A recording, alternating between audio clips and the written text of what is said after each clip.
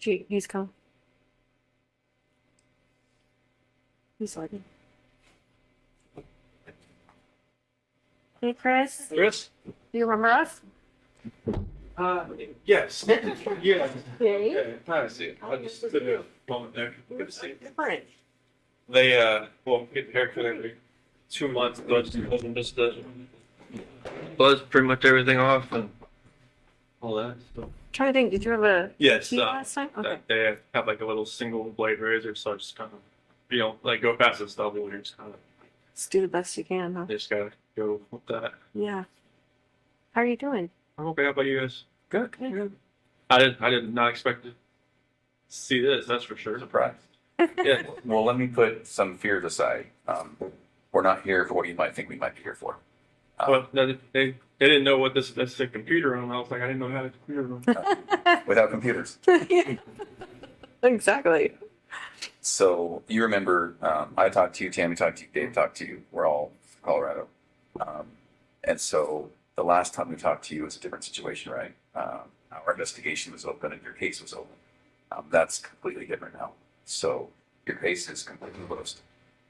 Nothing about what we're going to talk about today has anything to do with an open investigation.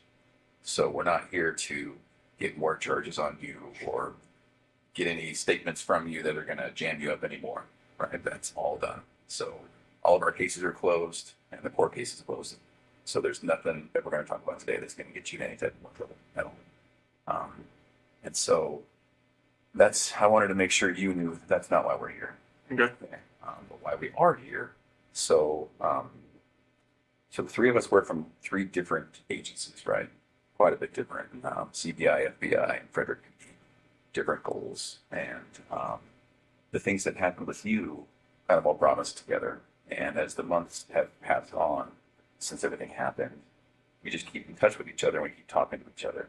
And we've all separately kind of said, did Chris seem unique to you? And me and Tammy have talked about this. Dave and I have talked about this. Did Chris's situation seem different to you? And we keep having that conversation. We can't quite put our finger on it, right? We think that your life leading up to all of the things that happened were very interesting to us. And for me personally, I don't know if you remember, but one of the last things you told me was, "Hey, Graham, I'm sorry that I started lying to you." And that stuck with me for the last couple of months. It's been ringing in my head, right? I've never ever worked a case like this where someone told me that ever. And so as I walked away, I thought, Chris is different. Chris is a little bit unique in that regard. So in talking with Tammy and talking with Dave, I said, what did you feel like when it all went down? When we were there, we were talking to you guys, and we all kind of, in our own different way and in our own different wording, said it all happened a bit too quick for us, right? So when we saw you last, we were talking and talking and talking about your family, about your parents, about everyone. And then the next thing you know, for me and Tammy and for Dave, all of a sudden some patrol officers came in and arrested you. And that was far quicker than we had hoped it would happen. And you understand why that happened, and we understand why that happened. But it left us with 1,000 questions that we didn't get to ask. And then even more importantly, I think it probably left you with 1,000 things that you didn't get to talk about with us. I don't know if you feel that way or not, but and so that's why we're here today. We wanted to kind of talk to you a little bit more about everything. I think there's a lot of things that you didn't get to talk about, and so that's why we're here. And it sticks with me that to this day, there's not one person that's told me, I saw it coming. I knew Chris was like that. I knew it. Not one person. So it's interesting to me, right? Not one. So we want to talk a little bit about that. Some of the people that we work with, your family, Shanann's family, have said, if you get to talk to Chris, would you tell him some things for me? So we have that to talk about today, and it's good. I think you'll like it. I think it will give you some closure. And so really that's why we're here. Are you available to talk to us? Yeah, definitely. Okay. All right. So off the bat, if you have any questions, just tell us. Okay. If there's something that you don't want to talk about, that's okay. We might press you a little bit. Okay, we might say, Well, do you mind if we just maybe then ask one question? If something makes you uncomfortable, just tell us. If we need to take any bathroom breaks, we can take bathroom breaks. And, for anything like that. And we'll take bathroom breaks and water breaks ourselves too. So then, is there anything about your schedule today that makes it that you can't talk to us? No, there's like a pass for this and the AM and the PM. Okay. Yeah, they reserved the room the whole day, Oh, just in okay. That's case. just what they do. Okay, I didn't know Yeah. if that was like two separate things or something. Like, I think you have to go back for lunch to get counted for or something. Oh. Accounted for. yeah, I think 11:30. lunch is like 11, but they count like 15. So So in general, how is it here? it's a lot different in Colorado. Is it? Good or bad? It's better, I think, because I mean, it's here. I'm actually around other people. I mean, in Colorado, it was just like I was segregated, and it was like hanging on the walls all night, screaming, and it was army. From other people? Oh, Really? they're just telling me like how I should kill myself, and like what they're gonna do to me, and just like all that kind of stuff. So Oh. it was today. This is a lot different because I mean, people here don't seem to. It's not like they don't care, but it's just kind of like they don't like judge you as soon as you walk in. In Colorado, it was like they knew why I was there, and they just that was it. They were just like they had 1 second on all of me. It would have been Really? yeah. Gee, man. Must be out then. Out of like what kind of jail? I don't know what it was like in DOC there, but like, they had to lock down the jail for me to walk down the hallway. Wow. It will. So they had to make sure you were completely separated from anyone else. Mhm. Jeez. Wow. Like I didn't see anybody else there. Like I was still next to somebody, but like I never saw them. You just hear them. How did they know who you were? I don't know. I just they make phone calls in there too, Oh, okay. and they got the newspaper in there before I got in there. So Yeah. How was have you been able to talk with family? oh yeah, definitely. Like we get from 6 p.m. to 7:30. That's our on my unit's not out, so we get to use the phone at that point in time. Really? And do they charge you for it or Oh, it's just like it's like Securus or something. Mhm. okay? And how do you make money to pay for that? They put money on the phone. Oh. So if I call, like, if I was like to dial somebody's number, they have to have like a phone account set up. Oh, I I just gotcha. said restricted. And then so the who you call pays for it? Yes. Oh, okay. You've been able to talk to like family members and parents and all Yeah, that? my mom and dad, my sister. Good. Is that a good thing? That's a good thing. Definitely. Yeah. Yeah, they don't hear from me. They're like, "Oh, what's wrong? What's going on?" Oh, good. And how was it with them? And so far, so good. Yeah. It was hard to hear your parents at sentencing. Yeah. I didn't know if what they were gonna say. Mm-hmm. So And so, yeah, I really appreciated what they said. I don't know about you. I definitely was. I didn't expect them to be there. So I knew they were there on the 6th. I'm 6th, but I didn't expect them to fly back, and they Oh. wanted to fly back for that. Yeah. And then what your mom said. Definitely. Good. Well, so we have 1,000 questions. I'm sure you do too. Do you care if we start or do you have any questions for us? Go ahead. We'll start. All right. So one of the things that we're battling with is, and I won't make any assumptions today. So are you aware that this was a national story? After a little while, it was. I didn't talk to my parents while I was in Colorado Okay.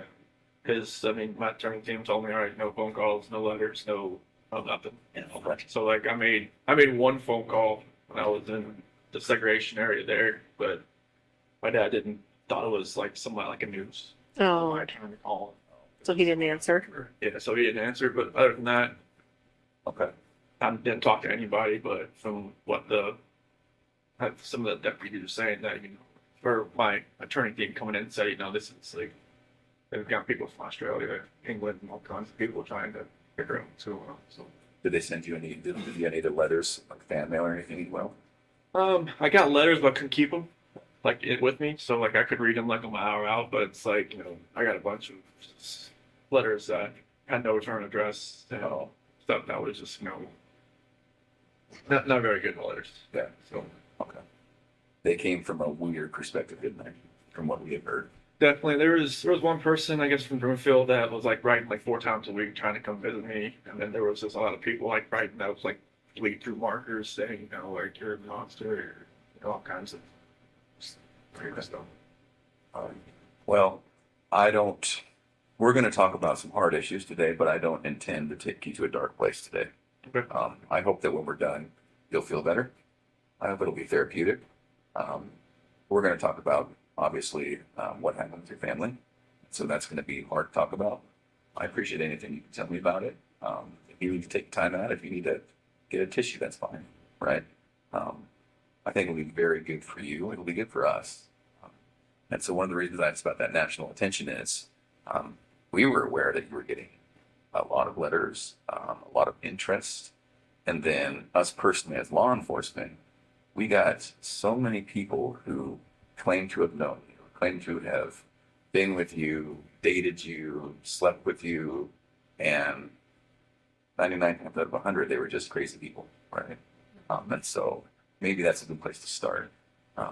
Had you heard about any of that? John Walsh, he told me about some dude from Wyoming. Yeah. Trent? Yeah, that guy. That blew my mind. I was like, who the hell is this guy? And who told you about that? Attorney John Walsh. Oh, okay. Yeah. Do you mind if we talk about him? Graham and I interviewed him. You had to? Yes. Waste our lives. Yes. So Trent, in summary, Trent came in and said, met you online on a dating app, had a few, casual but quick sexual encounters with you. And let me be very clear. Not only are we not here to jam you up today, we're also not here to judge you. And if there is anything like that, you can imagine we've heard way worse, way different, So if it's true, I hope that you can just casually say, yeah, I mean, this happened. It wasn't as bad as he said, but maybe this happened. So his story was met online, met you, and it was a time when you were experimenting with maybe men. And so he said he met a couple times, met his friends, went to an apartment, had a couple of meetings in a parking lot, and then that was basically it. Any of that sound familiar? I never. Okay. All right. Yeah, he talked about being in your truck with your girls, like the whole 9 yards. So Okay. No. All right. I've never even been to Wyoming, let alone driven up there to see somebody. Yeah. And so this is maybe a weird question for you. Do you have any gay experience? No, Any interest? no, Okay. Never had a time experimented, wondered? no. Okay. Is it possible that he found you instead of you finding him? From what John told me, to find me on like a WhatsApp. I Yeah. don't even have that app. Okay. Never. I mean, you had my phone, so Okay. you could probably Yeah. you could probably saw what app I had, but I've never even heard of the app. But Okay. apparently, like he told me, like I met him do like a rehab center or something. Is that what it said? no, that was another guy. Yeah, Yeah. it was totally. I no. So did you see a picture of him on the news or anything? John showed me a picture of it. Okay. He was like, well, this guy, and like, John was kind of, making fun of like, do you know him? Sure. I'm like, no. So you saw it and you were like, no way. I was, Big lips. Did you see Mhm. his giant lips? Yeah, she's like, I have no clue. And he's somewhat memorable. I mean, Yeah. If you met him or talked to him or got to know him, you might remember. He was kind of meek, Yeah. but also a little bit flamboyant. Mm-hmm. Yeah, he did fake lip, or not fake lips, but injections. Uh-huh. He was very into skincare, makeup, and he mentioned that one of the times, just as a gift, you got him some skincare products. Mm-hmm. Does any of that sound familiar? No. Okay. You can imagine all the stuff we're dealing with. Okay, so that's one. Mm-hmm. Trent Bolts. There was another gal that you were dealing with. Amanda McMahon. Have you ever heard that name? No. John showed me a picture of her. Okay. Oh, you did see a picture of her too? Yeah, he had like. That's the same. Yeah, Does that look familiar? that's the same picture he showed me on Okay. in my soul. And I was looking. I was like, "Who's that?" He's like, "Oh, you don't know her either?" Yeah. It's like, "No." Yeah. He said it was like a Chick-fil-A parking lot rendezvous or something. Right. And that's just not true. That's what she's claiming. Okay.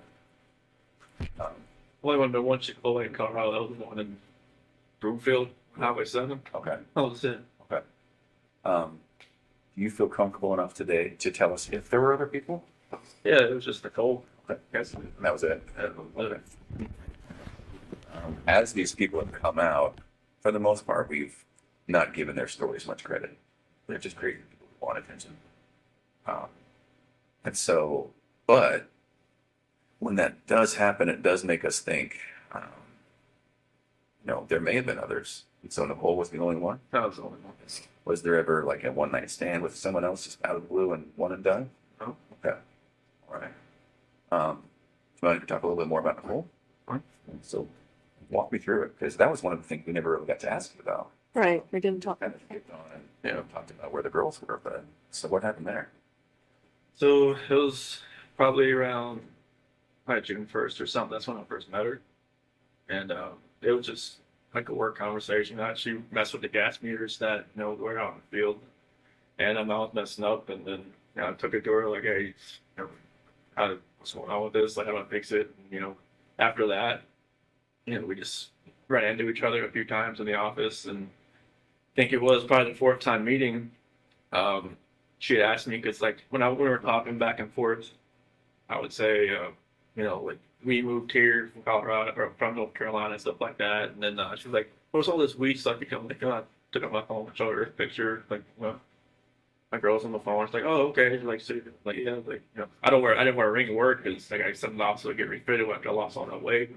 So, but You lost so much weight that your fingers lost weight? yeah, it was literally like I was out in the snow one time. I went like that.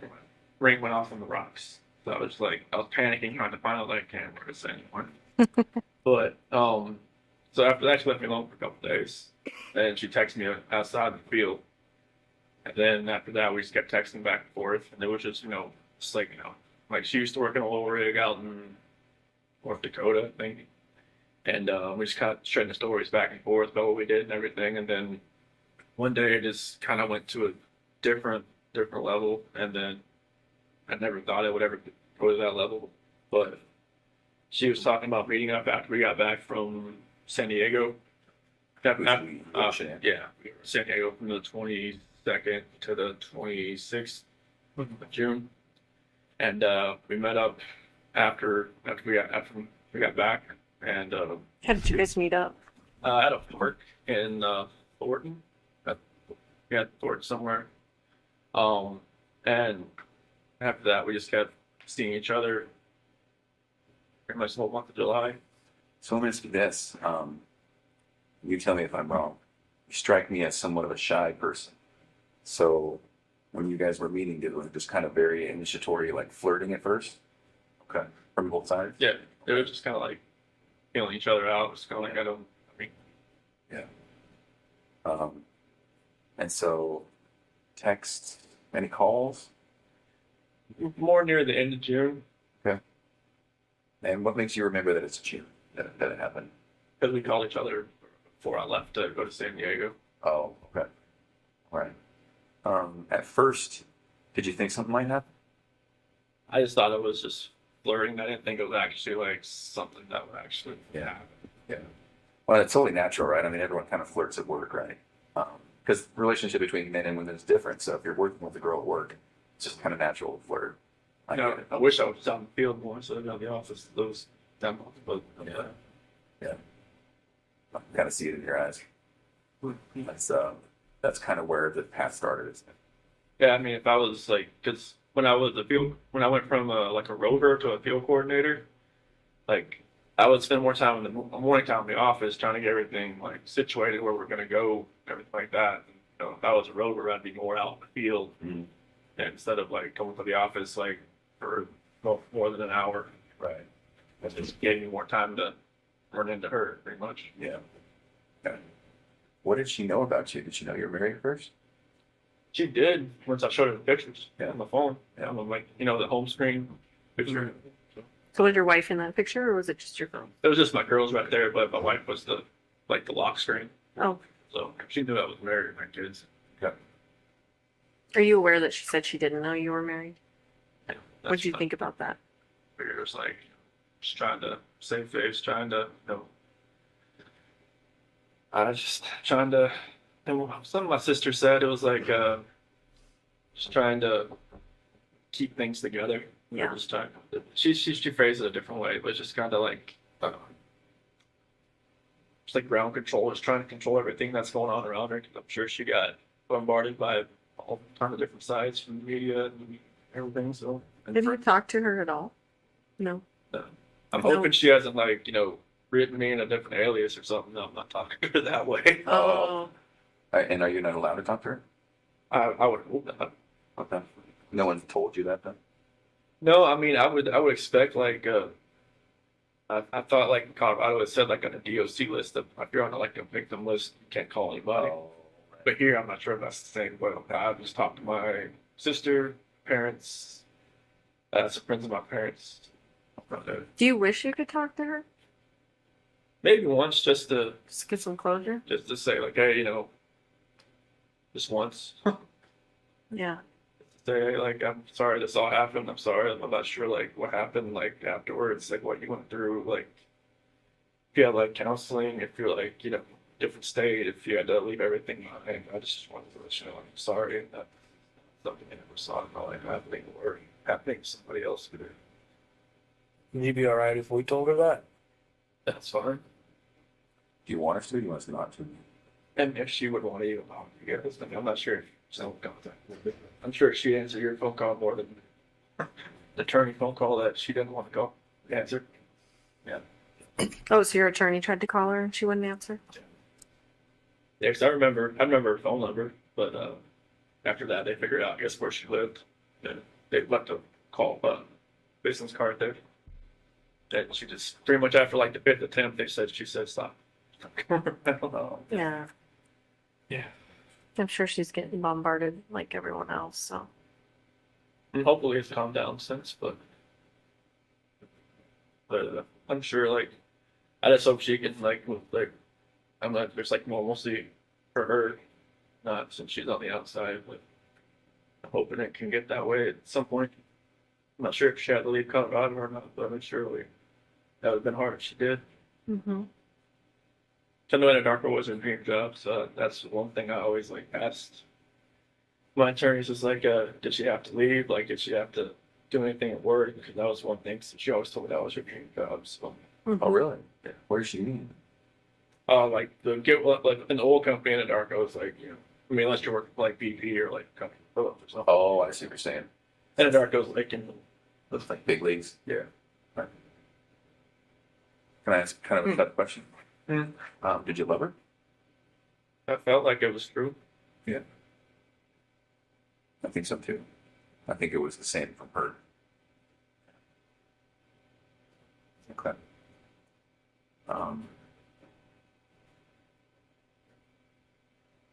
Tell us about the time you spent with her. Well, I mean, it felt like it was, I think like when you said like more like a shy guy, it's kind of like I've never like been pursued by anybody before. It's kind of like I was the one, trying to pursue. Because like when me and Shanann met, it was like, she was always like pushing me away, kind of like, She was sick for a while, right? Oh yeah, she had just got diagnosed with lupus and she was on like a bunch of different medications and stuff and it was like I guess I wasn't her type. And you weren't her I type? wasn't her type because like she told me like when she first because we had met. She told you that? Yeah, You're not. I remember you telling me that. yeah, it was like when we first met, like was at a movie theater and my cousin's ex-wife set us up. You were dressed like shit, weren't you? I didn't. I think that's what you told me. Yeah, I didn't know like that. People were Have any games? So she was fancy and you were in like shorts and I was- tennis shoes or something, right? I should have known the doorman, was in a suit. And I was just like, this isn't good. And like when You know, the theater? It was a fancy theater, right? it was in Charlotte, it was called the Epicenter. And apparently, they give you like champagne and all kinds of stuff. And, Oh, this is a fancy date night theater. Yeah. yeah, I think he came like he was going to a like I was Cinemax, like I was going to a pond. like AMC. White theater? No, it was like you just watch the normal movie, but like you can like drink champagne and like have like get Jack and Coke inside the theater and just sit there and whatever. But like yeah, it's when she first saw me, she was like, I should probably just turn and talk to the bartender a little more. No, I'm not here to meet. But yeah, like I was like persistent trying to pursue something. I liked her and even on the first day, like I couldn't even eat anything really. I was just like, you know, Just so nervous. yeah, Really? yeah. I was just she was just like, you know, chowing down. And she was like, you eat like a bird. I'm like, That's funny. and she talked to my parents like, you know, months later. She was like, this guy just never ate. He's like, this guy eats like a trash disposal. It's trash disposal. I was like, no, not around me. I was like, well, I was nervous. I was just like, I was always like shaking and everything.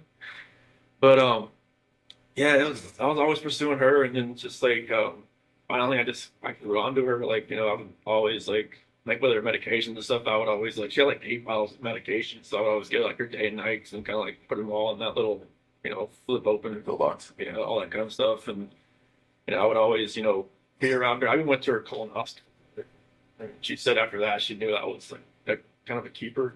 It's like, you know, who goes to a colonoscopy after 3 months with somebody? Right. It's a little soon. But she asked if she needed a ride. I'm like, yeah. She's like, you want to go across my colonoscopy with me? I'm like, sure, why not? Like even sat with her while she drank that nasty stuff all day. Yeah. Oh. Yeah, that's Or she's in the bathroom all day. yeah. That clear stuff that doesn't really taste clear. Yeah, but yeah, it was. I mean, it felt like it was a great relationship. Everything was great. Now you're talking about with Kissinger. No, with Yeah, Tom Elsham and like the first year, you know, like yeah, my parents never. Oh, I don't know. My mom was always kind of hesitant. Why? I was the baby, I guess. I never, you know, because I never had a girlfriend in high school, so it's kind of like she never like really saw me like.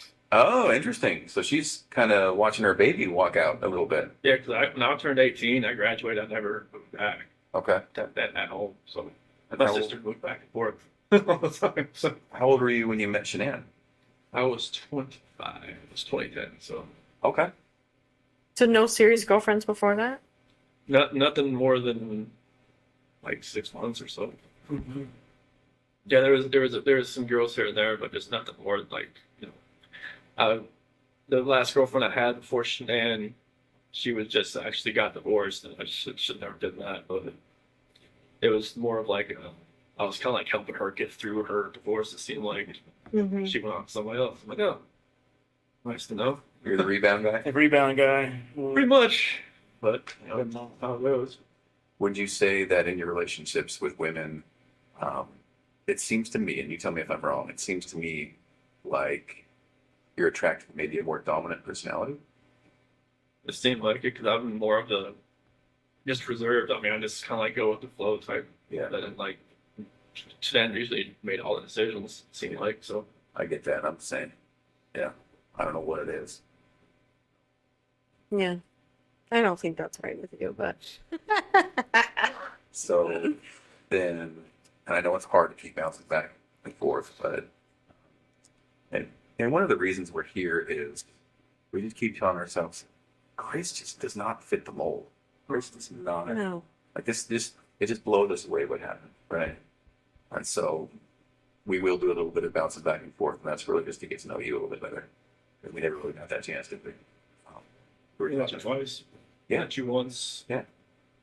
Probably like three. Well, you remember 3 or 4 times probably. So then do you call her Nikki or Nicole? I would call her Nikki. Okay. I know there's so many Nickies and Nicoles in this. Right. There is. I got confused. So we'll call her Nikki. Okay. So then with Nikki, was it different? It just seemed like I was more in control. It seemed like, and that never happened. Like she'd actually like asked me like my opinion on a lot of things, just like what I wanted to do, and just kind of like, okay, It was new, wasn't it? very new. It's fascinating to me.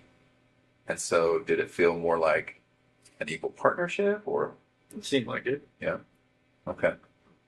So then when it was date night, would you guys talk about it? Would you ask to go somewhere? Or would she say, I want to go somewhere? Was it a two thing? The first time we went out, it was to a movie over at the Orchard, about the 144th over there, and I asked her like, "Hey, you want to go see this movie?" And like, she's like, "Yeah." I'm like, "Okay, cool." And we got there, it was sold out, and normally we'd probably just have just wait 2 hours, like just go home, but not. She just wanted to walk around and just talk. I'm like, okay. Oh, wow.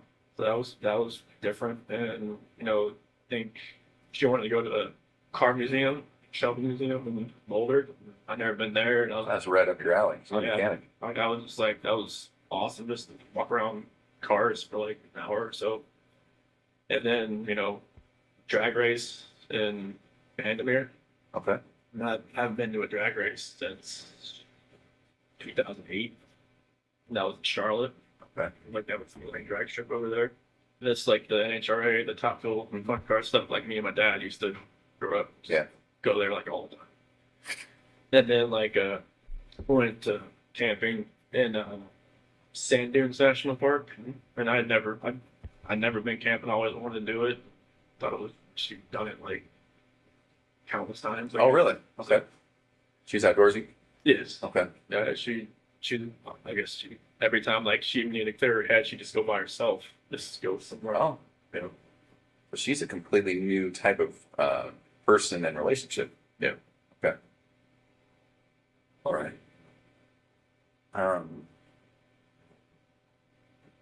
What were you thinking this whole time? Like, in the I back of did. your head? In the back of my head, I was telling myself, "What are you doing?"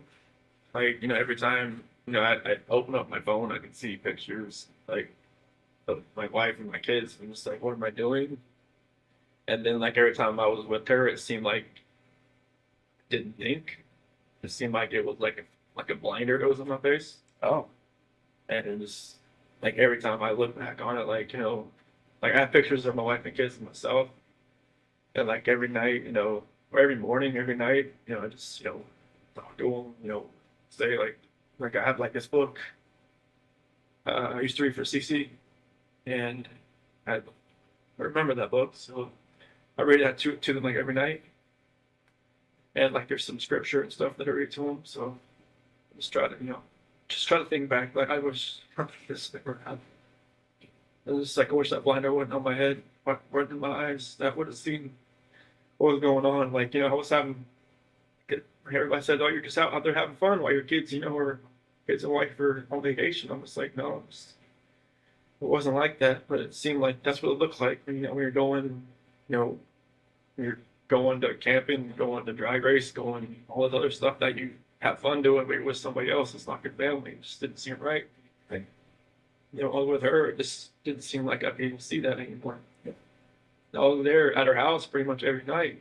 So it was like I didn't have that time at home just to really think about anything. Because literally, I didn't, I was only at home from like when I got home from work.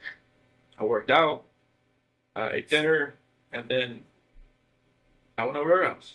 I never slept in my house, like the whole month of July. now, talking through that though, when you said you went home and then you were at her house, was that while Chanel was gone? Oh, okay. So you weren't even at your house. No, This all happened so quickly, didn't it? it was insane quickly. Like I didn't like. She even told me like she would never, in like a normal relationship, she would never have somebody over at her house like more than like once or twice a week. But she felt like she wanted me over there. Yeah. She said she felt comfortable over there. Yeah. So it's like that's what was different. Like she wanted me over there, but then I just wish that all that would just go away. I just wish I almost like I know it's hard to, I know it's wrong to say I wish I'd never met somebody, but I wish I'd, maybe met her at work and then just kept it that way. I think if we had a time machine, I don't think this would happen again. Because some people, when this happens, you're like, well, if it wasn't this time, it would have been next time, or it would have been the next time. This just wouldn't have happened with you, would it? Uh-uh. And it happened so quickly that you tell me if I'm wrong. You're not the type of guy to take control sometimes when you need to. Yeah, It seems like that's just what happened. I didn't take control of the situation. It was like the situation controlled me. Right, it just happened. No, I get that, man. I'm somewhat passive myself, and it's like, there's situations where I'm like, well, why did I let that keep going? No. Yeah, I don't know why it was like a roller coaster ride that I just kept punching the ticket on and just never picked it up. Yeah. We talk about the hardest subject. So when we were talking, the last time we talked, the last thing we talked about was where the girls were. We never really got to talk about that night. What happened? So nothing really happened that night. It was in the morning. Okay. It was, you know, me and Shanann, she got home like at 2 o'clock. And, you know, I felt her get into bed. And like, I just felt like I didn't really dip in. But I just made sure I looked at my phone at 2 o'clock and make sure she's upright, she's in there. And I could kind of feel her kind of stirring around a little bit. And, I just had a feeling that she knew like what was going on. I mean, obviously, I didn't use like an Anarco gift card, you know, that I got, and I used my actual credit card, and I kind of just felt like she knew what was going on, and she she started rubbing her hand on me, and we ended up having sex, but I guess that was more like a test. Oh, I would have thought. interesting. Okay. Yeah, because when we talked, when I woke up for later on in the morning, like, you know, I pretty much, you know, told her, like, you know, I didn't think it was going to work anymore. And she was like, what happened? What was last night? You know, Mhm. so I figured that's what caused the test after I've gone through everything in my head. That makes sense. And she just told me, you know, like, to get off of her. And she was like, I knew there was somebody else, I knew there was somebody else, and there was somebody else. I couldn't bring it up. I couldn't just say, yes, there is somebody else, but that's just like, never going to see the kids again, never going to see them again, get off me, don't hurt them. And then Is that what you said? that was good. Like when I climbed in bed, that was pretty much like on top, pretty much like straddling her. Doing. Okay. That she thought I was gonna like, you know, hurt her or baby or something. So, because she knew that, like, you know, something had happened. She thought I was just trying to, you know, just check out or something. So, and then that's when it happened. I know it's hard, but do you mind if we talk to the tiny bit deeper about that? So she comes home. You know, she touches you. You guys have sex. It seems like she's doing her test, which I understand. Sounds like you do too. I'm sure, like, you know, Nikki or something, the Cole Atkinson or Cassie probably told her, you know, That's what I was thinking, right? They talked about it during that whole weekend. more than like that. That's my parents told me there was like going through like text messages. It's like all like pretty much they all kind of just told her he's with somebody else. You know, Yeah. And she'd spent a lot of time with the gals. That's what they did probably all weekend is talk about it, give her advice. I think that's what we found, right? Yeah. Okay. So she comes home. You guys have sex. And then did you fall asleep between then and going to work? yes. Okay. So then at some point, does she wake you up or does he wake you up for work? Not a lot of points. Oh, okay. And you're going to work out. Mhm. But then that's when she started wanted to talk more. She was pretty mad. Yeah, I mean, it was, I had already kind of knew that, you know, using that credit card, you kind of knew. Was that intentional? Yeah. I had no other way to do it. Oh, Like, you know, I used, like, because I got these Anarco gift cards from, like, you know, doing good stuff at work and stuff Yeah. like that. And I'd use them all. oh. Was part of you just like, ah, screw it, whatever, I don't care. I'm using this card. I once, part of me just wants to say, Nikki, can you pay for this? But right now, I don't know. Yeah. Even I think, from my attorney said she even noticed I used a different card, like a blue card. Oh, Maybe she thought, you know, like I felt comfortable enough just to use them on my bank account or something. But, you know, I told her I was going to Iraq. I told you guys.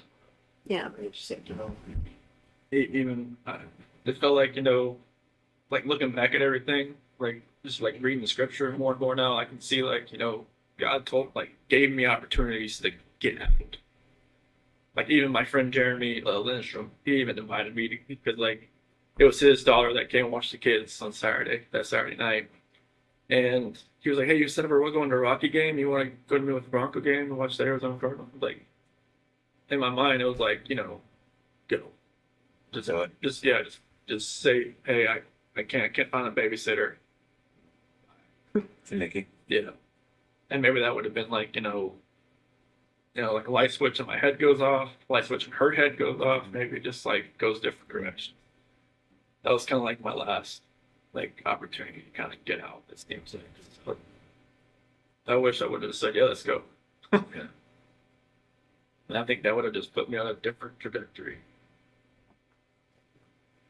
So then, Shanann, did she actually say you're never going to see the kids again? She said it to me before. Yeah.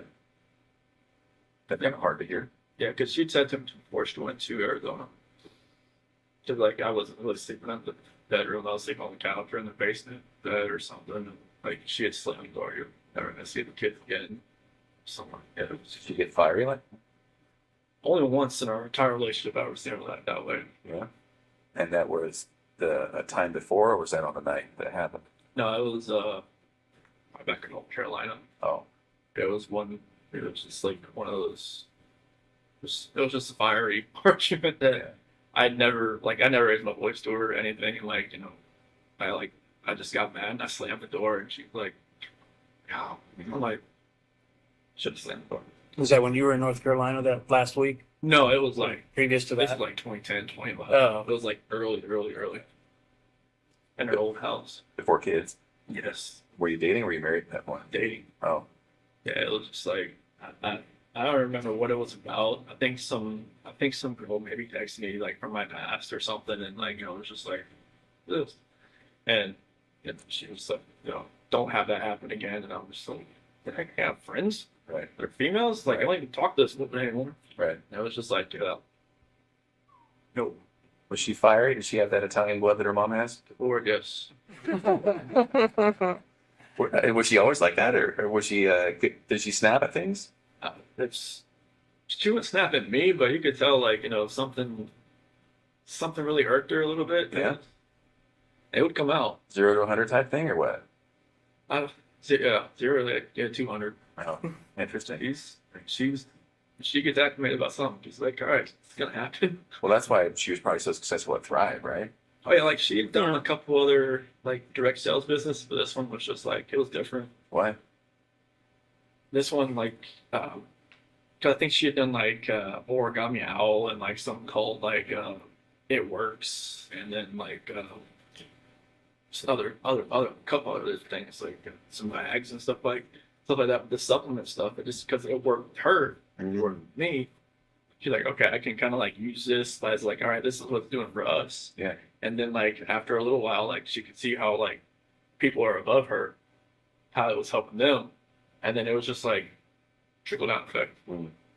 And it was like a good system about like commission wise and everything was just she could use all the business IQ she has from running those cell phone shops and from the Dirty South custom shops, all that. I mean, she's business minded. Yeah. She knows how to do an accounting book like back of her hand. So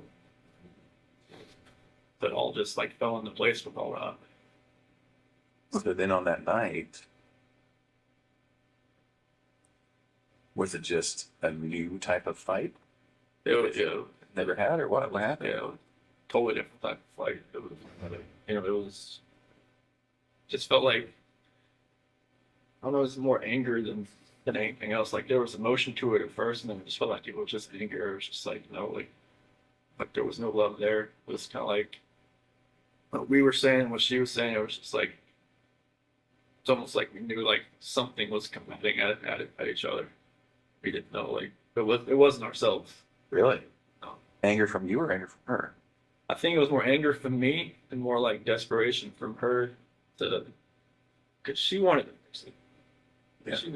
She knew something wasn't right. Like, like when that whole thing with my parents happened with my parents called it Nutgate. What's that? The peanut. Oh, yeah. Oh, with her family? Yeah. Yeah. Pistachio ice cream or Yeah, whatever. people. Nutgate. I I haven't heard that. haven't heard that either. Yeah, I guess what people were calling it. Okay. But that was like another out. Like maybe I could have just like stopped everything with Nikki and just kind of concentrated on helping like whatever happened there. Because she had a story, my mom had a story. Like, whatever happened, I probably asked my 10-year-old nephew. Probably could tell me what actually happened. Well, and they both have their feelings for good reasons, and they both didn't see it the other person's way. And Yeah, and like maybe because I didn't talk to my parents from then on. until like August 6th. And like, my dad took that whole week off. You didn't talk to your parents from then on? Yeah. Oh, okay. Yeah, because like Jeanette was like, do not talk to them, do not call them, do not do anything. Is that what she said? Yeah. And the Cece's birthday was 17th, but I think the actual birthday party was like a couple days after, In August? July. July. And like my mom or my dad was gonna go, but then there was like a post on Facebook about allergies and stuff like that she had made, and my dad was like, no, I just can't do it anymore, just like because He perceived that as her taking a shot type thing? yeah, Okay. like she always says she never put those posts directed at anybody, but she had a If method. you read them, you know who it's talking about. She had a method to the madness, and you can see it. Mm-hmm. But I wish I could have just took more time just to fix that. Because like I wanted my parents to be involved. Like since like the whole wedding thing, and then up to that, it was like my mom, my sister were always like combating with Shannon combating with them. Mhm. My dad was always cool. Like he's just like me. He's just like go with the flow. Like I just want everybody to get along type deal. Chicks, I man. loved your dad. Oh, he's the best. Isn't he? I loved your dad. I'm sorry, keep going. That's I just wish I could have like just when we were at the beach in August. Like my dad was supposed to take through the whole week off just so we could see the kids and like see me. Like we have a cookout at my sister's house or something. And then but we just pretty much spent 5 days at the beach, and Shannon like booked it so like I mean I don't want to say like punishment for them not to see the kids, but like I wanted them to see it, see them. Just I wish I could have fixed all that. And I even like when I was at the beach, I told Shanann that it was more like what was going on was more of like I feel like my dad's not here. I feel like I've lost like something in my life. I haven't been talking to him for 3 weeks. I haven't been see the kids for 2 weeks, FaceTime or anything. Mm. And I wanted them to be able to have that relationship. She was pretty much gone. Oh, like she tried to kill my daughter, like giving her. I was like, I don't think she gave it to him. And that was that her stance? Is that your mom? Put something in front of Cece. Like to kill her or No, to- just like Didn't care. like Didn't pay attention. she thinks that allergies and like this state of age is like people think, oh, like it's made up like kind of he'll thing. be fine. He'll just have a rash. He'll be fine. I've seen CC, like the first time. Well, I've seen a picture when he had a cashew the first time. It wasn't good. And then she had kiwi the second time, and then the same thing happened. And I know it's real. So you know it's serious, yeah. Yeah, it's not like it wasn't like her throat like closed up, but she broke out in this full body rash that looked really crazy looking. And luckily, like nothing with her throat like happened. But So did that make you angry at your mom for doing that? yeah, I mean, I was just like, well, you just gotta. I told her you need to think. You need to like, pay attention. Just because another kid can have something doesn't mean another kid can have something. Because like when we were at that birthday party at Jeremy's that Sunday, they had this cake there. Like Bella wanted it so bad. I'm like, can't give it to her because she can't have it. She was like, okay. And all the other kids were like, they can't have the cake. But like I just kind of took them off. Gave him some like one of those frozen pops or something. But it's just like she had to learn that just because one kid can have something and there's another kid that can't have it for a legitimate reason, like she couldn't have done it. But that's the kind of talk I had with her when Shannon called me. I think it was maybe like middle of July or something when she told me all this had happened. Mhm. That's when I called my mom and talked to them for a while, and then they're just like, they just couldn't deal with her anymore. Shannon just kind of like, they like flipped out. My nephew told Bella to go hide behind the curtain because I don't think your mom was going to let you come over here again or something like that. So it got heated. Oh, it was bad. Really? Yeah, it was like a last straw between them, I think. Like in the same room or over the phone? No, they were at the house. They were my really mother's heated. house. Yeah. But Cece and Bella and my niece and nephew were there. Okay. How did Shanann find out about the ice cream thing? Because there, and I guess they were all sitting, one was couch, it was kind of like a U, and my niece went into the kitchen and she knew where the ice cream was. Right there. So it's not like your mom gave it to her? Like she got her own? Yeah, she went in the freezer, got it, went out and stopped beside Cece and started eating. Oh, But like it's just a matter of like Cece could go like Right. like that. I don't know what would happen if she just got it on her hand, right. but like I know on like the prick test, on Mhm. on the back, it's like a well. So were they staying there at your parents' house during that time? 'Cause- Yeah, it was so they would go from my from Sandy and Frank's house Yeah. for like a few days or 5 days and then go to my mom and dad's house for a couple days, back and forth. So it happened during that time. You were there, yeah. Okay. So there were so many things that happened, weren't there? They just were little tiny ingredients to this recipe. Yeah, nothing like That's Chris. I mean, it's just so many things just didn't go your way. everything was like somebody was stirring a pot and it was just That's exactly what it was like. So then, I know I keep bringing it up. Can you walk me through just the last few minutes before Shanann died? it was pretty much just like I had gotten dressed for work and then like we started talking. Did she come to you? No, I was just right there in bed. Oh, Just- okay. Yeah. So I was just like I got my blue shirt on, I'm not jeans and everything. I was ready to go and Was she asleep or did you have to wake her up to finish your conversation or? wake her up because like she got home like 2 o'clock, so she pretty much out of bed. But I never knew like if her plane got delayed. Someone always told me like she just like sat around with Nicole and just like talked for a while and then came home or something. I'm not sure if that was. It was delayed. Yeah. But yeah, when she came home and everything, but yeah, like I woke her up to talk to her. Oh, okay. Yeah. And is that because it was just eating at your Yeah, and, like I knew like something like it's something so right with me. Something I know like she knew.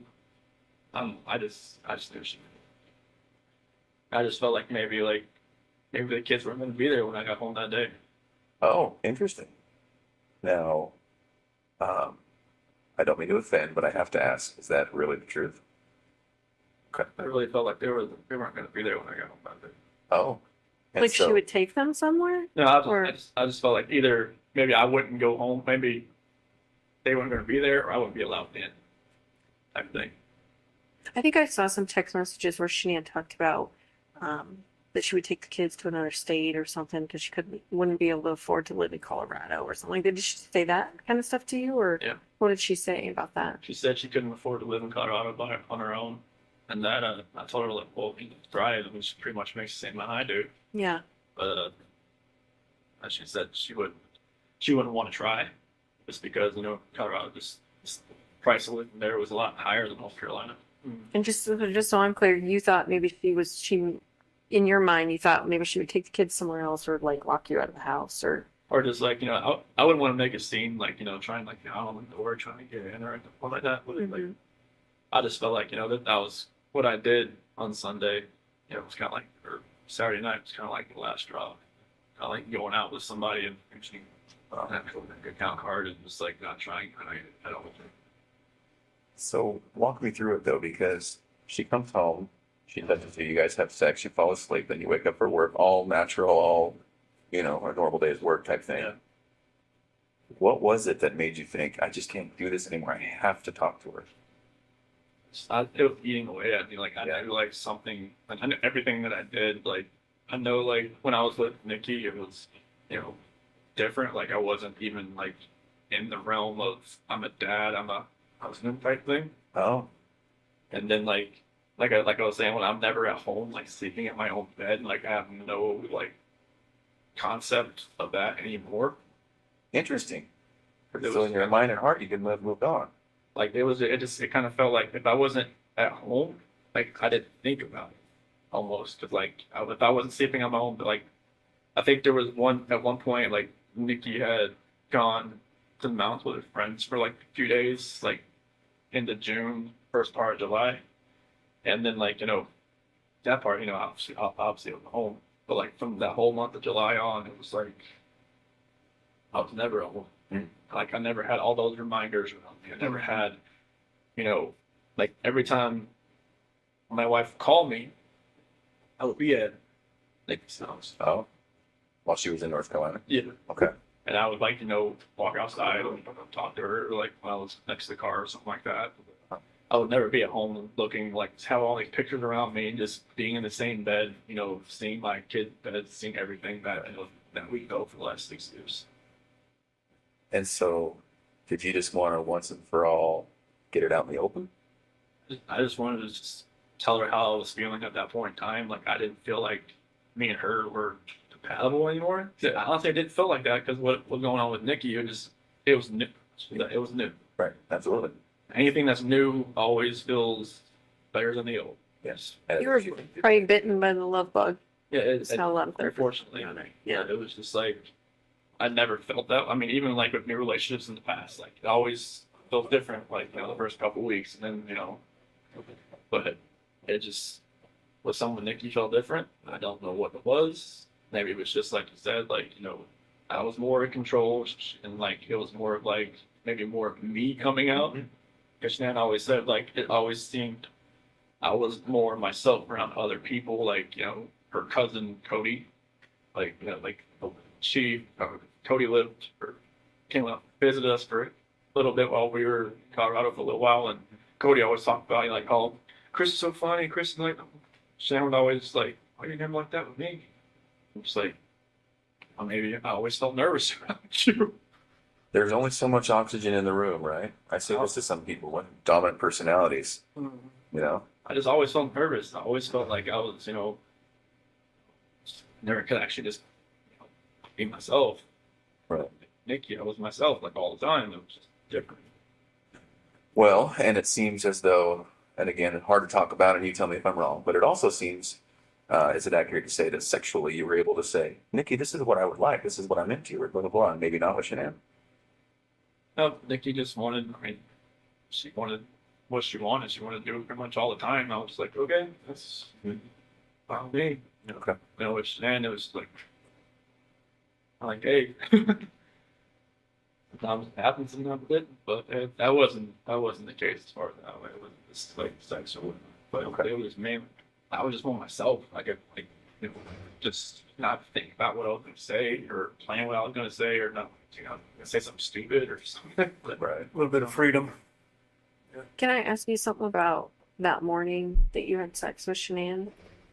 Did you feel at all like maybe you were kind of cheating on Nikki by doing that? I felt strange. I felt like, the first time I was with Nikki, I felt weird. First time, Sure. and then the last time I was with Shannon, I felt totally strange. I was just like, I didn't know who I was. I didn't know who I had become. I felt like I had become people I see on TV, and that did not feel right with me. Like I didn't know what had happened to me. So Nikki even asked me like, have you done this before? Have you go straight away? I'm like, I've never even thought about it. It's like, what's different? It's like, guess it's just you that's different because I just never actually like I've seen girls smile at me before, never done anything about it. But her, it was just like she had a leash on me and she tugged me away. As soon as she walked, I'm like, the heck, hell, what's going on? So, Well, and Tammy brings up a very good point. I wonder if that last time with Shanann having sex had a somewhat of a role in you thinking, like a trigger. I got to do something, I got to say something, we got to have a talk, something's got to change. Is Yeah, that accurate? Yeah, I felt like it was like maybe like a trigger point or something like you hit the push button on a bomb and it just blows up. Right. Something in my head was just like something, just something was irking. Just like I had to say something. Okay. So then, exactly what did you say and what happened? So when I woke her up, I was like, hey, we just gotta talk. Okay. And I told her, I don't feel compatible. I don't feel like this is gonna work. I just, I don't wanna, like, can we cancel the trip to Aspen? Because she had booked a trip that week Oh, to go to some, like, mystery 4-star luxury hotel or something. just the two of you or the whole family? Just me and her. Okay. And she had Amanda there to watch the kids that weekend or something. Okay. And I was just like, can we cancel that? Can we like do something? Like, from what I remember, I even said, can we move to Brighton just to get away from like this house? Oh, But like, I'm not sure if that was like in the beginning or the end of part of the conversation or whatnot. That conversation went so many different ways. Like they'd gone from like staying together to not staying together to just like all of the above. Okay. So this is half an hour, what? Definitely not more than that. Okay. I don't think. Are you crying? Is he crying? It's back and forth. It's like, you know, she's got, you know, mascara. She didn't wash her face when she got home. She had makeup on still, so mascara was running all over her and stuff like that. Yeah, it was nothing about that conference. I just wish I could take all of it back. Just the whole thing back, everything. But So then when did it turn? as far as that conversation, just at the end when I was telling her like I told her I didn't love her anymore. That's when it happened. What happened? She told me to get off her, and then I felt my hand about it. Did you say she said something like that you were hurting the baby or something? That was before that, because like when I was straddling her, it was kind of like around her waist type deal. Why did you get on her like that? I just when we got on the bed, that's just where I got on. Is that so she would listen to you? I felt like she could probably listen to me just laying beside her, but I got on top of her. And every time I think about it, I'm just like, did I know I was going to do that before I got on top of her? Really? That's an interesting thought, Chris. You don't know if you knew. Just like the whole everything that happened that morning, I don't know. Like I try to go back in my head. I'm just like, I didn't want to do this, but I did it. It's everything just kind of like Felt like you had to? it just felt like it was. I don't even want to say it felt like it had to. It just felt like there was already something in my mind that was implanted that I was going to do it, and I woke up that morning, it was going to happen, and I had no control of it. You never thought about it before. It was just like I don't want, like when, like you like in the sentencing hearing that prosecutor said it takes 2 to 4 minutes, something like that to happen. Like why couldn't I just let go? I didn't. Oh, it's interesting.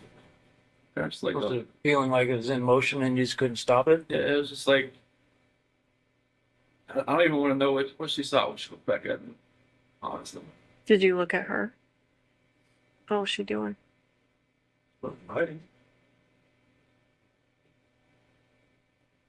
Why do you think she wasn't fighting?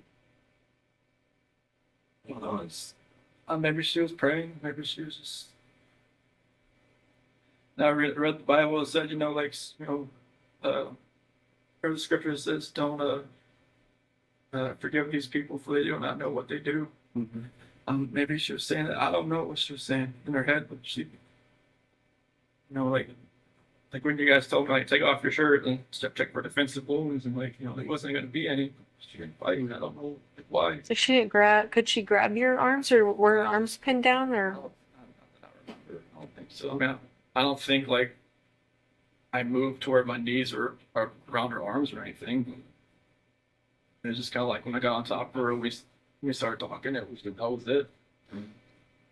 It's kind of like in my head, or like in the back of my head, that was gonna happen, and just like at the end of the conversation, it was just like that's what happened. I just wish I could have let go. Did it seem like it was that long? 2 to 4 minutes? How long did it seem for you? It almost kind of felt like it was longer almost because it felt like time was standing still. It's kind of like I just saw my life just disappearing before my eyes, but it just like I couldn't let go. It was like somebody else, like if you picture somebody else around you, holding your hands, holding you, keep you from not letting go.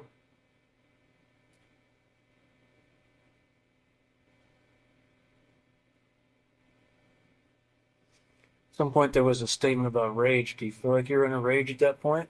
How That's does the only way I can describe it, honestly. Like a snap, something. I mean, I know. I guess my attorney had said like some, strangulation is more of like a, I don't know, passionate type thing. I'm just like, I don't know how that can be passionate. It's just intimate because you're right in there. Yeah. Using your own hands.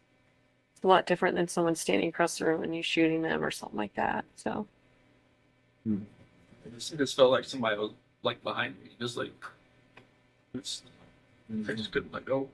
It's interesting to me because there was a lot of things in your life that were like that, right? Where you're just like maybe felt out of control, or maybe felt like I don't know why I couldn't take a step back, or like even when you said when your buddy was like, "Let's go to the football game," you wanted to say yes, you Yeah, could. I wanted to. Like I never been. I haven't been to a football game since North Carolina, so I was just like, yeah, sure. Like, I wanted to say that. Yeah. I wanted to just text him, yeah, no, I guess it fell through. Can't go. So then what? Just,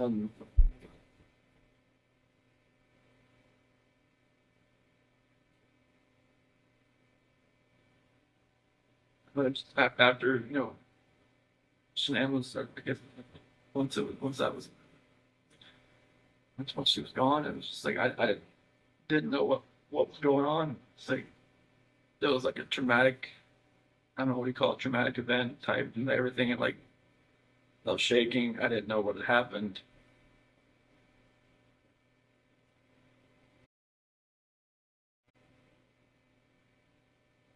I didn't know what to do.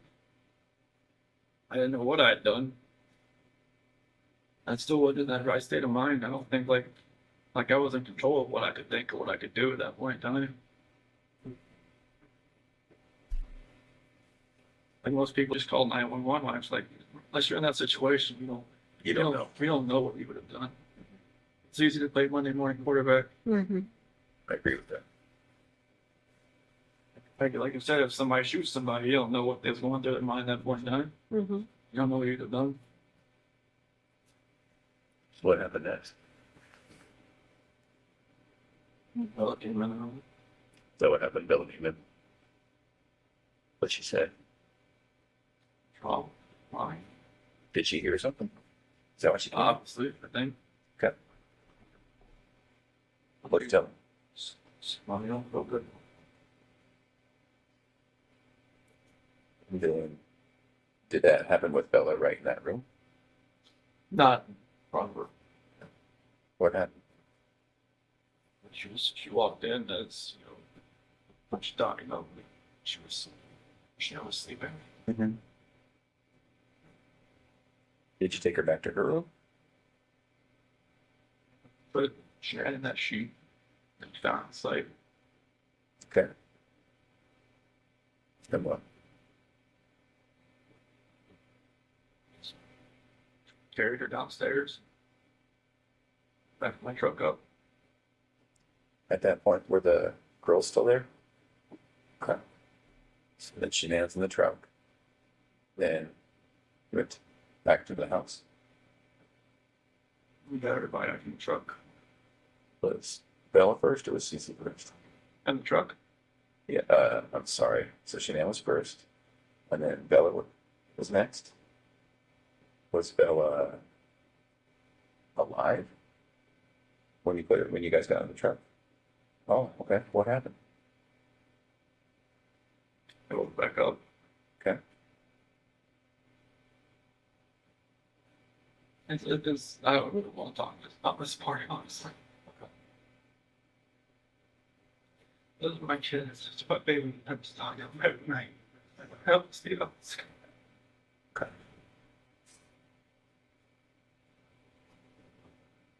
Every time I see pictures of them, I don't know how it's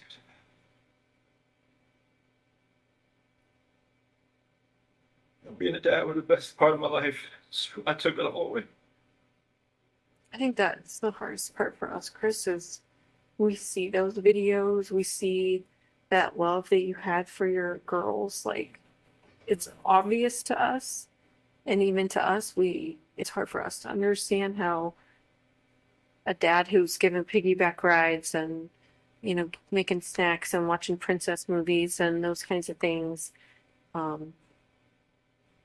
you get to that point. Like I said, it was just like something else was controlling me that day. I had no control over what I was like to fight back. Yeah.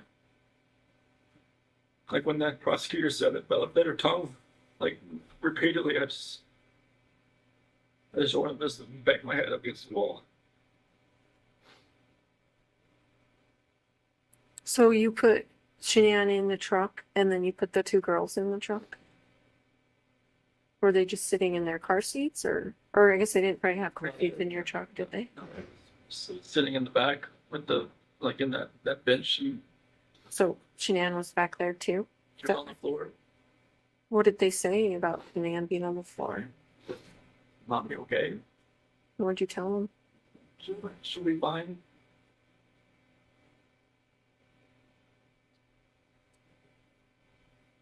Did you have their stuff with them? With their toys and their blankets and stuff?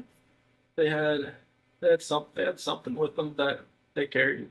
One of them, I think CCM Bella had like a blanket or something with them, Mm-hmm. like a pink blanket or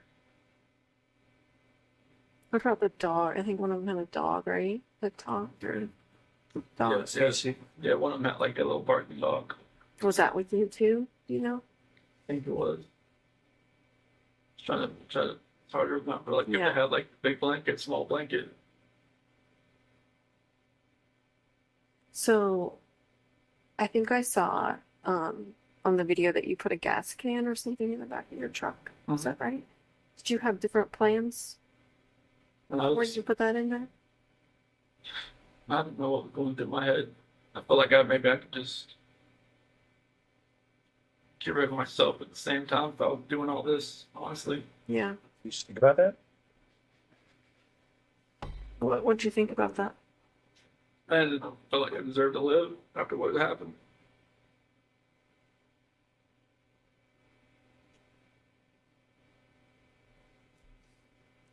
Was there any thought to the whole family going away that day, to include you?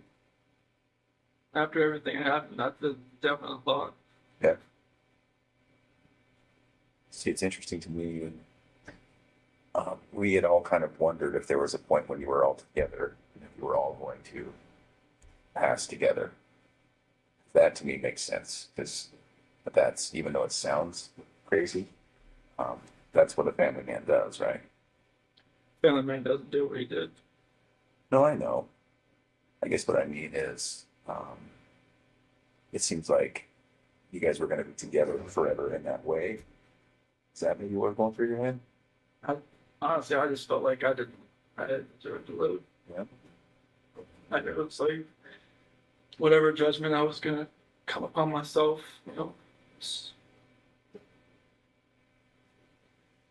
I just didn't deserve to be on this earth anymore. Mm-hmm. What happened?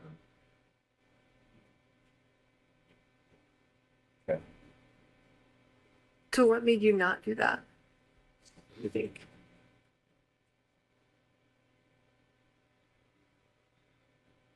I don't know if it was just more of like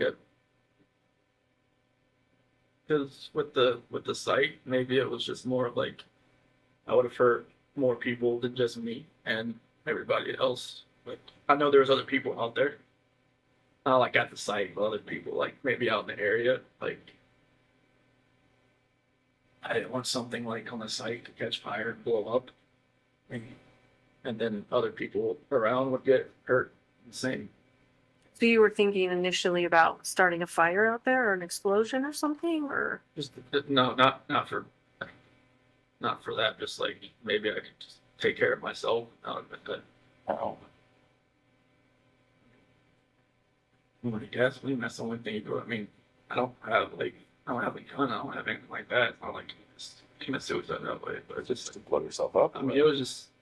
I wasn't thinking. Yeah. I don't. Yeah. It was. I mean, I don't have weapons. I don't have. I've never hunted before in my life. I don't know what. I mean, nothing was right that morning. yeah. I remember you kept telling me that. You kept saying, "I didn't know what I was doing, Tammy. I didn't know."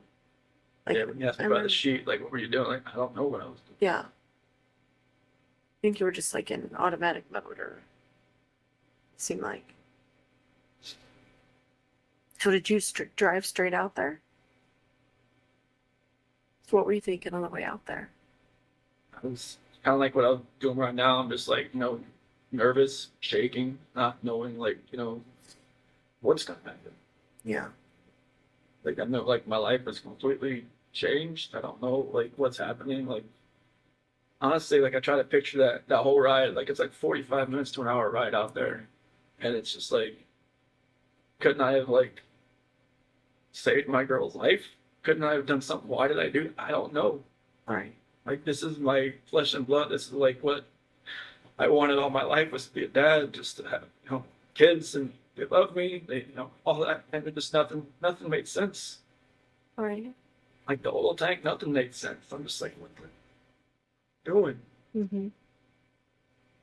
So what happened when you got out there? I took Shanann out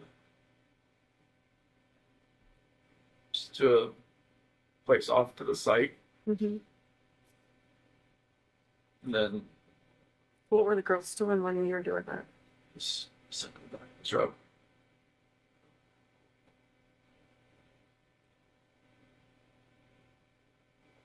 And then what happened after that?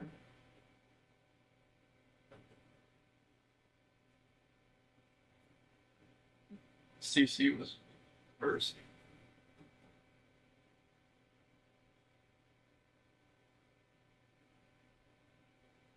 She did have a blanket. She had a blue blanket. A Yankee blanket.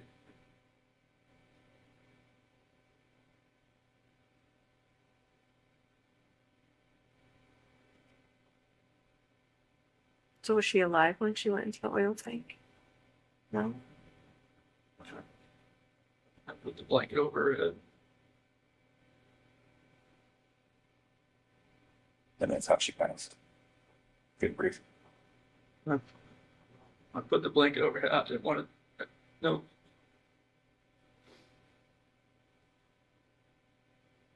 I strangled her right there in the back seat.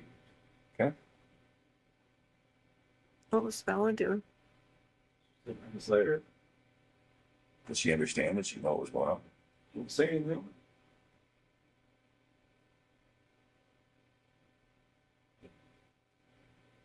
And then the same for Bella. Just without a blanket. With the blanket. Oh, okay. I didn't look. It's like every time I closed my eyes, I started to see her say, "Daddy, no," and that was it. That's what Bella said. I'm there that every day. You really?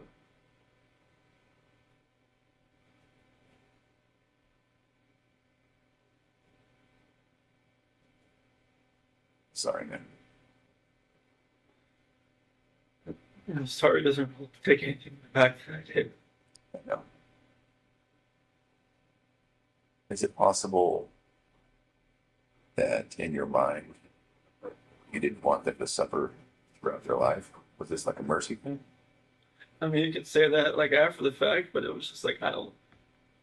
You didn't feel like that during it? I just didn't. I felt like it was just like an anger with Shanann, with everything that I was just taking it out on everybody that was in front of me that morning. Yeah.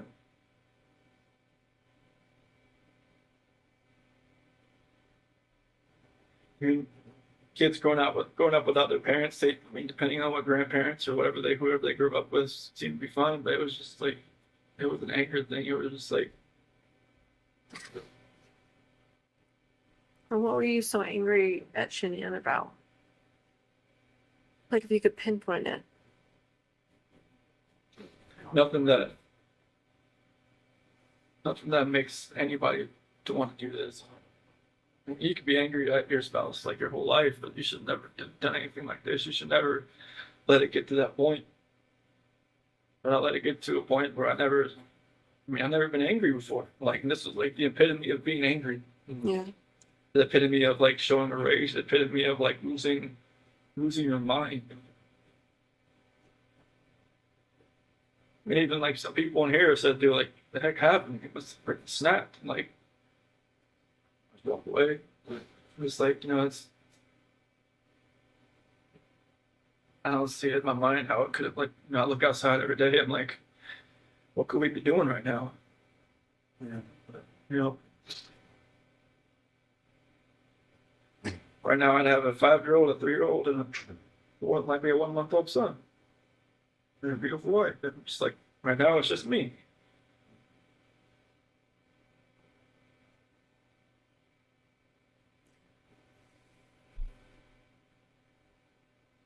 I watched that video of you finding out that Shanann was pregnant.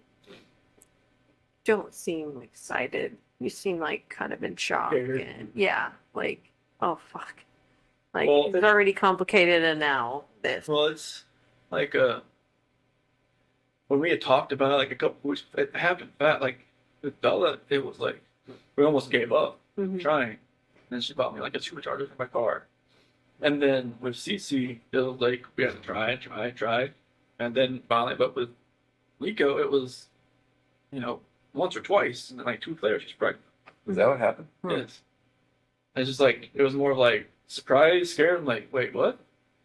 Like we just talked about this, like and then people have brought up the fact like, oh, she was probably pregnant before, like you guys even talked about it. I'm just like, it's not, no. Oh. So like, yeah, it was insanely fast.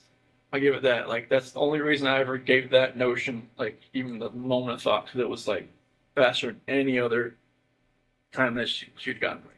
You just didn't seem happy. Like, you know what I mean? Like, Yeah, I haven't like I don't remember the video much. I know she was wearing like a "Oops, we did it again" shirt, I think, and I was walking with my cooler or something. And I don't remember like my actual like reaction, like watching the video, but like I could see her probably see like didn't seem like he was jumping for joy type thing. yeah, it didn't seem like that.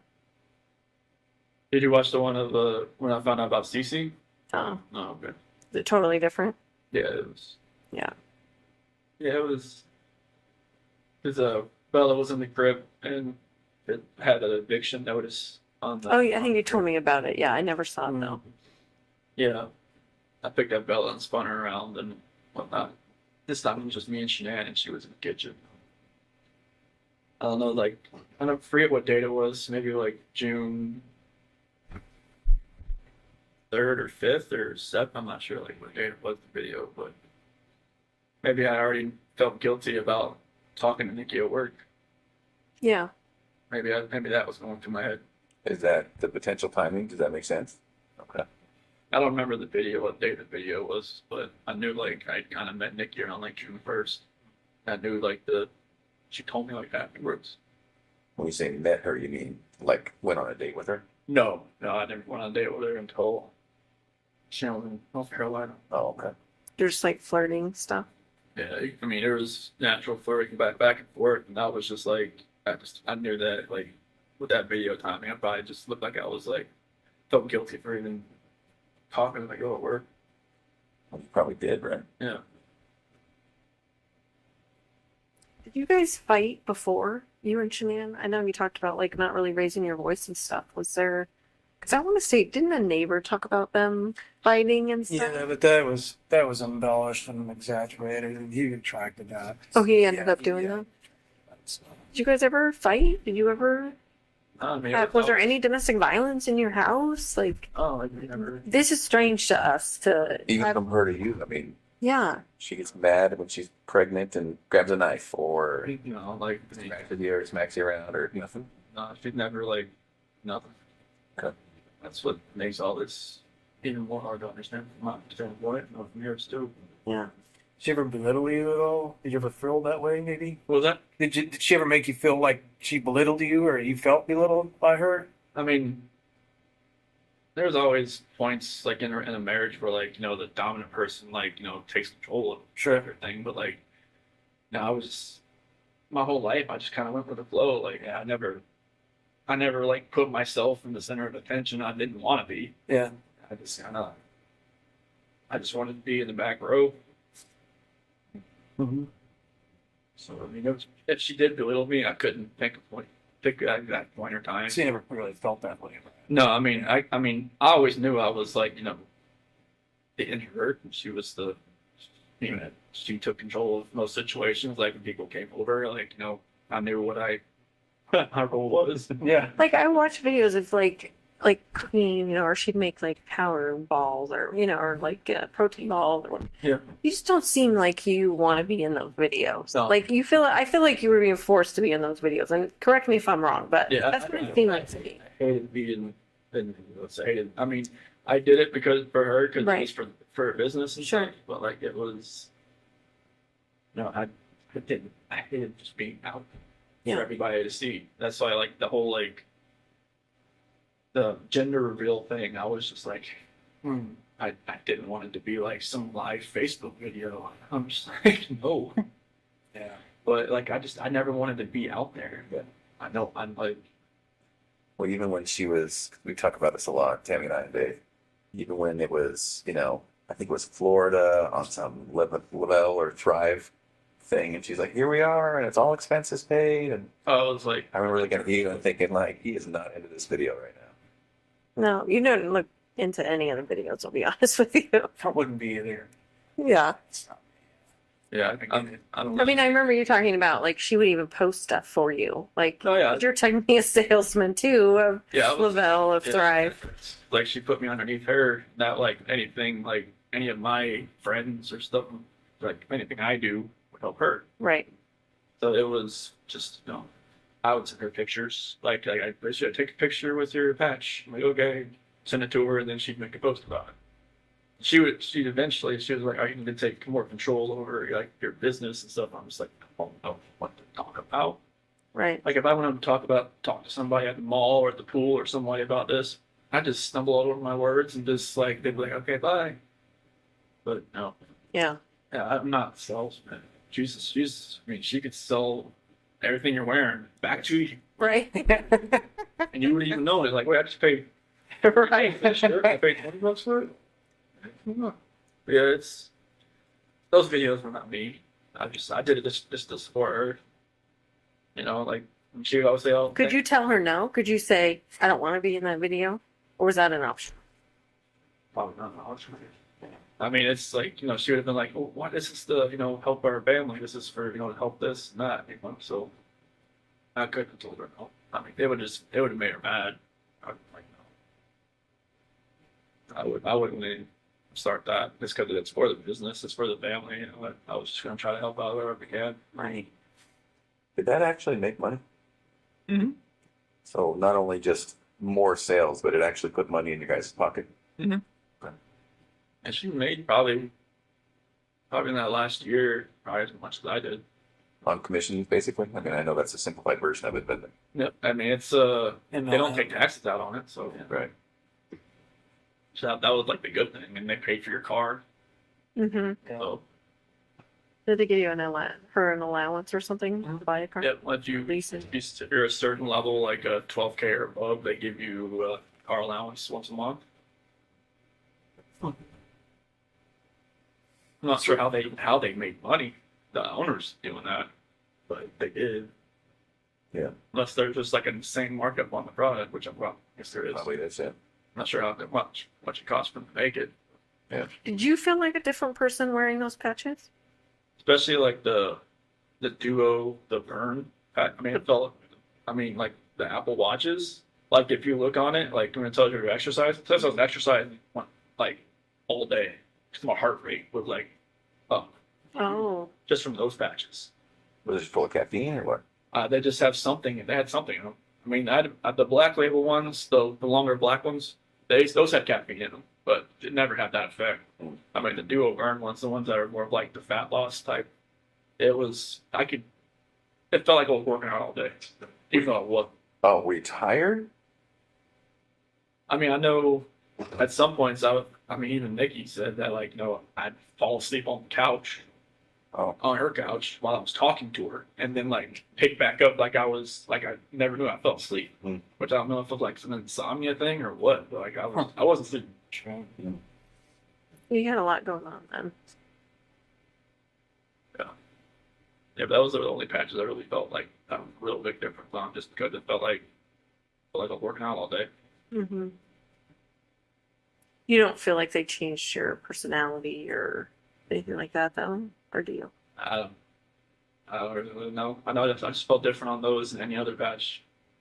It was felt like I could just go longer and longer each day, Mm-hmm. and I'm not sure like if that was probably a bad thing because I don't think I was probably sleeping more than 3 hours a night. So would you stay when Shannon was gone, would you stay with Nikki and then go home for like to get ready? What? Yeah, I just wake up at like 4:30, go home and get ready for work and leave. And I just work out when I got back home. Mm-hmm. What were the conversations with Nikki as far as, at some point you guys were talking about her helping you find an apartment. So what did you guys talk about as far as your future together? That didn't really happen until like we got back from the beach. So I told her like I lied to her like, hey, like I don't like I had talked to Shannon about getting a separation. And that talk hadn't happened yet. No, I mean it kind of like not. I mean she knew something was going on and things. I mean we weren't sleeping in the same room, and then she she even mentioned the fact like, hey, Colorado's 50-50 state or something like that. And okay, I guess you looked it up. But that actual talk hadn't like actually happened. I was just like, I thought it was going to happen. Yeah. And so in conversations with Nikki, I get it. I mean, if you're telling her like the progress toward the divorce is a little bit more than it was. Mm-hmm. And then so what were you guys planning? So it was more of like she's going to help me find a apartment that was affordable. This is kind of just around like Brighton or maybe just close to work, like for Lupton or something around there. That's kind of like where my area was. Did you talk about moving in with her? She didn't want that. She didn't want that. Would you have done that if she would have been cool with that? Uh, that been a little too soon. I would have thought. There was just we only been really seeing each other like almost like a month, or they just talking about 2 months. That would really. She called her house like her apartment like her.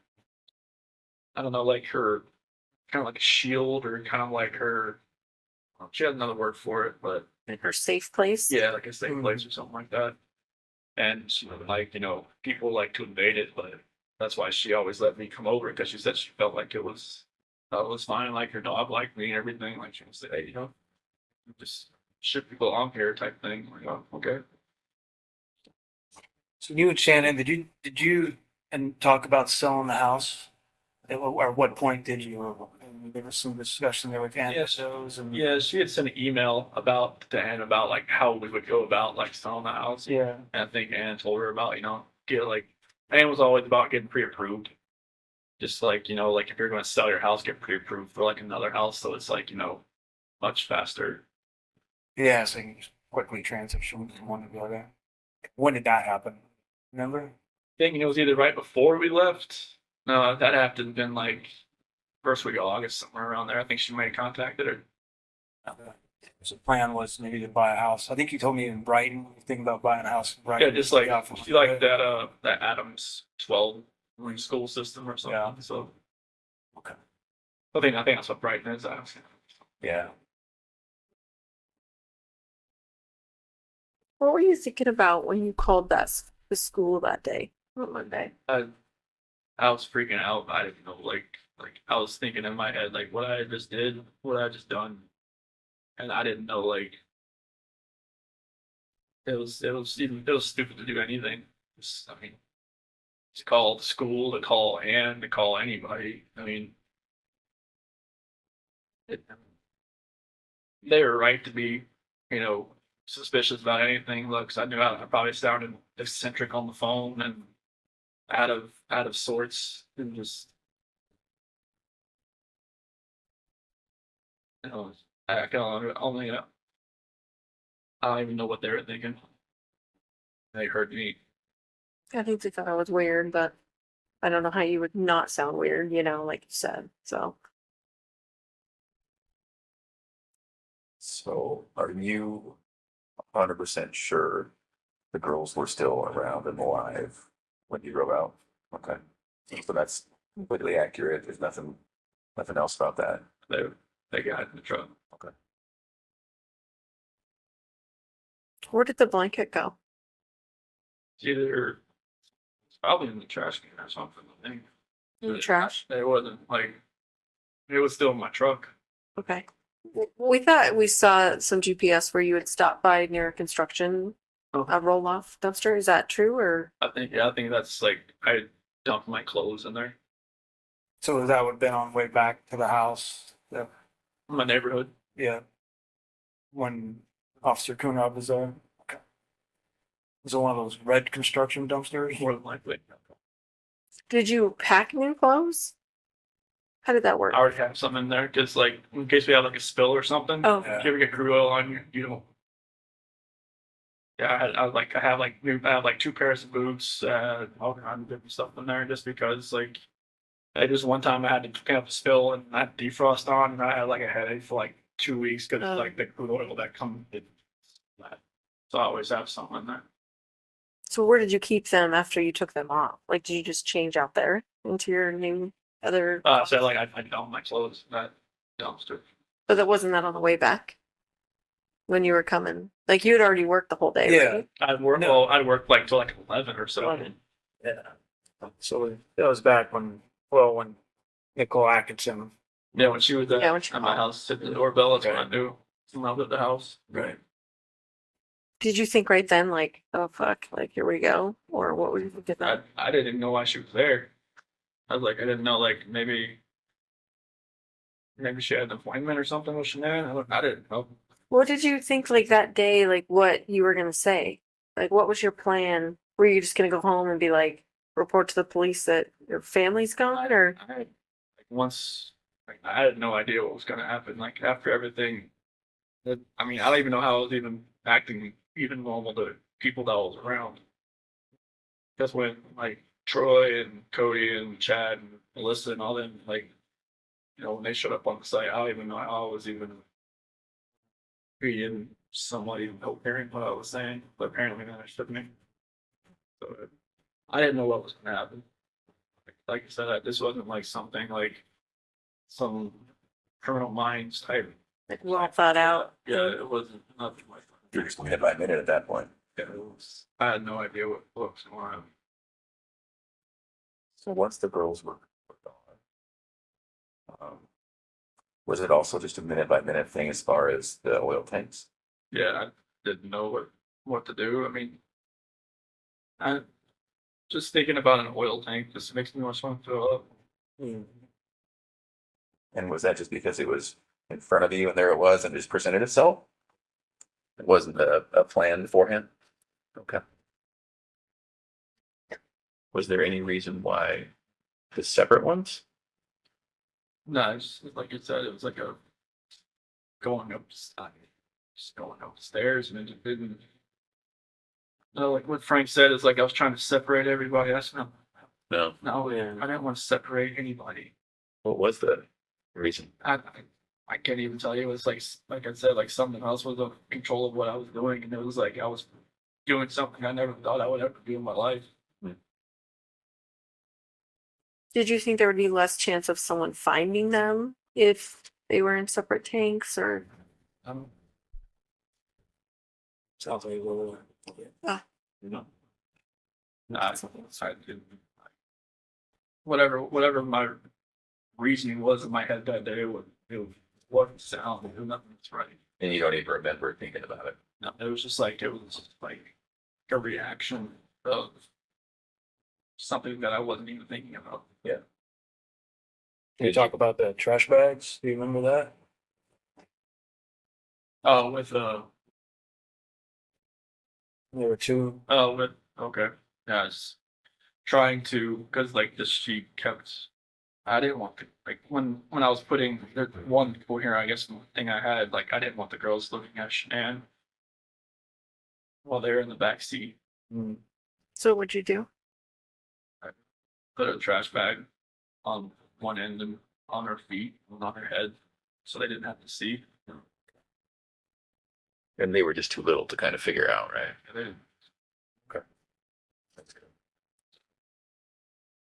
I just know, like when I was driving up there, I mean, they were just, sitting there, just, kind of asleep or kind of just like, holding on to each other, laying in each other's laps. I didn't.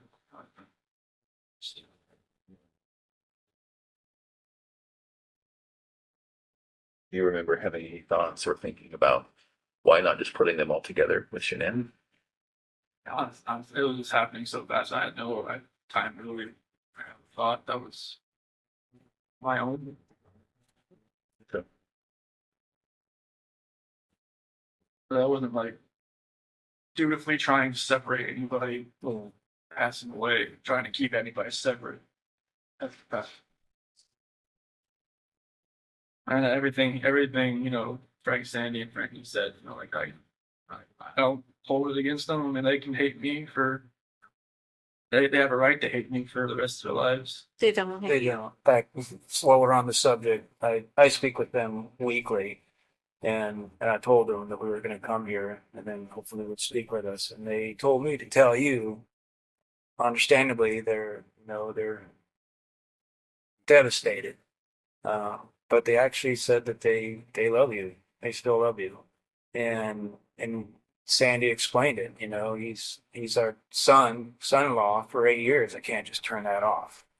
So they don't hate you. They don't. That's amazing to hear that. Yeah. Well, and I can tell you, Sandy was the one that was most resistant to penalties in this case. And she said that she told me that from the very beginning. That she didn't want that. It's God's decision. It's not her decision. And then she told me that even then. So it's not just a one-time thing that she has said it to me. It's been over the whole course of the event. So that's probably one of the most honest things someone's ever told me. So it's pretty amazing.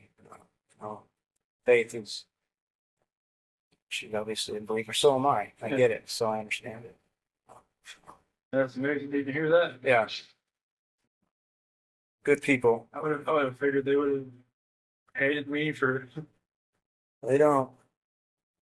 I mean, yeah, anybody would think that. I certainly would have, but I have to admit, I was surprised, really taken back by that. But they certainly don't. So. What did they say when they knew you were coming out here? They said they want to know details because they need closure, and that's really all they want, and they want to keep it private. And I said, well, absolutely. We'll talk to them about what you told us, and just so they can put it past them because they're having a hard time dealing with it and trying to get past it all. And I think that may help just to know. Closures, I mean, my parents still think, like I told them I pled guilty for a reason, Right. Right. and like I told it to them when they had that video phone thing in Colorado the day before. Like I pled guilty, like I plead guilty for a reason. Like I didn't just, I knew other people were watching. I didn't just go in and just say anything. Mm-hmm. Like they seemed to take it. Like, okay. What And made you do that, Chris? What made you plead guilty? I didn't want anybody else to. I didn't want them to go through this for 2 or 4 years. I didn't want my attorneys to lie for me for 2 or 4 years. Like they would have done anything I told them to do. Sure. That's what they're. I don't see how they can do that. Like that's what attorneys do. Like they take their defendant and they say like, what happened? Okay, we'll go with that story. Like I told them everything I just told you guys, and it's just like they got together. They're like, well, if they ever offered a plea deal, would you ever want to like just plead guilty to? I'm like, yeah. I mean, if we can end this, end it. Like I was like in September, I told them that. Really? Yeah, they but it was way too early, and prosecution was still doing their Yeah. investigating, still grabbing evidence and all kinds of stuff, and that wasn't even really on the table. So I think it was in like around Halloween. I think that's when that prosecution went to Frank and Sandy and Frankie's house, and it's talking like, if we can end this, would you be open to that? And that's when like the whole death penalty and everything, all that Right. conversation happened. And I guess they were surprised that it would just be over. Yeah. And We were all in shock. I'm not gonna lie. yeah, that was like, It's like we were going 100 miles an hour and then we just hit a brick wall. Like that's what it felt like to all of us. So I mean, obviously you had more time to yeah, I mean, contemplate it than yeah, us. I told John and Kate and Sophia and everybody, Amy, hey, if we can just stop this, and like, I know it's everybody's telling me to fight this. There's no like, there's like, everybody's saying there's like not enough evidence to such and this and that. And I'm just like, no, I'm just like, this needs to end. Like, I don't want people to have to, because for Frank and everybody to have to fly back to Colorado every single time and get reminded of this. Like, I'm sure it's never going to go away, but to actually have to come and talk about it, have other people talk about it, have, all three of you get on the witness stand and say, what they saw, And what they've seen, what they heard on tapes and everything like that. It's just like, I don't want people to relive that over and over and over again for years. Like, if I could just end this for everybody, and then like, if there's any closure at all, they could start then instead of like 2022. Right. And everything. It's like, 'cause I know it'd only get worse for everybody. So did it have anything to do with you not having the death penalty? No, like, I mean, honestly, like, when I was sitting in that cell, I felt like I should have died. I mean, I was listening to everybody telling me, like, hey, if you do this and this, you can hang yourself in that cell. You could do this and that. They were like telling you stuff. Yeah, you could drown yourself in the toilet if you wanted to put your toilet bowl up or something like that. It was they've been there a bunch of times. And, like, I was, at one point, I was listening to it. Mhm. And I was like, I just felt like maybe there's a different purpose for me somewhere. Maybe it's here. I don't know. Like, I prayed to God every day that He would move me away from Colorado, like move me away from like the DOC there, because I just knew, like, 'cause they were saying there was a hit on me. They said if I was going to a DOC in Colorado, like, I'd last a week and I'd be dead because of, like, the gangs and all that kind of stuff. So like, I just felt like God moved me here for a reason. And hopefully I can help people that way. But like, I didn't want my family, I didn't want Shanan's family, all of our friends, like, having to go through that, because after a while I knew it was like this stuff was everywhere. And I knew, like, all her Thrive friends, everybody, that was just like, it would just broke, just put that hole in their heart just a little bit bigger every time. I didn't want that. So I knew it would have gotten worse. I didn't want it to get any worse than it already was. Did you ever think about, well, it could be very believable what I told him. It could be very believable that Shanann did, end the girls. So maybe if I tried to convince people that, maybe if I fought with my attorneys on that, maybe I could lessen it somehow. Did you ever think about that? Honestly, I never even thought about the story until you guys mentioned it. Yeah. I wondered. I never even thought about it until you guys mentioned it. So what did you think about it once it got mentioned? Like, I just went with it. I didn't, like, I knew my dad was out there. I knew it was like, I knew they would probably believe it because, my mom and my sister just never really liked Shanann. I knew, like, I mean, through all this, like, I got letters from some of my friends that even said, when we went to your house, we could see, Shanann was more of a dominant personality and more of like, hey, you're always helping with the kids and everything. And just, you're a great dad and everything. We could see, a couple things that I never saw or, whatnot. And even my best friend Mark can say, there's always, something, I didn't really get with Shanann. I was like, nobody ever told me any of this stuff, but okay. But yeah, I never thought about that story. And, that's what my attorneys were going with. And then, like, I think it was probably the second week I told them, like, what had really happened. What did they say after that? They were quiet. They were writing it down. They said they wouldn't judge me. So I told them. I told them everything that happened. And they, appreciated, like, I guess, most of the time, their defendant or their, defense don't, like, tell them actually what happened. No. Yeah. They just, tell them, all right, get me out of here. This is what happened. But I told them what happened. I didn't want them going, if this was going to go, like, anywhere in courts, I didn't want them to be under a false pretense and, like, get surprised. So I know, like, there was probably things that you guys probably knew that, maybe if I lied to them and just tell them, no, this is what happened, that it would have like made them look, foolish and stupid and just like, unprepared. And I'm just like, this is what happened. And they appreciated me telling them that. So now they would be prepared. And that's when they were saying like, if it was ever, if we ever went to them, the prosecution, and say if we could end this, would I be open to it? I'm like, if it could end, then I know there was like, wasn't her phone found on the couch or between the couch cushions? Like, did you plant all that stuff? that's threw it in there. You just threw it in Yeah, there? I Why did you do that? I don't know what was going on that morning. Like even like, her watch, her phone, like if I was actually like if I'd planned this, I would probably just take it out to the field, But What about her ring and stuff? What were you thinking about that? it's like, maybe maybe she actually really wanted a divorce, maybe she didn't want to fix it, just put it there on the counter. She took it off? Or did you take it off? I took it off. Okay. Oh, so that would look like she was saying, I want a divorce. I'm leaving it here when I take it off. I see. So the phone and her watch and the couch was that morning before you left to go to surgery? Okay. That's I think Nicole's son found it or something. Yeah. What other things did you do that maybe we even missed? So the phone and watch. Yeah. I think I threw the therapy book she wanted me to read in the trash. I don't know. That was that morning?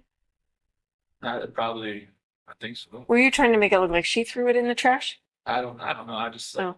I just didn't think nothing was ever gonna work again. So I didn't know what was going on. Did you go down to the basement? I thought the basement door open. Yeah, the door is open, but yeah. So there was a lot of movement. I think it was around 4:26 or something.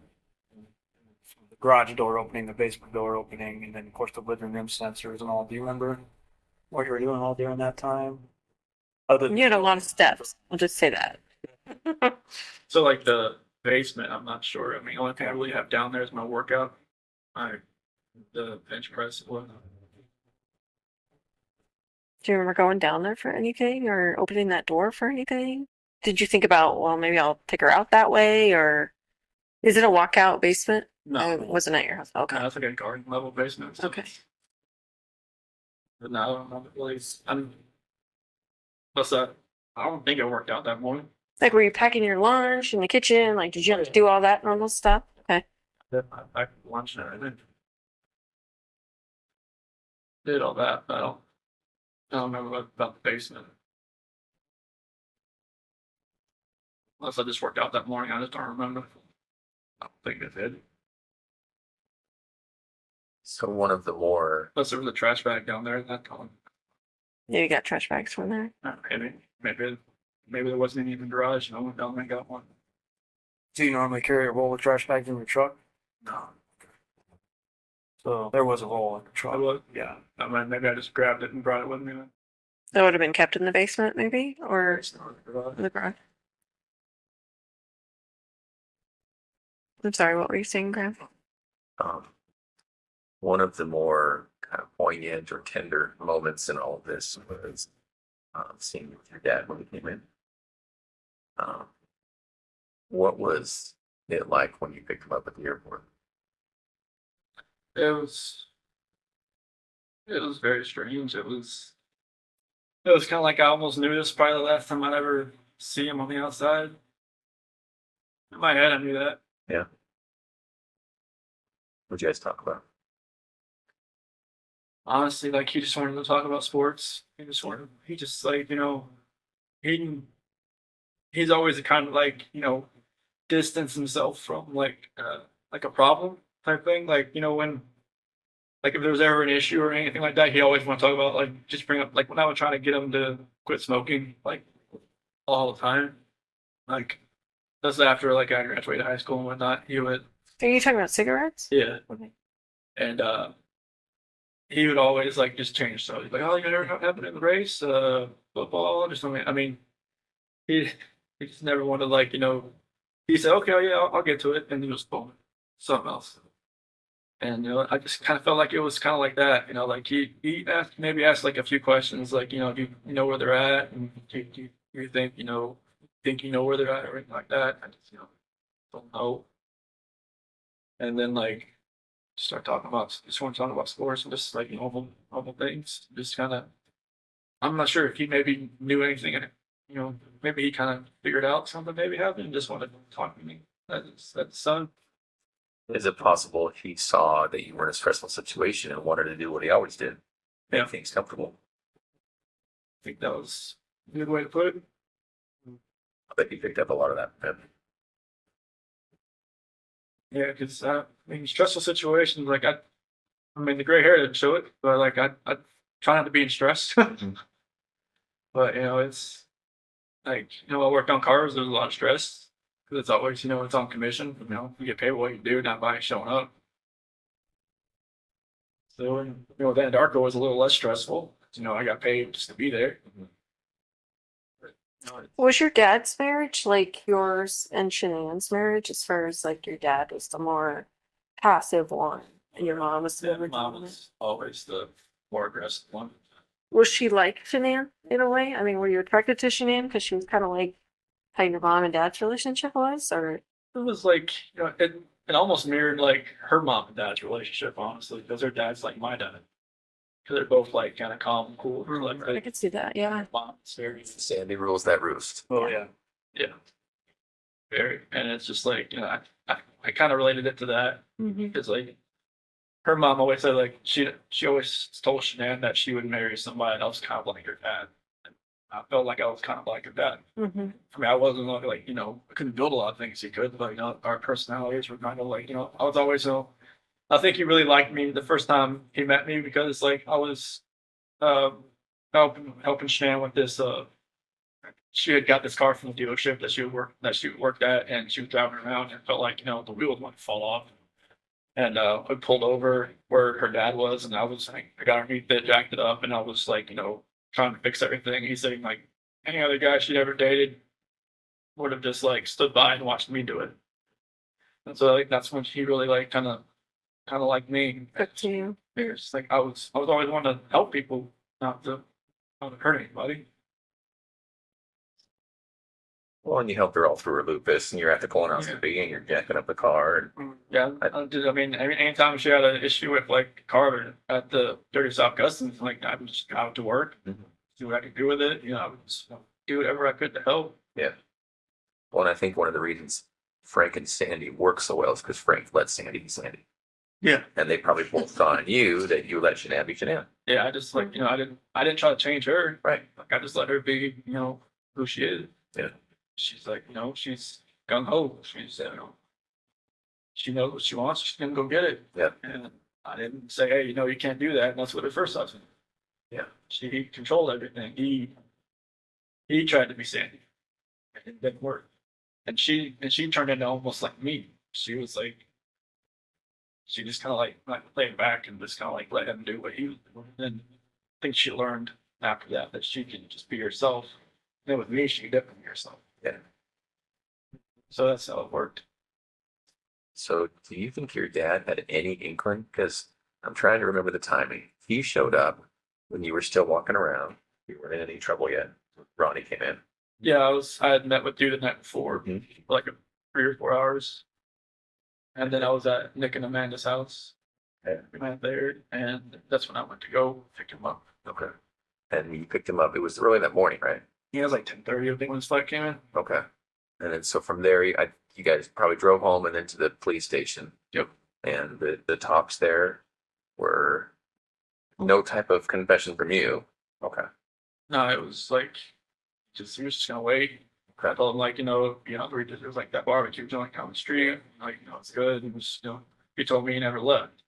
He didn't. I wasn't lying. Yeah. He was faithful. He was. I mean, I don't know how he lasted that long without food. We ended up giving him food. Yeah. Oh, okay. He was great.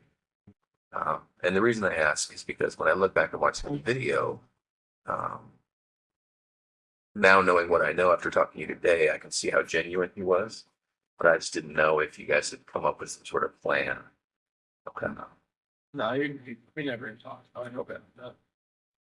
If I had told him anything, he would have probably just told me to tell them right away. I think you're right.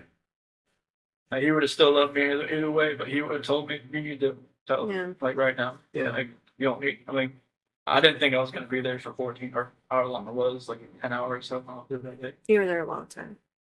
Yeah, but it was. He would have told me just to say, just to tell you. Did you know walking in there that you were gonna tell us, or did you think? I didn't. I mean, I knew there was a reason you brought me back in. I know well for the. What did you think about the polygraph? That was horrible. Why did you say I that? don't know how you do that. Why do you say that? Because Tammy's a torturer. I am not. No, like. I mean, Tell me. You answered. Oh, you asked me questions for like 3 or 4 hours beforehand, and then you do the polygraph, and it's like you just break down somebody's brain to where like Too it's like much something or what? much. Jello, and it's just like I know it's you guys have a job and you have a plan, and that's what you executed it. So she's thorough, right? There's just no way to get out of there without the truth. No, I mean I kind of knew like because right when he asked me about like Saturday night, when I told you about the walking, I was like, man, she was like going through her head. Well, we did know. We found out about Nikki right before the polygraph. I figured that out after with meeting with John and everybody that Yeah. she had met with somebody from the CBI like on the 14th or the 15th. I was just like, they were talking. Oh, okay. So you already knew. So, but I mean, I didn't know how extensive it was, but yes, we knew. yeah, I mean, I walking in there that day, just walking into that room, I knew I wasn't walking out. Yeah. Just the feeling I had walking in that room. Yeah. Just seeing, I mean, I don't remember if the polygraph stuff was already in there. I think it was. It was, yeah. But it was. I knew it. I just feel like sometimes when people, do the bad thing and they stay, like some part of me thinks, well, I think they're here because they really want to tell us what happened. Because it's not normal that you want to keep all that in. Like that just kills people on the inside. And I could tell it was killing me that day. Yeah, I mean, it was just like that. The 13th when I slept in the house, I did nothing. I don't think I slept maybe like 2 hours because I just finally just got so tired. I just fell asleep. I had every light on. Nothing felt right. What were you thinking about during your media interviews? I didn't want to do it. Why did you do it? Did you feel like you had to do it? I felt like, they would have just kept knocking on my door until I answered it. And like, I didn't even set it up, but Nicole Atkinson set it up. She told me, hey, Fox, Did she the one who set it up? she said Fox is going to be at your house at 10:30. Like, what? Like, okay. And, I think I even called you about it. Like, what do you recommend that I do? And he's like, it's kind of up to you. Like, okay. And I called one of her friends, what should I do? And she said, I probably wouldn't do it, but I just felt like, I don't even want to know what I said, what I looked like on there, because I knew it. Some people said it just made it look even worse after the fact, but It didn't look good. I mean, obviously we can't say, oh, we knew right then he was lying, but I think we all watched it together and went, this might be bad. yeah, I mean, I had that feeling after I watched it. Well, I could kind of see it in your face. it's like I was just lying to more and more people, and it was just like Do you have internet access here? No. Say don't get into that trap of putting in watch What all crap? Oh, social media trap and all that. no, they don't Ridiculous. let you have social media here yet. Go. I think some of the GP guys are getting like these little like tablets or something that are like the size of like a older iPhone or something. mm. I think they can use like email, but I'm not sure about like social media. No, definitely no social media. But, like, I'm not sure about internet or not, but Hmm. this place is kind of like a dead zone 5 for phones, anyways. I would think. I don't know. We're getting service, which is weird. Yeah. I didn't think we would. Right here. Yeah, right in this room. Maybe this is kind of like a hub of Yeah. computers. Yeah. It's a good spot. Yeah. Computer room, you would hope that it had some. Did you talk to Nikki afterwards? after all this happened? On the 13th. On the, yeah, 13th and the 14th. What was that conversation like? It was the 13th, kind of like, it was more text and then maybe a phone call, like a phone call. And then she thought maybe Shannon like took off with the kids, like just, because I was telling her I didn't know where they were and all that. And then the 14th, she kind of like, I think she kind of thought something may have happened because they hadn't come back. Why do you say that she might have thought that? Her, she kept asking me like some weird questions. Like she kept asking like questions that only I would know, but she was testing to see if like it was actually me on the phone. Like, What do you mean? like she would ask like, like what's my dog's name, or like what do I like, what yoga studio do I go to, or something like that. She was like, I'm like, I'll just answer like I'm, and then like another thing, I'm not sure if this is you. And it's like, okay, Is this through text or is this through calls? Yes. Oh, okay. So she wasn't hearing your voice. Okay. yeah, Is it possible she thought you'd been arrested and we were on the phone? more either Shanann had my phone or somebody else had my phone, or like maybe maybe she thought it was the Well, hopefully Shanann would know all the answers to those questions, right?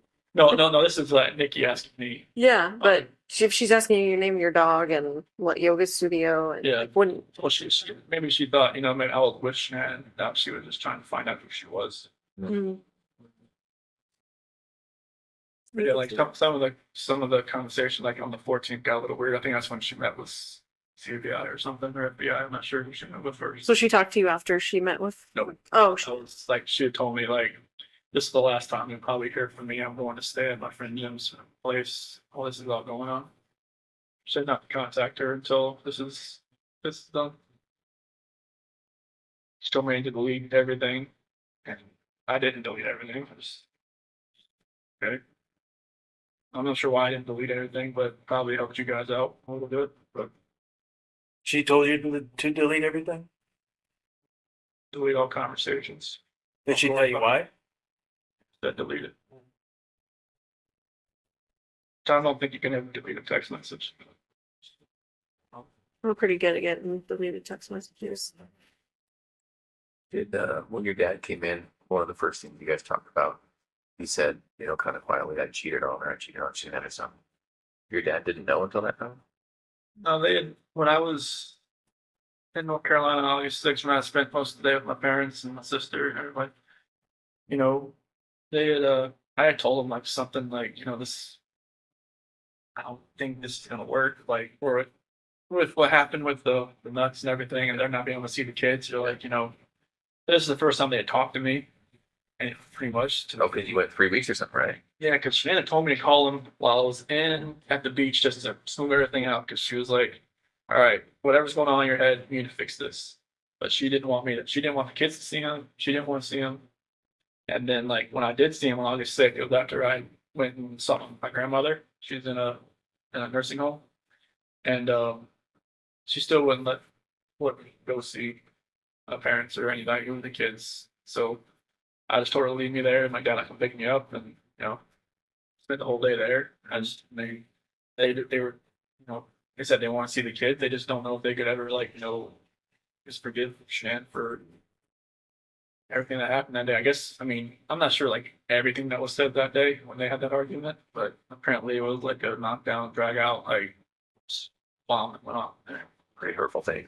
Yeah, I'm guessing so. And they just don't know like if they could ever forgive her or not. And I just like I never told them about like cheating on her. Like they even asked me if there's somebody else. Oh, did they really? Yeah, So they could kind of sense maybe something was going on. yeah, because I think he was texting me the entire time I was over there. It's like they could kind of see like I was texting somebody, but it was like maybe they kind of knew. Like even like when I was in San Diego talking to my friend Mark, I told him about Nikki, but I didn't tell him like I was gonna meet up with her. Okay. I told him that I was trying to like I should have just told him right then. Maybe that would have. I know maybe he had an instance where there was a girl coming after him, and she was engaged, and he ended up getting with her, and then were together, and then she cheated on him. Is this before he was married or during? It was after. Okay. Like he could have, helped me, but I just, I never told him the whole thing that, it was a lot further along than I wanted it to be. That's interesting to think about, right? Which dad could give him some good advice. Yeah, everybody. No, this is my friend Mark. Oh, My I'm dad. sorry. Okay. Yeah. When I was in San Diego. Oh, I got you. So you think you told Mark about that, hoping that he maybe question you about it, or? Well, I was, because Mark, my best friend, I grew up with him since I was like 8, 9 years old. Yeah. So like, he had been married before, and it didn't work out because they were stationed together or something like over in Korea, and I should have just kind of just came out with like the whole story, like like I just told him like there was this girl at work that I've been talking to, but I'm just distancing myself from her, Yeah. but that wasn't the case. I was just letting it, exponentially get worse. Right. And if I had told him like, hey, Yeah. he would have been like, whoa, man, like, all right, take a step back and look. Yeah. Right. And like, don't like fall into that trap, being you're gonna be alone for 5 weeks. And there's times I wish, like maybe Shanann didn't have to go away for 5 weeks. Maybe we all just went for 1 week. Yeah. Nothing would ever happen. Yeah. It's only, I mean, 5 weeks alone, that's the only reason really that was even almost even allowed to happen. There are quite a few people who would tell us and who do tell us you need to look into Nikki more, Nikki Kissinger, all the way from the extreme end of things being Nikki's the one who ordered the hit. She was there, hiding in the basement. She was there. Yeah. You know, so the extreme is she's the one who told Chris to do it. She's the real problem. All the way, that's the extreme side, and then all the way to, well, there were these texts where she was infatuated, she was in love, she was saying how good Chris was in the sack, and maybe we should look at her more. You know, what would you say to those people? Like, she had her moments where I had to talk her like off a ledge kind of deal. What does that mean? Like, I guess after the fact, there was like videos of her that she was like recording herself because she was like bipolar or something. I never knew that, but it's like, and she would get worked up about nothing. She would just like, she came to my house once because I think it was like July 4th. I didn't have to work that day, so I didn't like get up at like 4 o'clock and go home. And Shanann called me like, and I didn't hear it because I was sleeping. I was just like, and she was pissed. Shanann was pissed. And like I called her on outside, like, where are you at? Like what? Like I was like, I didn't have to work today. It's like called me at like 5:30. It's like, well, kids want to talk to you at 7:30. I'm like I was sleeping. She's like, she just like screw you, like like I don't know where you're at, and I went back inside. Something like I gotta go.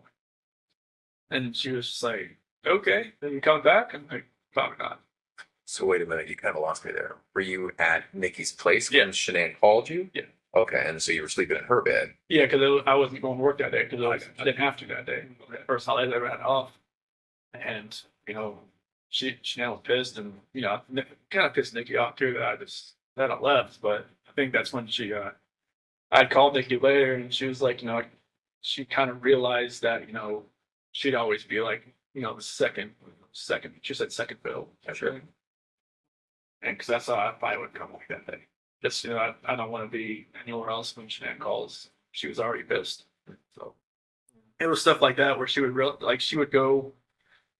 She said she would go on like websites and look at like will a relationship work with somebody, like will a mistress work? Will a mistress trying to do a relationship? That's what Nikki was looking at? Yeah. She would tell you that, or you She heard told me that? that. Okay. Yeah, she said that she would go on websites and look at stuff like that. I was like, why do you even look at stuff like that? She's like, I just want to see what other people have experienced. But like, so that confuses me though, because I thought earlier you were saying she thought you were heading toward a divorce. So why was she looking at herself as a mistress? This was later on. Oh, Like, okay. In August, like Okay. first week of August, when I told her like, I had to have that talk with her about separation. Uh-huh.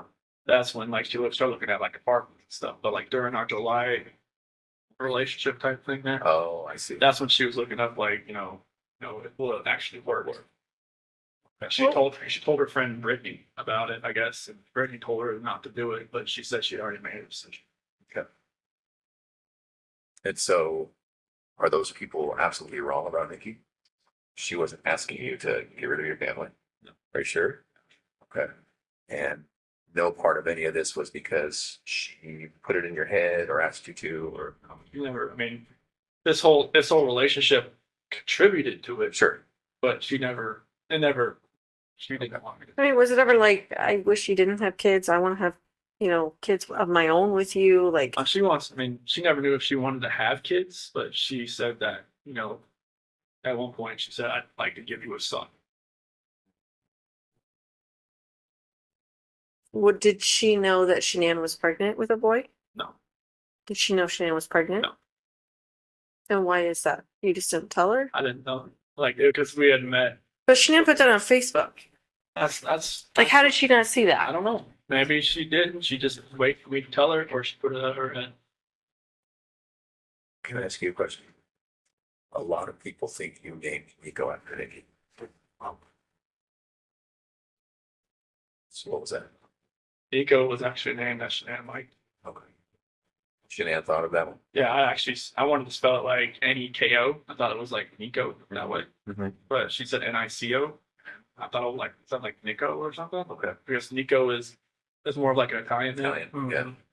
So, and like she did leave her, my middle name, my dad, and all that. But like Nico is like that's a name that she always liked. Okay. Did she name all the kids? She named Bella and Celeste? Yeah, Bella because Italian means beautiful. Marie, mom's middle name. Celeste is her grandmother's name. Catherine's middle name. Did you have any input in their names? I just liked them. I was like, if we had a third child, I was gonna maybe we could have like Lee in the middle name, but I knew like the girls' names. It was, I love those names, so it's like that's cool. Mm-hmm.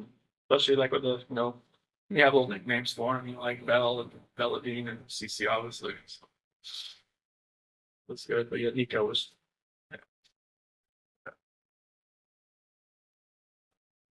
Can we go back to the house on the 13th?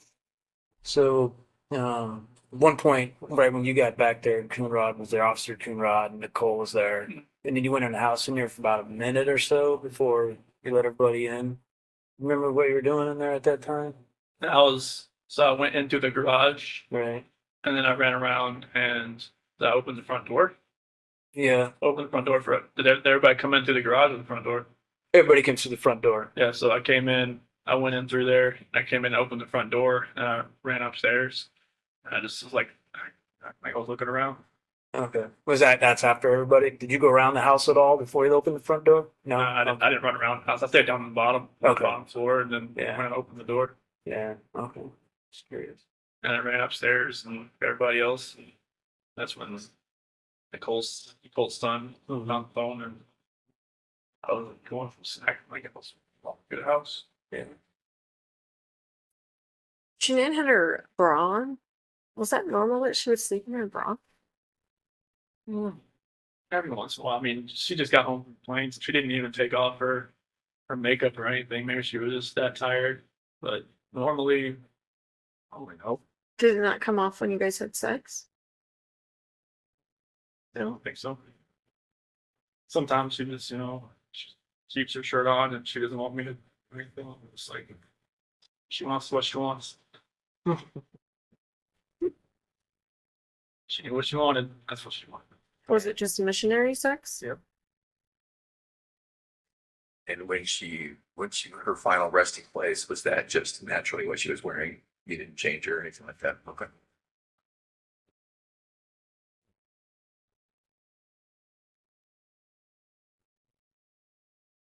Did you have to see any of that stuff? Pictures or anything? No. That's not true. They said I could. I was like, no, I don't want. I've prayed for those hazmat workers that I'm sure it was hazmat, right? That had the We were part of it. yeah, and like We were all there. We were all there. I'm sorry. Yeah, I never wanted to see it. I just prayed for those, but I had to be there. So I don't never wanted to know what what the aftermath was. They said like, you know, if this ever got like a preliminary hearing, that I would have to see him just to be prepared and not have a reaction, an initial reaction. But I was like, I don't want to see him.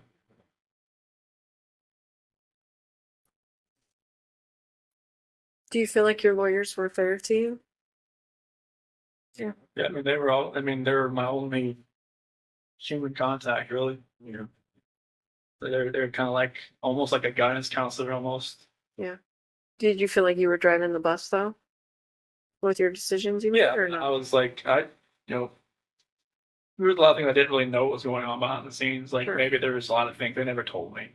Like, you know, um, like stuff that came out like afterwards, like the whole Nikki Kessler article and Denver Post and all that kind of stuff. They told me like afterwards and everything, but it was. I always felt like anything I was telling them, they were gonna do. Like the whole taking the plea deal and everything. I told them that's what I wanted to do, and they, you know, they asked me like, seems like 100 times, "Are you sure you want to do this? Are you sure? Like once you sign this, like." I guess like up until sentencing, I had the time to like, you know, back out, but like they always, even before we walked in the courtroom, like, "Are you sure?" So yeah, this is it. Like, okay. They never told me this is what you have to do. Mm-hmm. They always just said, "This is your decision." You know, like if you want to take this farther, we're, you know. And John said he was right. He had all kinds of motions written, all kinds of stuff that were like really creative, and because he'd never been in something like this before, and he was ready to fight. And I was just like, I didn't want you to have to do that. Not for me. Not for something that the story isn't hard. It's true. Because it would just only got worse Right. for everybody, for all three of you, for everybody that was involved in it. Are you still glad you did? Yeah, I mean, I never thought I'd be in prison the rest of my life, but like I don't want people to have to keep going through this every day of their lives, knowing that, you know, there's a trial hanging over their head, or I mean, if it ever got that far, I don't know. Yeah. But like, I didn't want people to have to relive it, yeah, every day. Yeah. Did they have to ever see the pictures? Say that again. Did they have to ever see the pictures? Frank and Sandy and all them? No, no, they've never seen it. They saw some things. They didn't see anything bad. Okay. Yeah, we shielded that from them. That's one thing I just didn't want them to have to see anything or hear anybody talk about what anything or any part of it. Or like, you know, anybody best their daughter, you know, like anybody to ruin, like, you know, to hear what, you know, some of my friends had a negative, you know, impact on her from her, or like had a description of her that dated that didn't match, you know, something like that. I didn't want them to hear that either, but I didn't want them, like, you know, anybody had to trash her memory. Like I wanted like them to know like she was, you know, she's a loving wife, she's beautiful, she always helped everybody else, all her friends, her Lucas friends, everybody. I just wanted I didn't want anybody to take away what she did. We tried to get you to say that night. know. I know, but do you remember I that? remember I was just like, I know you obviously weren't ready to say that then. I don't know, it's like, you know, like after my dad left, we both came in like, all right, we got most of the story. Let's get to the true story. I was like, I just wanted to bang my head against the table. But in the end, I think you did the right thing. And even though it's hard to hear, there's a lot of people who thank you for what you did. You know, I think your whole life has been thinking of others, except for one brief moment. You know, I think you really did think of others when you made that choice. So I personally thank you, right? 'Cause it would have been hard for the three of us to go through about this hard and for everyone else about that hard, right? Because anybody that was family or friends, Right. been, you know, it's exponentially harder for everybody. Yeah. You did the right thing. So you haven't told your parents what happened. You just told them I'm pleading guilty for a reason. And I've told them like on the phone, even because they're still, You should fight it. You should get. they've got letters from like Australia, from England. I mean, of like the 35C in Colorado and stuff, like, improper counsel or something like that. Ineffective counsel. Effective counsel. And, I mean, some of the stuff they've said about, the dry patch, how it's not like FDA approved, how it can alter somebody's mind, like, like, there was some kind of condition, but there's something else they call like CPSD, complex, post-traumatic stress disorder, or something like that. Have been like, some people from England have had it. It's like, they've been in an emotionally abusive relationship or something. I mean, it's like, some of the little subjects they put in there, like, yeah, I can relate to it, but like, it doesn't make up for the fact what happened. So like, they've got a lot of support they've got a lot of hate mail, a lot of phone calls, a lot of like, stuff like that. I wish they never happened, but they, they get some support, which is good. But on the phone, they still think, there's a chance that I could get out. Yeah. I mean, you don't want to ever think your kid's going away forever. Like, Yeah, I mean, You don't wanna fathom they tell me to fight it, like, they don't, not every day, but on their bad days, Yeah. they'll get a bad message or a bad letter, and then I'll just revert back. is it more your mom or your dad? My mom, she loses it a lot Yeah. on the phone. My dad's usually trying to, like, hey, don't talk about this stuff on the phone with him. Because it's gonna rile you up, and it's gonna make him go back to his cell, and he's just gonna think about that all night, Right. and that's what happens. Yeah. Would you ever want them to know what you're telling us today? I'd rather just tell them myself. Yeah. So they're coming. I think they're gonna try to make a visit in like May or so. So they don't, do they still think that Shanann killed him? They still believe that, even though I told them I pled guilty for a reason, but they think that I was their words like railroaded by belief. Yeah. Because they felt like they pressured me to do it. Well, Do you feel like that? No. No. Now they asked me plenty of times. This is like, they wanted to fight. Like if I said fight, they would have just Yeah. gone and Put on their gloves? just went in there and did it. Yeah, it's like, no, I can't have you do that. So Chris, you care about others deeply. I can tell. You worry about others. And I've asked you, a bunch of times today, but you're not just telling us that you did it because you feel bad for Shanann's memory. You did it? Okay. I have to say, like, after this was all over, people would bring up, like, oh my gosh, I bet you're going to find out that Chris, used to torture animals and, all this stuff. You can imagine, like, hearing that someone's capable of that. What have they done in their past? Those kinds of things. Can you think back to your past at all, like your childhood, and think about any other moments that maybe you felt this same rage? I mean, obviously you didn't do anything like that, but maybe felt that rage and like what would have triggered that or anything like that. Not really. I mean, I was always like somebody that tried to coax people down, not to like if somebody wanted to fight somebody else. I didn't get in a fight like when I was in third grade, but it was like, we ripped each other's shirt, went away crying. It was like, stupid. Mm-hmm. I was like, why did I do that? And like maybe that was like my only like bad thing I did in school. So I can't think of Did you anything. feel it on the inside, whether you didn't act it out? Like, did you feel like if someone bullied you at school or if someone whatever, like, would it still be inside you? Like, did you feel like that even though you didn't actually act on it? I don't believe because I was always, I never really talked to many people. So I mean, people knew who I was, but they didn't really, I never really spoke to many people. That's why I never really had a girlfriend in high school. I mean, I was always kind of like, just fly under the radar. Did you feel like you had low self-esteem?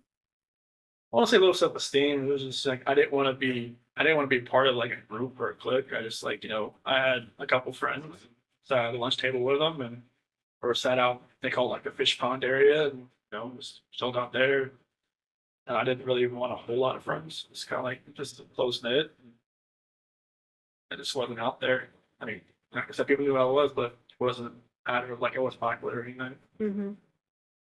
Can you attribute that to anything in your childhood? Why you were like My that? sister was always the popular one. Uh-huh. She was more like my mom, like more like outgoing and like me and my grandma would always sit outside in middle school waiting for her to come out and pick her up, and she'd always be the last one out. She'd talk to everybody in the hallway. And my grandma would always like, "Where's she at? Does she know we're waiting?"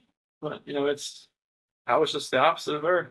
Mm-hmm. And I was like, sometimes you have kids that are like the same, and some of you have opposite. Me and my sister were completely opposite. Maybe I just drew on that I didn't want to be the popular one. I wanted to be just just a regular guy. Mm-hmm. But there was not really like bullying or not like I remember nobody ever really came up to me or wanted to fight me or. Never got made fun of. Never. I mean, I had braces and I had like a bowl cut for a while. I guess it could have made a big fun. Most kids did. 80s and 90s are cool. Like a Jim Carrey cut with the bowl on your head.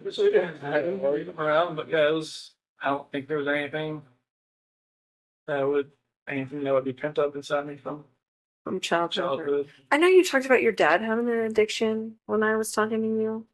That was after I left. I left home. Was it cocaine or something It was some type of powder. I'm not sure if that Okay. was cocaine. I guess that's. How do you think that affected you?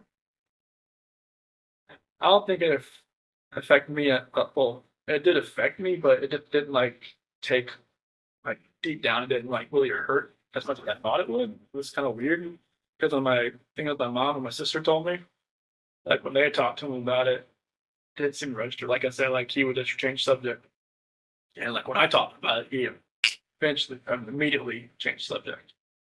I was like, because they found like cuts on his like CDs and stuff where he would like Oh. separate it and stuff like that. Yeah. 'Cause he car dealership. I mean, find guys that do that kind of stuff all the time, I guess. But he was just coping with like I never came back home, and it was before I met Shanann, and it was just Did you feel guilty that he's now using drugs because you never came back home, like he lost his kid?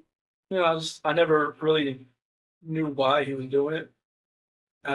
After the fact, I knew it was because he was coping with that, but I never knew why he really actually turned to drugs. My mom thought he was having an affair because all this money was going somewhere else just for drugs. But like I'm not myself, I never used drugs, so I always try to tell him like, hey, like what's going on? Like why do you need to use this? And it's like you could using this for a whole lot better things. Just don't throw your life away. I mean, like because you can see in his face, like it's like eyes or like everything was getting like like the blood through your face and like your skin was getting all loose and like he was losing a lot of weight Mm-hmm. and nose was bleeding all the time and all kinds of stuff like that. And I was telling him like, hey, you smoked like every day of your life since you were like 15 or 16. I can't get you to stop that, but I get you to stop this. Right. And he put it away, I guess, pretty quick after I talked to him about it. Do you think you were closer to your dad than your mom? Mhm. Yeah. Yeah, we always went to races together, and he always came to my sports, played for a couple school sports, rec ball, all that kind of stuff. My mom would come too sometimes. And my dad was always there, yeah. Even if I wasn't playing, he'd just come there just in case I can't win in there. Oh, So that's cool. yeah. Well, I wondered if they hadn't visited because they weren't ready to visit, or if it was a money thing, or like Is it get here the or time off. Colorado? Yeah, you is it here? yeah, visit here. Well, I just told him like, well, we can't drive in the snow, so it's Oh. fine. I don't want. These roads are bad. Yeah, it's I think it's like an hour from either Madison Airport, whichever Yep. way it is. I told him like wait till springtime. Good advice. Yeah, Pretty brutal. it was yesterday. Funny. They get here. They sold my toolbox to get some money to come out here. Okay. So yeah, so they'll come out here in like they said April, but I was like, just maybe push it till June. They said they come somehow have a blizzard out here in April. Yeah. So like Late spring, what they're doing. the lake effect stuff's crazy. Yeah. Mhm. And how are you doing mentally? I mean, the first time when I first got, I didn't know I was coming here. Obviously, I mean, when I was at DRDC, like Swooped you up, didn't you? I was there a week. Like first day I got there, they put me through the ringer. Like I had like 11 tests to do, like mental tests, like reading, math, all kinds of stuff. Just to see where my IQ was, and then I just sat there the rest of the week. And then Sunday came along, and after dinner they said, "All right, strip down and put this on." Okay, and then walked outside and put me in the van. I'm just like, okay. I had no idea what was going on. And then we stopped in Sterling, which really freaked me out. I was just like, I don't want to do this because I heard so many horror stories about that place. And they just stopped to use the bathroom and then we kept going. In the prison? Do they use the bathroom at the prison? Yeah, it was like at the watchtower outside. Oh. And we went to Nebraska, sheriff's office there, and then another sheriff's office in Iowa. Used the bathroom, eat breakfast, then got here. I asked him one. I only talked to him once. I'm like, "Can you tell me like where we're going? Like just a destination state?" He's like, "I don't know." So there was it was like one of those like transport vans, like where it was like at just the middle where I was sitting there, and I could see out the window, and I could see like they would put in an address each time. Like they had like 4 sets of addresses. They each one they had to go to. They just would never tell me where we were gonna end up. What did they say your IQ was? And I was like 140, 35 or something like that. Is that high? I don't even know what. That's good. I love that. Yeah. It was tipping back to high school for real. I'm like, Train parts of the city and all that stuff. yeah, there was a lot of word problems, a lot of like geometry, a lot of like, patterns, like if this was moved this way, and then it was like a series of them, like, all right, what's this going to be? Just a lot of stuff like that. But like the further you got along, harder it got. I'm just like, it's like great. And it was like they give you this little take that pen and take the little tube out in the middle. That's where you're using to fill in the little No. Scantron sheets and everything. Felt like looking high school again. Do you know how long you're going to be here? Neither do I, by the way. You know, are you going to get a job? If since I'm staying, since I'm gotten staffed here, they have to work. Oh, so what's your job now? Okay. They had to move me out of the acceptance and evaluation, assessment and evaluation. You're still in that phase? Okay. And how long will that take? Oh, right now, like stuff and staff here, I'm just waiting for them to move me over to a different unit. And are you in Gen Pop right now? No, I'm in a unit. There's like 11 or 12 of us on there. There was like 22 when I first got there, but they've been transferred to the other prisons around. So what are the other guys like? They're like, they're fine. Like the first time, like I sat out, and ate like a breakfast or lunch one, I was You're nervous, scared? I was just like, this hasn't happened. Like not since I just never happened. Yeah. Like I said, they locked the hallways down when I got moved to Colorado. Well, I've heard that. So it was like, being next, like right like this, eating next to somebody, I was just like, they're gonna like take a spork and try to stab me or something or what? But it's totally different here. I mean, people know who I am, but like they don't like, run at me or jump at me or like apparently the guys that work here, they know that I guess other maxes are like you lock down like 23, 22 hours a day. Oh, so then this is an all right place to be? For like Right, other yes. for other max guys. Good. They said it's the best max but the worst medium. Oh, Because if you're max, you're working, so you're out at your cell working, like if you're a clerk or if you're in the kitchen or if you're in the rec area, you're doing something. okay. But yeah, they said like if you get staffed here, it'll be best for you. Plus, they said it's not as like rowdy as some of the other places. Oh, that's pretty intense. Yeah. So like, I mean, I'm going to the GP area. I just don't know when. And you think that'll be while you're here? Mhm. Okay. Yeah, Where- they said like I guess it could take it takes a while to get moved from max to medium because in Colorado I was classified as minimum restrictive, but with the charges it would have been medium. But here it's automatic max. And what are the other guys in for, They said most guys in here for like gang snitches and sex offenders and mainly people that have 20 years or more. So people who were in for a long time and who would otherwise have a pretty hard time at a jail. Yeah. For whatever they did, whether it be snitching or Yeah, like children. Or, yeah, there's some people from other states here as well, and I guess there's a couple cops here too. okay. Just things have happened, and they just don't think it'd be better. It'd be a lot better if they're here and not at another. Yeah. So what kind of jobs are available? Well, it's like they'll probably have me in the kitchen more than like that's where everybody starts out, like either washing dishes or like putting foods on the trays or helping pots and pans, something like that. Right.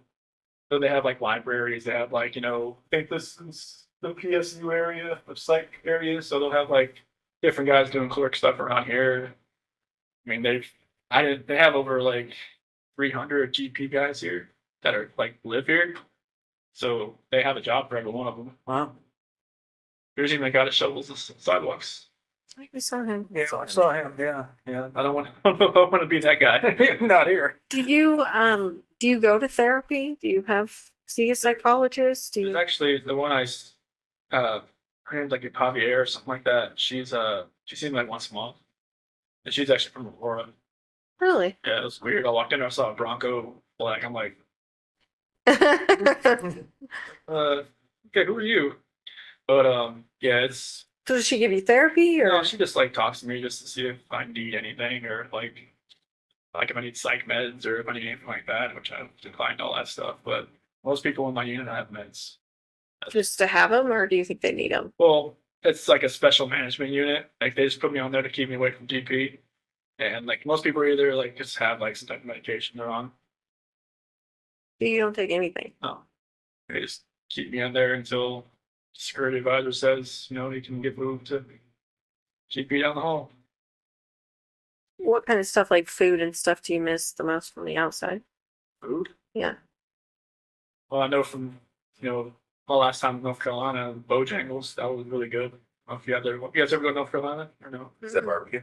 It's chicken and biscuits. Mm. And that barbecue place down the street from the PD. Mm-hmm. Pretty good one. Smokehouse. Yeah. George Boys. Yeah. Yeah. Yeah, the burn ends. I miss that. And just, I miss Shanann's cooking. That's for sure. Like her spaghetti sauce and her fried pizza. Fried pizza. I don't think I've heard of that. What is that? Never. Her mom had, or I think it was her mom, her grandmother on her mom's side had this this dough, homemade dough you can make, and just make up the dough, and she would make it up with Bella and Celeste sometimes, with like a little smaller one, but she'd make the really big one, and then she would put it in the oven, the bottom oven, let it sit there for a couple hours, not put it on or anything, just let it rise, hmm and then once it's done, take it out, form it, throw the spaghetti sauce she has, spread it around, and throw the mozzarella and pepperoni and put it on the oven 350. And But what part of it is fried though? well, they have some parts that you put on the grill. You can put Okay. on the stove too. Okay. It's really good. I mean, it's really thick. Yeah. So you got Apparently, we need this, Yeah. Sandy. I will work on that. Yes. Write a note. yeah, Are you able to stay out of trouble here? yeah. No, Nobody's getting any fights. You're not getting written up for anything. You're not getting. I try to keep a little bit out here. But I don't want to. Because they say if you get like 2 contact reports, they'll ship you out if you work here. Yeah, well, To another location. Yeah. Oh, so then does that incentivize people putting their nose down? yeah, Okay. yeah. Because I guess a couple guys got busted for a cell phone. Oh, Oh, how we got it in? No kidding. Yeah. Like that stuff just baffles my mind how that stuff gets to. I mean, they won't even let, like, if somebody sends me a letter and it has like like someone sent me a Christmas card with glitter on it, they'll let me have it because it's glitter. Like it's contraband. So like, yeah, I don't have people get cell phones and stuff in here. So what do you do with all these letters that are coming into you? Most of them, like, I just have like this. If somebody writes me once, I'll never write them just because I don't know like who they are, like where they're from. I'll keep it. If it's like a weird letter, I'll straight up throw it away. If it's like a supportive letter, I'll keep it around, just like a supportive letter.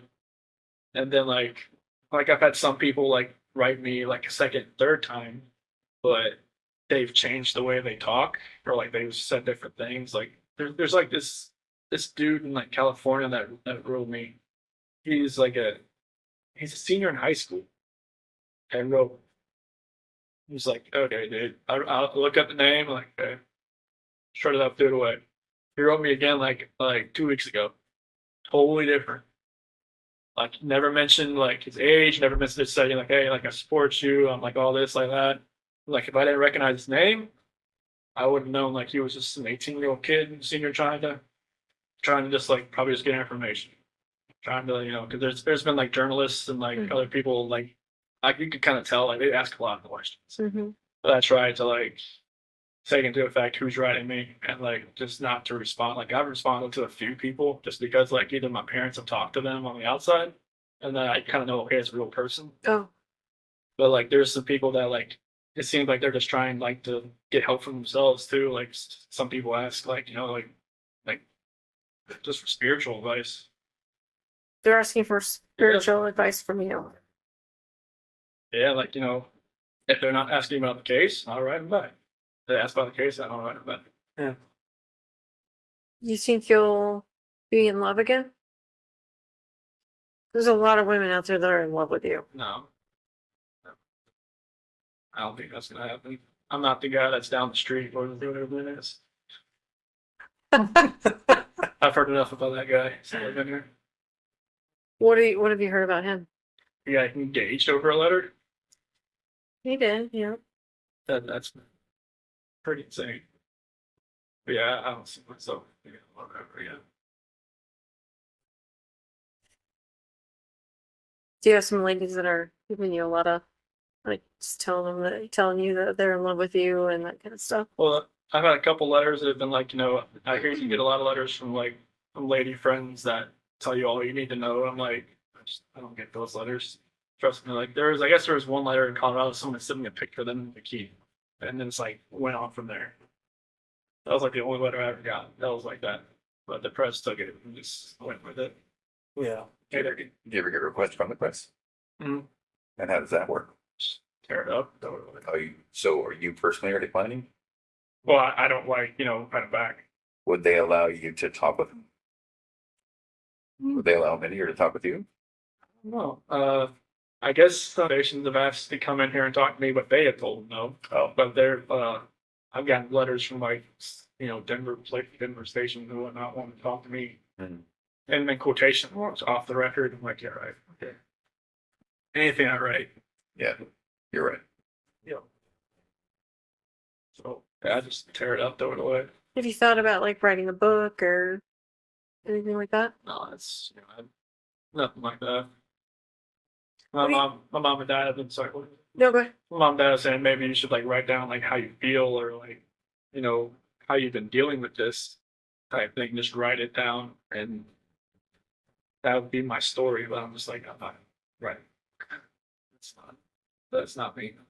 I mean, I've always had a really crazy imagination. So like when I was a kid, like I even convinced my teacher I went to Japan over the summer or to China or something. But she said, you should just write down like, your story, like how you cope with this.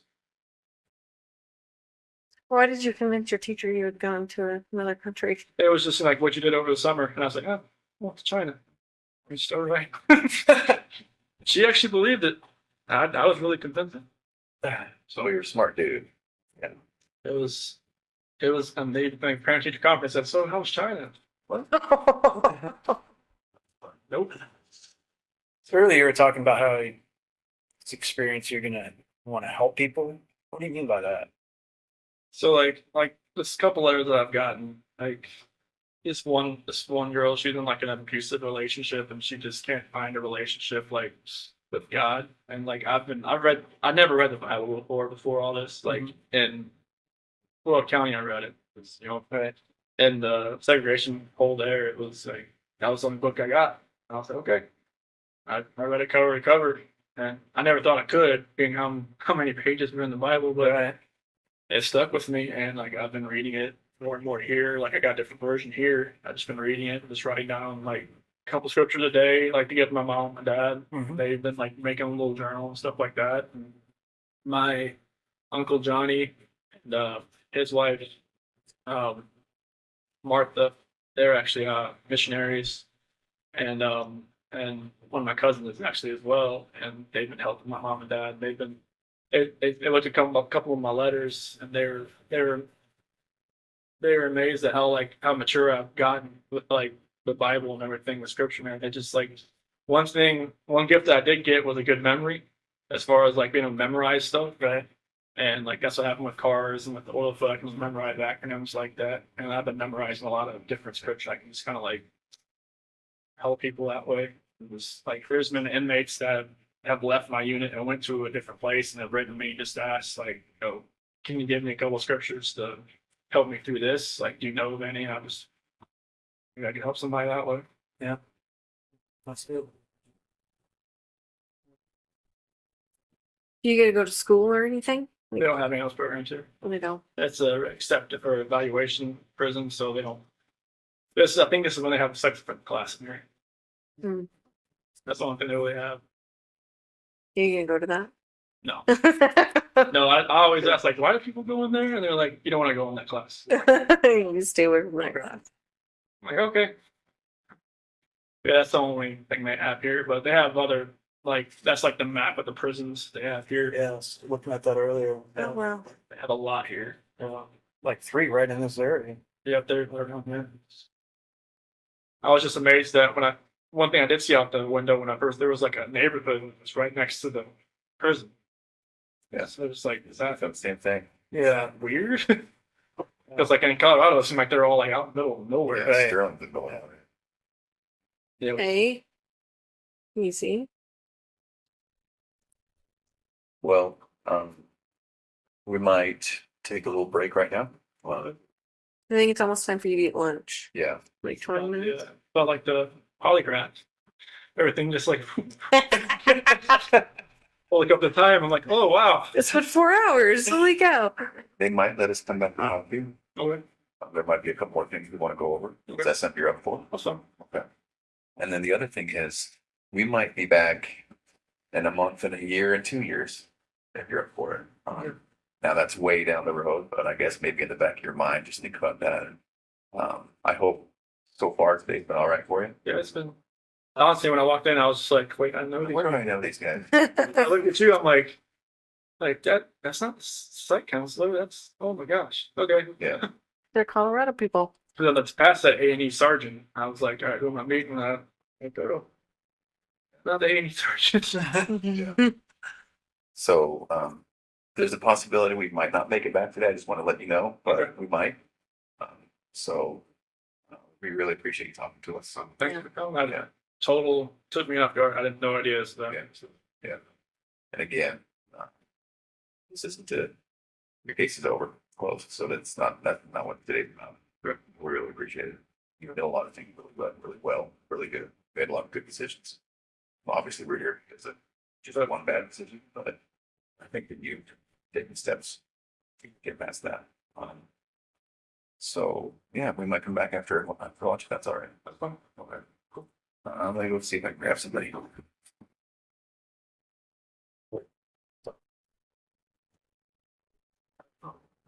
What are you guys planning to? I think I had the better drive. I think you probably did. Mine was like 50 minutes. Ours was like 2 hours. Yeah. It was snowing. It's pretty Like nasty. out there. effect. Yeah, the wind's blowing. Not like wind like Colorado then.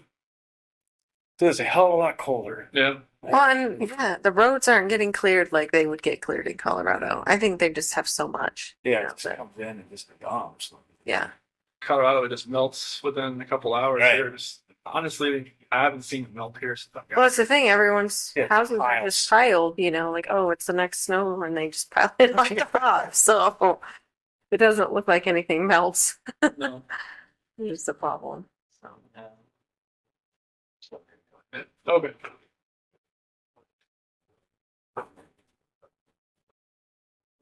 Do you guys go outside for rec or anything, or No, not when it has to be over 50 degrees. oh, you won't be out for a while? No, they have like a rec, like a little basketball court down the hall from where my unit is. So we get there about 5 days a week for like 40 minutes. Nice. It's a good chance to just get out and just run around a little bit, just Mhm. stretch your legs a little bit. Yeah.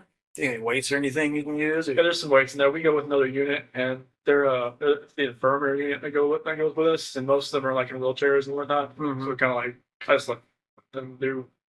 I don't want to get in their way. Just like let them like there's like the pull downs and the right, laps and all that kind of road machine and stuff like that. So it's pretty cool. Yeah, but I think they have like a track or something like that you can run around. Once we can go outside. Mm-hmm. Colorado, they let you go outside. Like I never went outside, but like at the DRDC, they just said, "Do you want to go outside? Let you go outside. That's cold."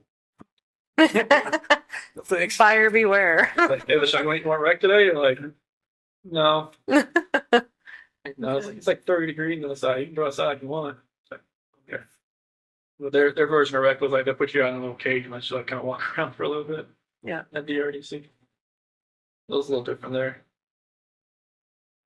Hey, if we don't want to come back, I just want to let you know I talked to your dad the other day, Okay.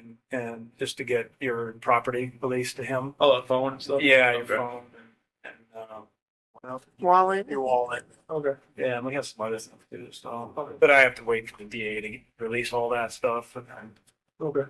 red tape crap. So, Gotcha. but then we'll send it off to him. Okay. Awesome. Thank you. Yeah, I know he wanted my phone just so that Yeah. it was on pictures on there. That's what it said. I think I had that phone since like 2016, so there's a good amount on there. Yeah. If we don't make it back today, it's going to be because of some of their scheduling. It's not that we don't want to talk to you some more. It's fine. There's more things we can't talk about. Okay. But if we don't make it back, that's why. Okay. Yeah, it's a holiday, so I figured they'd be pretty much open. Yeah. Yeah. So I didn't see many people walking through the hallways and like getting down. Usually there's a ton. A visitor or what? No, just a ton of people, just like workers walking up and down. Oh, Seemed pretty sparse. Yeah, it did seem sparse, didn't it? That was one thing I was shocked about when I walked around here. I was always used to seeing everybody in handcuffs walking around the hallways. Yeah. Here. That is interesting, right? I thought the same thing. I couldn't tell who was who. Yeah, it's like You can't necessarily you tell. got you see the red tag, it's like an inmate, but somebody else that works there. Oh, Or like somebody that's like actual civilian works here. so then you're not in shackles and handcuffs that often? I haven't been since I got here. You're kidding. That's why I was amazed. I was like, when the guy took me in the hallway, I was like, anything? No, just keep walking. Yeah. That's my psych counselor was saying. This isn't max when she first got here. Like, no, it's like max or something. Hmm. It's just like, if you want to act up, they'll put Don't you in. abuse it. You'll earn those shackles back. Oh yeah, they'll put you in handcuffs, take you to the hole, Yeah. Yeah. and then they'll ship you out of here. They have a solitary here. Oh yeah, they'll strap you out in the bed. Oh, yeah. Yeah. Jeez. Can't move. Yeah. Well, a reminder of, yeah, behave, right? Yeah, it's like Not that don't you need it. don't but- pass through. Don't pass anything that's not yours. Otherwise, you're gonna. Do you get to buy like commissary and stuff? It's different here. It's like a bubble sheet instead of like Colorado was like a little touch screen you do. Uh-huh. But here's like a little Scantron. You send it off to like Missouri. I mean, it's the same company, but it just takes longer to get here. Hmm. Yeah, it's Like what kind of stuff can you buy? like ramen soup and peanut butter and oatmeal, like lemonade mix, stuff like that. I usually just get the oatmeal soup. Do your parents put money on your books then? Yeah, I'm not sure how like that restitution stuff's gonna work. I'm sure like that'll like whoever sent me money on the canteen will probably like it'll take a little bit of it too. Oh yeah. Right here. Okay. Great. Yeah. Alright. Thank you. Thank you, Chris. All right, thank you. Alright. There it is.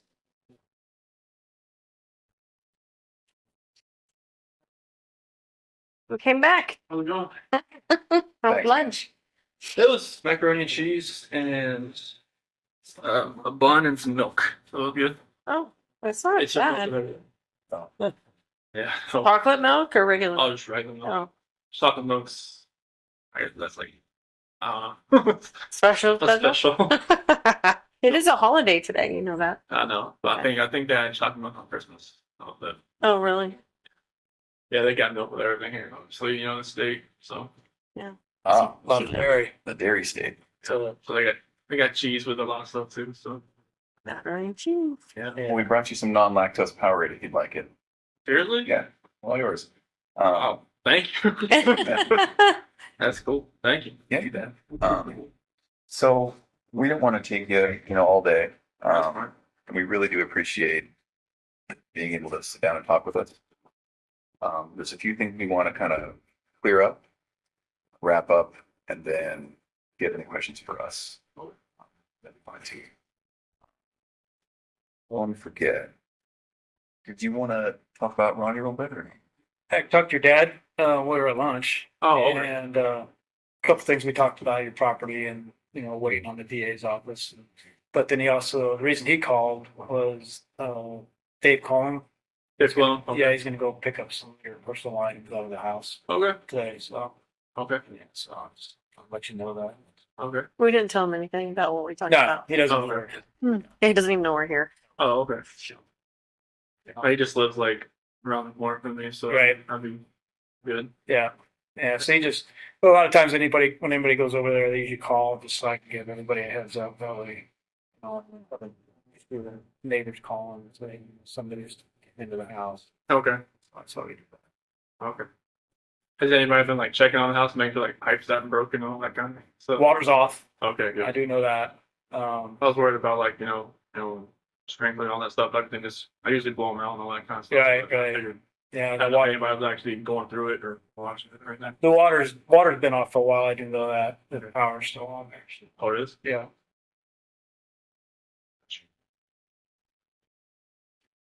So, fortunately, unfortunately, I don't know how you want to look at it, but we need to get a tiny bit more into the weeds and into the mechanics of the time you showed up at the house when Officer Coonrod was there Okay. till the time when we were all done talking. Okay. So that includes at the house, that includes at the oil site, and everything. Okay. And part of the reason you need to get into that is I mentioned before how we're just really want to get into the mindset of what happened. And you can imagine this is really important for us in the future when we're talking to a guy that's in your position to say, this isn't really a monster. This is more like a Chris Watts. And boy, we remember with Chris, had we asked this or had we done this, we really could have been better. And so that's why we want to get into the mechanics of it a little bit more with you. And that's going to mean exactly how, exactly when, where were you, what was, Shanann wearing or all of that, right? So we really just need for you to take a deep breath and get into it with us. Would it be all right if we ask you some specific questions? Okay. So one of the first things we want to talk about was when you came home. So this is after they had passed. You came home and met with Officer Coonrod. One of the first things we see on the video is you walking into the garage and then into the Shanann's car. Remember what that was about? In your car? Yeah, like I think you opened a door or something. Yeah, you opened the passenger door, and it looks like you were looking for something, or maybe you picked something up. Do you recall what that was? Not that I'm aware of. Not looking for anything, but maybe just opening the car door to see if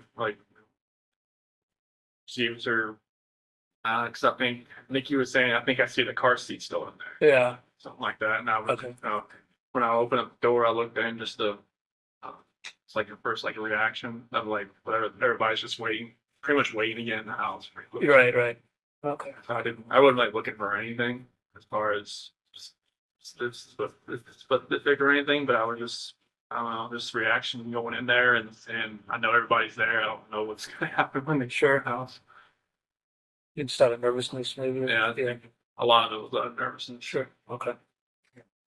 And then backing up a tiny bit, I jumped forward to. So she comes home at 2 a.m. She gets into bed. Was when you guys had sex together, was that pretty quickly after she came home? I think it was around 2:30 because I felt like she'd be in bed for a little A while. little bit. Okay. Yeah. And forgive me, it's not a pervy thing, but she woke you up. Yeah, she was just. I could feel like a hand was on Okay. me, rubbing my leg or my chest or something. Okay. Like that. And then that was, signal it's go time type thing. Pretty much. She Okay. was yeah. Okay. I get it. And then that was maybe a half an hour after. Mm-hmm. And then after that, is there any talking? Or was it just kind of a And just quiet in the middle of the night? yeah.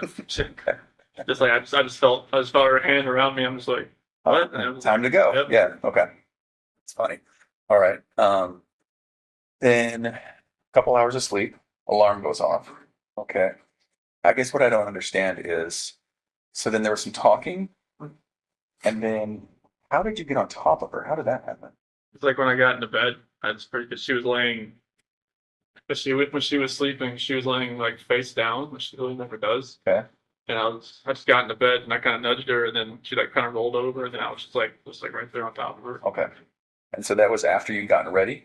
Mhm. Okay. So you go down, you make your food. Oh yeah, I got like house cheese and other things that I would make that day. Okay. And then, so this is, we talked a little bit earlier today about, there was all of these things playing in your mind where you just didn't even want to go another second without having this conversation or without some sort of completion, right? Mhm. And then so you come back, she's asleep, and then you just kind of nudge her. But yeah, I just kind of like, hey, look out for a second. And was there nudge talk for 20 minutes or was it just nudge and then all of a sudden you're on top of her? No, it's pretty much on top. Okay. So that happened pretty quickly. Yeah, that's how we kind of pretty much talked. I was just right there. And was there talking? Yeah. Okay. And so a nudge, a talk, she's laying down and you're standing up. I was like, I crawled back. I got on my side of the bed, Uh-huh. and I just like nudged her like that. Oh, okay. And then you're talking while you're on top of her? Mhm. Okay. That seems confusing to me. Is that actually what happened? Okay. And so, And she was fine, like just laying there when you trying to talk to her while you're I on thought top she of her? maybe I thought we were gonna have sex again or something. oh, okay. Okay. And how long did you talk? Like about 15, 20 minutes. Really? In that position? Okay. And was there any sex? No, Okay. maybe I'm basically from the position that we're in. Maybe she maybe thought maybe I'd try to go again. I don't know. Okay. And I don't harp on it too much, but I'm just trying to think if my wife's 4 months pregnant and it's 5 o'clock in the morning and I want to talk and I want to get on top of her, that's just not going to fly. So that's why I'm confused. Right. So, is that really what happened? Okay.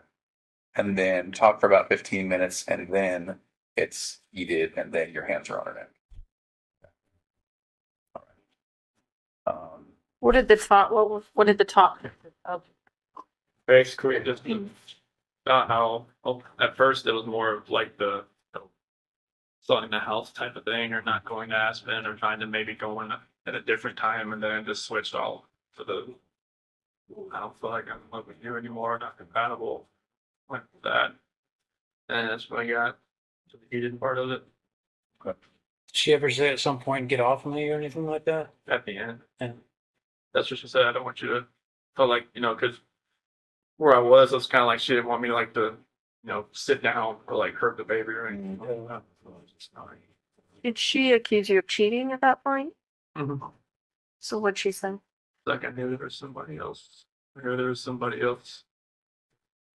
I didn't come out to say that there is somebody else, but she obviously already proved. Then your response to that was what? Did she say no, there's not? Deny it? Maybe I just denied it, but at that point, that always, because when she would accuse me at the beach, it was a lot like that there's nobody else, there's nobody else, or like, and when we got back home, she always like said there's got to be somebody else, because she'd always talk to her friends like Christina or somebody on text messaging, and they'd always say there's got to be somebody else if he's not wanting to sleep with you, like he's getting it from somewhere else. There's nowhere else. I mean, she couldn't really say I would get anywhere else because I was using those Antarctica gift cards, so it's kind of like, she just me getting distant, but she knew, and that's mainly the reason why I talked to her, because I knew, like, after that night, it was just like, it felt like I just felt guilty, more guilty than ever before. And then it seems to me, and I'm sorry, a lot of thoughts here. So we know what happened and we can talk about it today kind of openly. And that's what we need from you is to just kind of say, I know it sounds bad, or I know this, or I know I feel this way, but physically this is exactly what happened. So if you could tell us that, it seems then that it would have had to been a pretty quick transition from two people talking to this. Yeah. Right? Is that what happened? Yeah, it was like, I don't want to, like, I think with the last things we were talking about, but it was, like, I love you anymore. And then she was like, you're never going to see the kiss Oh, of it. that's perfect, Chris. That's exactly what we need. Okay. And I know it's hard to walk through that again, but that's exactly it. So then As soon as she started talking like that, then it was on. Okay. But it was you saying that you didn't love her. Is that right? Okay. And her saying, "You're never going to see the kids." Okay. I can imagine how that made you feel. Sorry. It didn't warrant what it did. Um, and then the fact that she didn't scratch at you or anything, is that just because it was so powerful? I don't think it. I mean, it didn't feel like I've never done that before. Put my hands around anybody before, so I don't even know what kind of force I was putting on her neck. Okay. But like I said, 2 to 4 minutes. I don't know if that was 2 minutes. Did you cover her face at all during that time? Both hands on the neck. Okay. And so if it's done right, I mean, that can be a matter of seconds before someone on their carotid loses oxygen to their brain and it's out, right? Did it seem like it was that quick or? Okay. Maybe a minute, maybe two? Okay. Screaming? Okay. All right. Did you see eyes go bloodshot or anything like that? Okay. Okay. And You then, kept talking about the mascara. Did you see mascara on her face? This that looked like it was like. That's what I attributed it to. Was she crying? Is that why? At what point did she start crying? When I'm talking about the relationship about not being compatible. And when she's talking about there's somebody else, that's where she started crying. That's where I thought, it was mascara. I didn't know if it was it. I don't know. I don't know. Was there a pillow or something you were wanting to ask them? Yeah, so was there ever at any time a pillow or the sheet or anything involved in like that on the face specifically? No? Not like the sheet that you kind of wrapped around the did downstairs up it. The one that was at the site. And then the other sheets, they were in the trash. At what point did you put those in there? I think that was Obviously, after I was in the house. yeah. I think it was probably the next day or so. I think I don't know. I'm not sure like what happened. This is hard to talk about. Like when Yeah. strangle somebody, I don't like sometimes I guess they use the bathroom. So it's like I think that's one of the major reasons why, because I think that had happened. oh, okay. You said she was sleeping face down at one point. Was her face in the pillow, or was it turned to the side, or how did that? Kind of like on the side. She was kind of like a side sleeper, but she was more down than usual. Okay. But then she rolled completely onto her back when you start talking to her.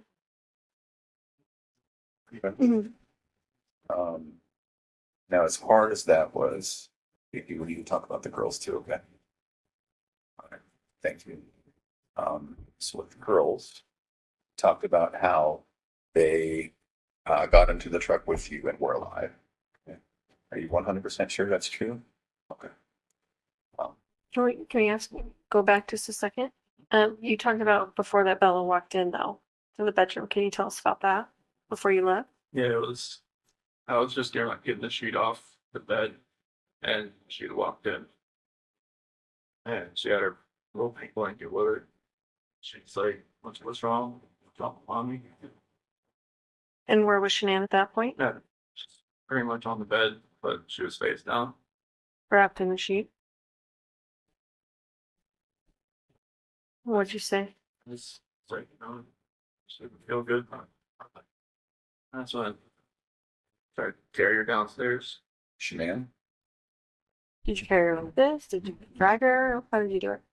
Tempted to pick her up and take her down, but I lost grip after a little while. I decided to. Did Bella see you do that? What was Bella saying? She started crying a little bit. She's like, "What's wrong, mom?" Well, what'd you say that time? So it's just feel good. She's a smart girl. She know what's going on there. Mm-hmm. Did she ever touch Shanann? Try to wake her up or anything? No. She didn't want to see her or ask to see her or anything.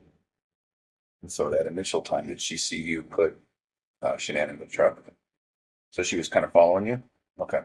So she followed you and you put Shanann in the truck. Yeah. And then what? I got Cece wasn't up yet. Right? She was just in her room. She was getting ready to get out of her bed. And then they were just walking around the house. I was put my lunchbox and stuff in the truck, and then grab the kids and then put them in the bench seat in the back. Okay. So Shanann, is she kind of on the floor in the back? And they're just on the bench. Okay. And both alive at that point.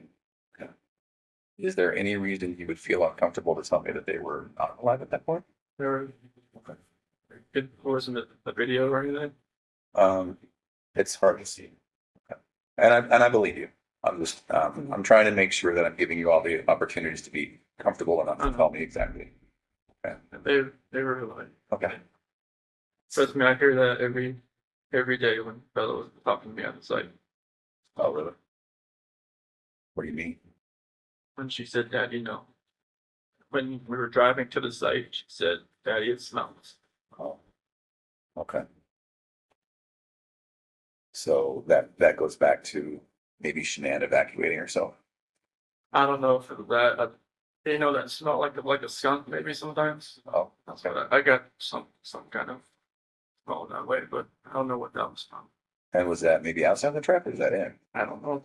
Okay. What did you guys talk about on the way out?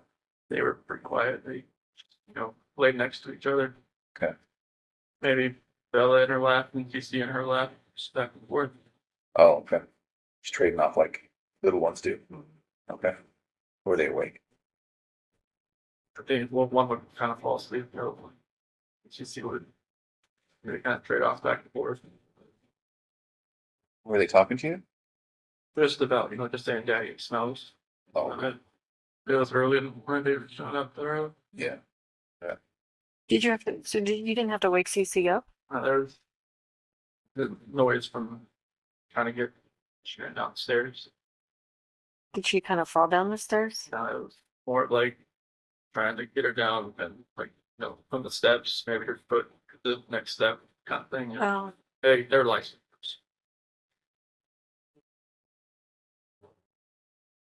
So then once you get to the site, tell me what happens. So I get to that one site and I get Shannon out to that. Just pull over to the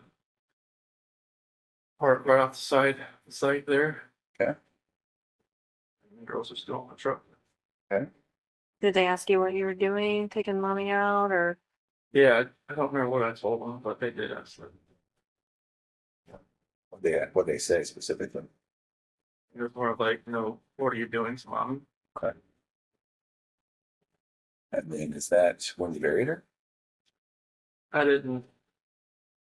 I don't remember if I dug hole there first or. But I don't. They didn't watch me do that. Okay. So then pulled Shanann out. She's maybe just sitting there on top of the ground, Yeah, like off to the side. off the side, close to where she ended up. Oh yeah. Okay. And then the girls, right? Okay. You mentioned Bella was first. Cece was first. Okay. Where exactly was she when it happened? In the backseat. Okay. Was she just right next to Bella? Mm-hmm. Okay. So, so once again, was it a hand over her face? Was it, It was a blanket over my hand. and then your hand? Okay. And then, so that just stopped her from breathing type thing? Okay. Did she struggle at all? I don't think so, but I was blocking her face and my hand was right here. Oh, okay. Yeah. Okay. You had one hand here and one hand over her mouth. And we're just pushing her against the back of the seat type thing? Okay. What was Bella doing? Sitting there next to it. She didn't know what was going on. Okay. Could she see you? Okay. And then did that take a minute or two? Didn't really, nothing. I didn't have no concept at the time at this Okay. point. Okay. Tell me about what you were thinking. I was thinking it's what would happen. Yeah.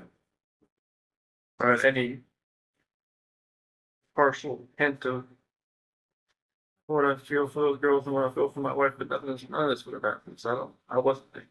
Okay. So she's in the back seat. Okay.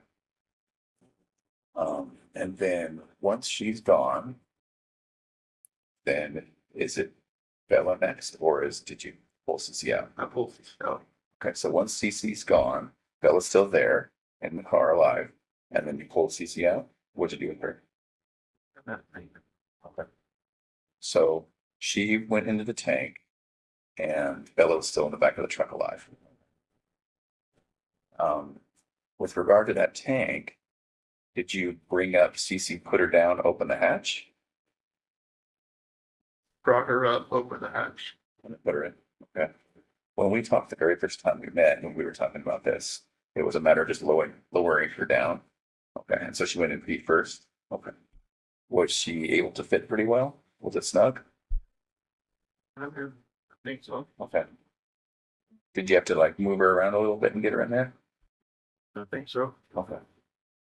All right. But no, I didn't have to like, hit her like, Okay. like that. It's not like you stomped her in. No. Okay. And then close the hatch. Yes. Okay. And then went down to Bella. Tell me what happened there.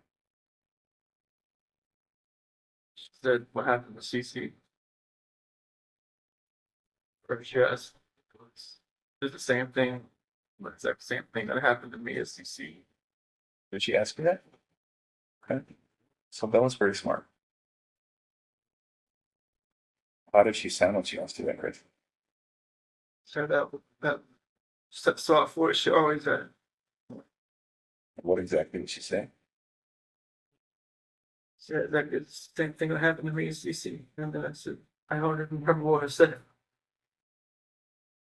I don't know if I just said yes, like a horrible person, or if I just put that blanket over her too and did the same thing. Same blanket, same way? Mm-hmm. Okay. She said no, Daddy, and that's the last thing she said. Did she say no, daddy, like, please no, daddy type thing? Did she say, okay, don't do it? She said no, Daddy. Okay. Same way, hand on neck, hand over mouth, or hand over blanket with your double mouth. Okay. Did that take a couple minutes? I like it. Okay. Then what? I just noticed she had a couple spots like over her eye or something, and I picked her up. Same thing. And we talked a little bit earlier today about it. You don't remember why a different tank? Okay. And there wasn't a reason. They're both same tanks. I mean, they're just like I don't know why I did thing. There's one, I never got up there. Does one catwalk lead to both? Oil can go into either tank. Okay. But if you go up one set of ladders, does that eventually yeah, indicate you? it's one catwalk. Okay. Now Bella was a little bit bigger. Was she harder to get in? It felt like a little bit. Okay. And so was it a matter of just kind of maneuvering her? All right. So then they're both in there. Is there any reason to think they were alive when they fell in? Okay. You're pretty sure. Okay. So once that's done, then what? Go over to Shanann. Clear away some weeds and I dig a hole. Okay. Did you have a shovel? Yeah, we have a shovel, a rake, and a weed whacker as part of our tools. With that rake, if I remember right, it There was was, part of it sitting there because it was broken. oh, did it break as you were digging or something? Not when I was rake without like smoothing the ground over. That on this day, it broke when you were doing that? Okay. Was that after you were all done? And it seemed as though maybe the first people that got there saw it was stuck in the ground? I guess it was like not like standing up, but it was like laying down. Oh, okay. Were you planning on coming back? I mean, I don't think so. At this point, then, this is just before then, in a couple of hours, you would make it back home to see Officer Conrad. Okay. And so once she's buried, then That's when people start showing up. I believe. Did you notice, was she cut or broken or bleeding in any way? No, I mean, I know like the bloodshot eyes you were talking about. I noticed that at that point. Yeah. Other than that, no. Um, had she partially given birth? No. Do you remember? Yeah, I remember. Remember she had a shirt and think we wanted to wear on. Okay, that's it. And so at that point, she was okay. Thank you. I know that wasn't. Can you tell us about obviously when the district attorney got up and talked about Bella's injuries and stuff, I didn't want to hear about that. right? Can you tell us about that? As far as like her biting her tongue, And ripping her frenulum, which is that connective skin from your lip to your gum, it was gone. Her gums had it looked like a hole in them. And the pathologist said it was from her obviously struggling to get away. I didn't know that. I didn't know what that meant. Yeah. Could it be that that's what happened? So like, I didn't put my hand like over her, like that. Is that what you're talking about? Well, it would have been just downward pressure on her. This area. I didn't see any of that when I get back up. Like it was like her lip was like missing or something. No, see the skin that Uh-huh. connects there? That was ripped. Like it was gone. So it kind of made like a I mean, hole in her gum. I'm just thinking maybe it's like maybe like if her hand was not her head was like twisting back and forth, could that have done that? Yeah. I had a blanket over. I don't know, like Did you feel her doing that thrashing? They were trying to get away. I felt her head moving back and forth. You did. But I didn't know that. Could you tell if she was trying to yell or say anything or? Only thing I had was Daddy no, and then like some grunt here and there. I had to like trying to breathe. Mm-hmm. During that time, do you remember getting phone calls from Cole Atkinson? After I think before she got to my house or after. Just any time during that morning. I think I didn't get one until I saw her on my doorbell camera. That was what, 10 o'clock? Yeah, right over there. Okay. And so at that time, had everything been done out at 3319? Yeah, I was at a different site at a pumping unit. Okay. So you went from there when it was all done. So girls are in the oil, Shenan's in the ground, and maybe a little bit of cleanup. Was there any questions we had about the sheets or any garbage cans or garbage sacks? No, he answered those already. So then you went from that site to another site to work? Yeah, because there was at that survey 319, there was a little spill. That's where most everybody showed up there because that spill that was there trying to figure out what happened. Oh, While you're on that subject, let me back up. The night before, you had some text messaging about going out there. Can you talk about that a little bit? Yeah, that was I think Friday that we had figured out there was a spill out there from like it's an old site, it's set up a little different. So what had happened was there was a downcomer and then there's a sidecomer going into those oil tanks, and one of the downcomers is tied into a back pressure line that split, and every time it was dumping oil, it was split underground and the oil was coming up Okay. out of the ground. And we decided just to go out there on Monday because it was Friday and he had like switched it out, or either he shut it in or he switched lines or he covered it up and see if it was gonna come back or not. Okay. And then it's more specifically, you talked or your text about how you would go out there and take Yeah, I was care of gonna it. take care of it for him because I've gone out there plenty of times. Okay. But I used when another guy was out there, as far as another foreman, he showed me around out there like a year or so ago, and I just got familiar with the place and I just oiled them out. Okay. and so that was a genuine, Yeah, that was that wasn't yeah. pre-alibi. No, That was, There was a lot of people that said that you wouldn't normally do that. I normally help somebody. No, like a field, your position, not you specifically, but your position doesn't do that kind of stuff. Well, that's the thing. Like when I was a rover and to a field coordinator, I still try to do everything I used to do. Okay. That's still like I wasn't good at delegating stuff. I just used to just doing stuff on my own, or just like taking care of it for somebody else. Right. I wasn't good at the whole like, hey, you go do this, you go do that, while I sit over here. And Well, you see what it looks like to us. I know, You know, it's like when it came up, we're like Uh. making plans to be out there, you know, that day. But that's not what it was. That was I was natural. no, I was gonna help them. So how long were you there? What time do you think you were done with the girls? Hard to really tell. I mean, I think everybody started showing up there by around 7:45, 8 o'clock. Okay. And then you were there, did you say you went to a different site? Yeah, it's like I think it was either the 10:29 or the 6:29 or something like that. And so how long were you at that site? The rest of the day until I got called away. So then that was, you were there for at least a couple hours until you heard Nicole Atkins on the doorbell. Yeah. And then I think there was even more time after that until you started coming home. Yep.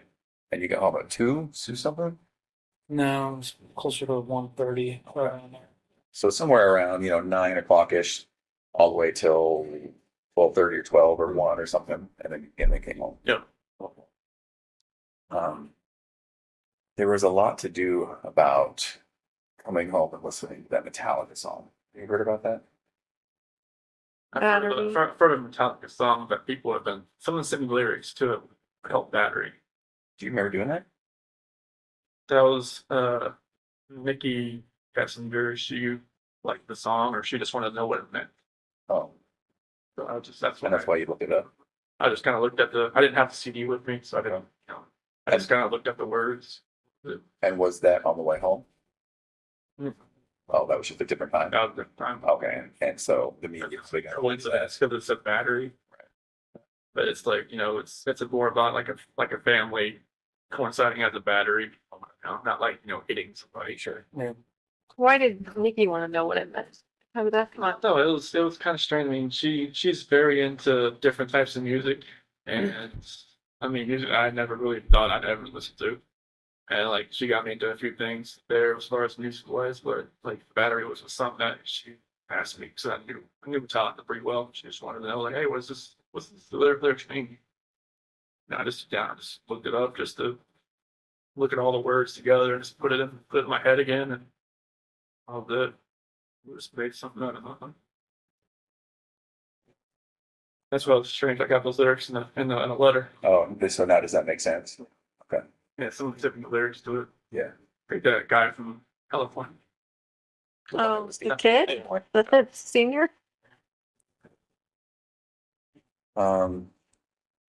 With regards to then when you get home, you and the officers, saw what they saw. You mentioned that you took the ring off your finger. And then the book, did you throw that in the trash? Okay. There was another book, Body of Evidence. Does that sound familiar? That you had in your cell. A body of that Church of Cornwall. Maybe. Does that sound right? Probably. Did in Will County. Mm-hmm. What was that about? That was just one they gave me. Who gave it to you? The deputies. Not Or- your or- friends, or Oh no, they couldn't give me books. oh, Any book that I had was given to me by their book cart that they had. you didn't ask for that book, or No, they just kind of give me like, hey, I read some Brad Thor books. He's like a military guy. And Patricia Cornwell, my grandma always read her books and thought it was, she loved those books. And I'm not sure that was probably one of the first books, not the first book I read there, but probably the second book I read there. But it was like they gave me, here's 4 books, choose. what other book did you read? Do you remember? The first book they gave me when I was in Suicide Watch was, I don't know why, but Murder at Something. And I was like, I looked at him and like, that's the one we got. I'm like, okay. But, They handed you that book by itself, no other choices? the next book I got, another guy that was, I guess they're overcrowded there. A guy was sleeping on a cot outside my door. He's like, here, try this one. It was one that was based like in the 1800s. It's more of like a situational book, like a time period book. So that was a little more Yeah. calm with that one. That was the first book they gave me. You don't remember what it was called? Murder at some We were at the Truman Center. Truman Center? Yeah, I think it was. Remember the Kennedy Center? Kennedy Center. I think it was written by Margaret Truman. Did you read it? Mhm. Was it good? That's decent. I'd never read a book in a long time, so it was different. But like some of the books they gave you, like when you're in the hold, I mean, you're not allowed to have books in there besides the Bible, but the counselors there let me have a couple books, and they just like, here's some more to choose from. That's one they had. I told them like mystery books or something like that, and that's the ones. It's kind of crazy they're giving them like murder books. Or mystery books. You hope that it wasn't some sort of Yeah. insult or, you know, you can only hope. Okay. What do you think of yourself now? I don't.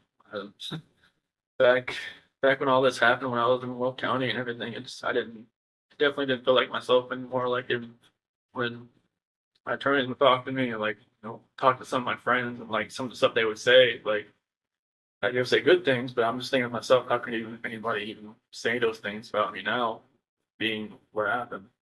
It's like people that I knew that I never talked to again. That like maybe I was like the roommate like back in the day, or like went to school with, or something like that.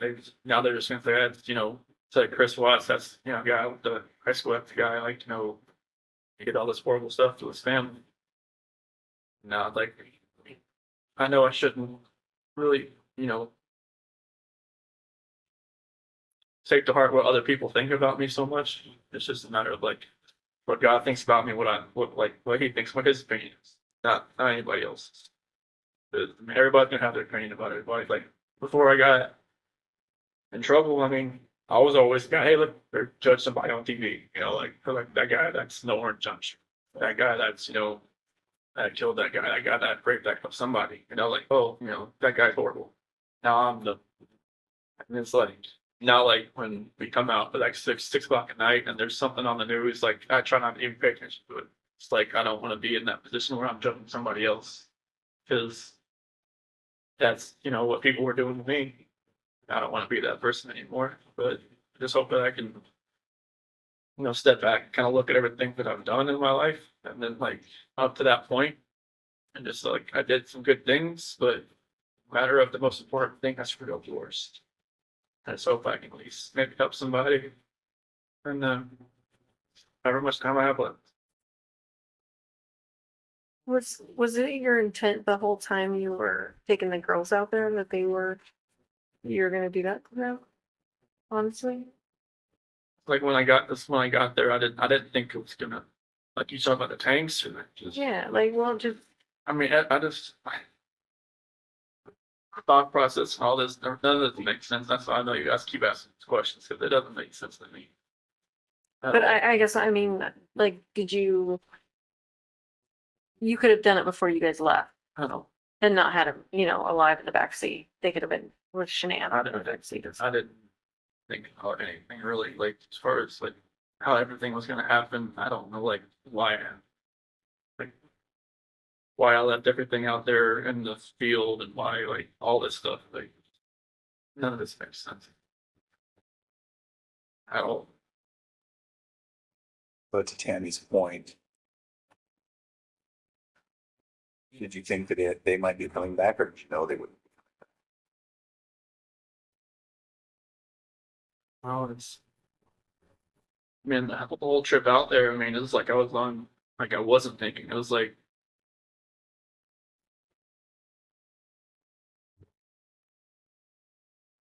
in my mind right now, I'm thinking back, I'm hoping that like, I wasn't coherent enough to make that decision to where I knew I was going to kill my girls. I'm just hoping that, like no father would ever want to do anything to hurt his blood flesh, but I did that, and I just don't understand how it happened. I mean, I even read books that say, like no dad would ever do anything to hurt his children. So I always think of myself like, was I even a dad at one point? I don't know. but it just it's just gonna take a long time to heal and everything to get this through. Have you asked for forgiveness from God? It just takes a long time for me to forget myself. And that's one thing that's not the long.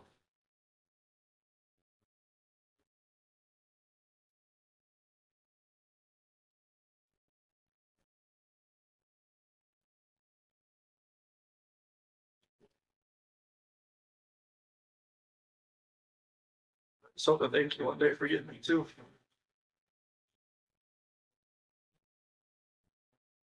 Stay with And it. I think you said earlier that you were so angry at Shanann or whatever that you were gonna, you know, anyone in your path of destruction or whatever was gonna get it, basically, kinda is what kind of made it sound like. I'm not saying that exactly right, but why were you so angry at Shanann?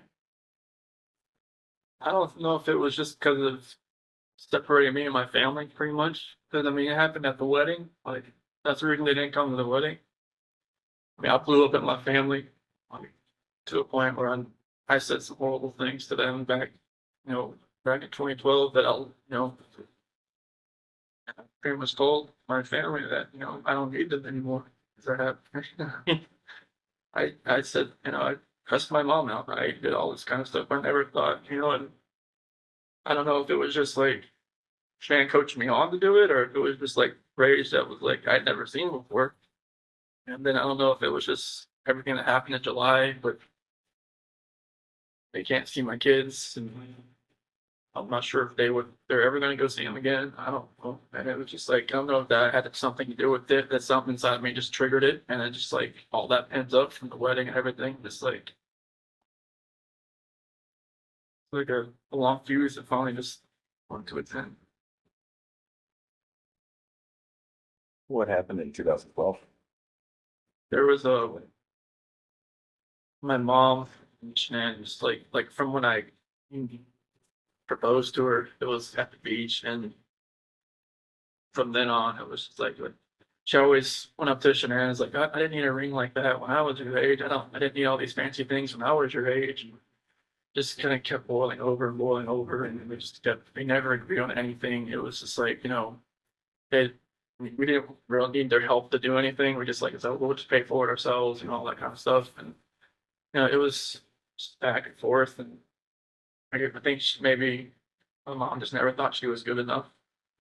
She always thought she was hiding something from me.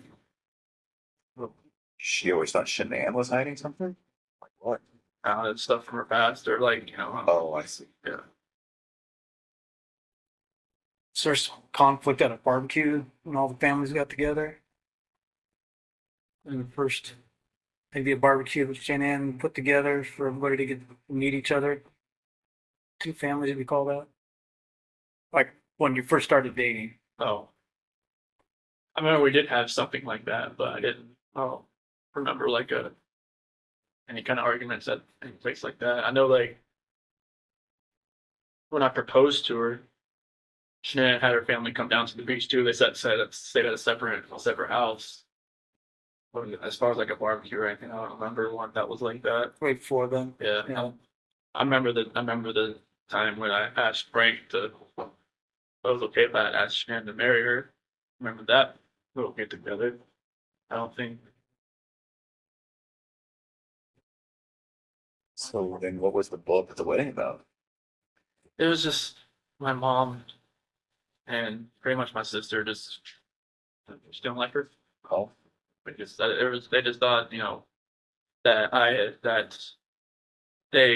that Shanann had taken me away from them and moved me out to Colorado. oh, Because we were in Colorado and we flew back to get married. oh, okay. Because we went to Colorado for Thanksgiving to visit some friends, and we decided to move out there like a couple months later. So that was like April. I moved out there April 2012. We got married in November 2012, North Carolina. So they always thought I was just taking, that she took me away out there. And Is then there something with invitations or something? Your sister was supposed to send invitations. Yeah, there was, okay, now you're bringing some memories back. There's something to do with that, and then my sister wanted, her kids, oh, my sister wanted her kids as like the ring bearer and like something else, ring bearer and flower girl. And then Shannon, like, you know, just told her no, or, oh wait, either Shannon told her no or Jamie backed out of because of something else, and then it just like all blew up. And is that pretty close to the wedding? Yes, yeah, a couple of them, a couple. Did they go to the wedding, your family? My grandma did. But your parents and your sister did not go. Ronnie wasn't there either. Nobody was there. It was, my grandma was there, and then like the dance when like the groom dance with his mom, like it was I'm dancing Mark's mom and my grandmother. It's sad, isn't it? And it all comes from a place of love, them loving you and not wanting to get stolen. And It was a great day. I mean, everybody was really happy. I mean, it's always just rang in the back of my head. They were never there, and every time they look at pictures, it's just like, oh, where's not there.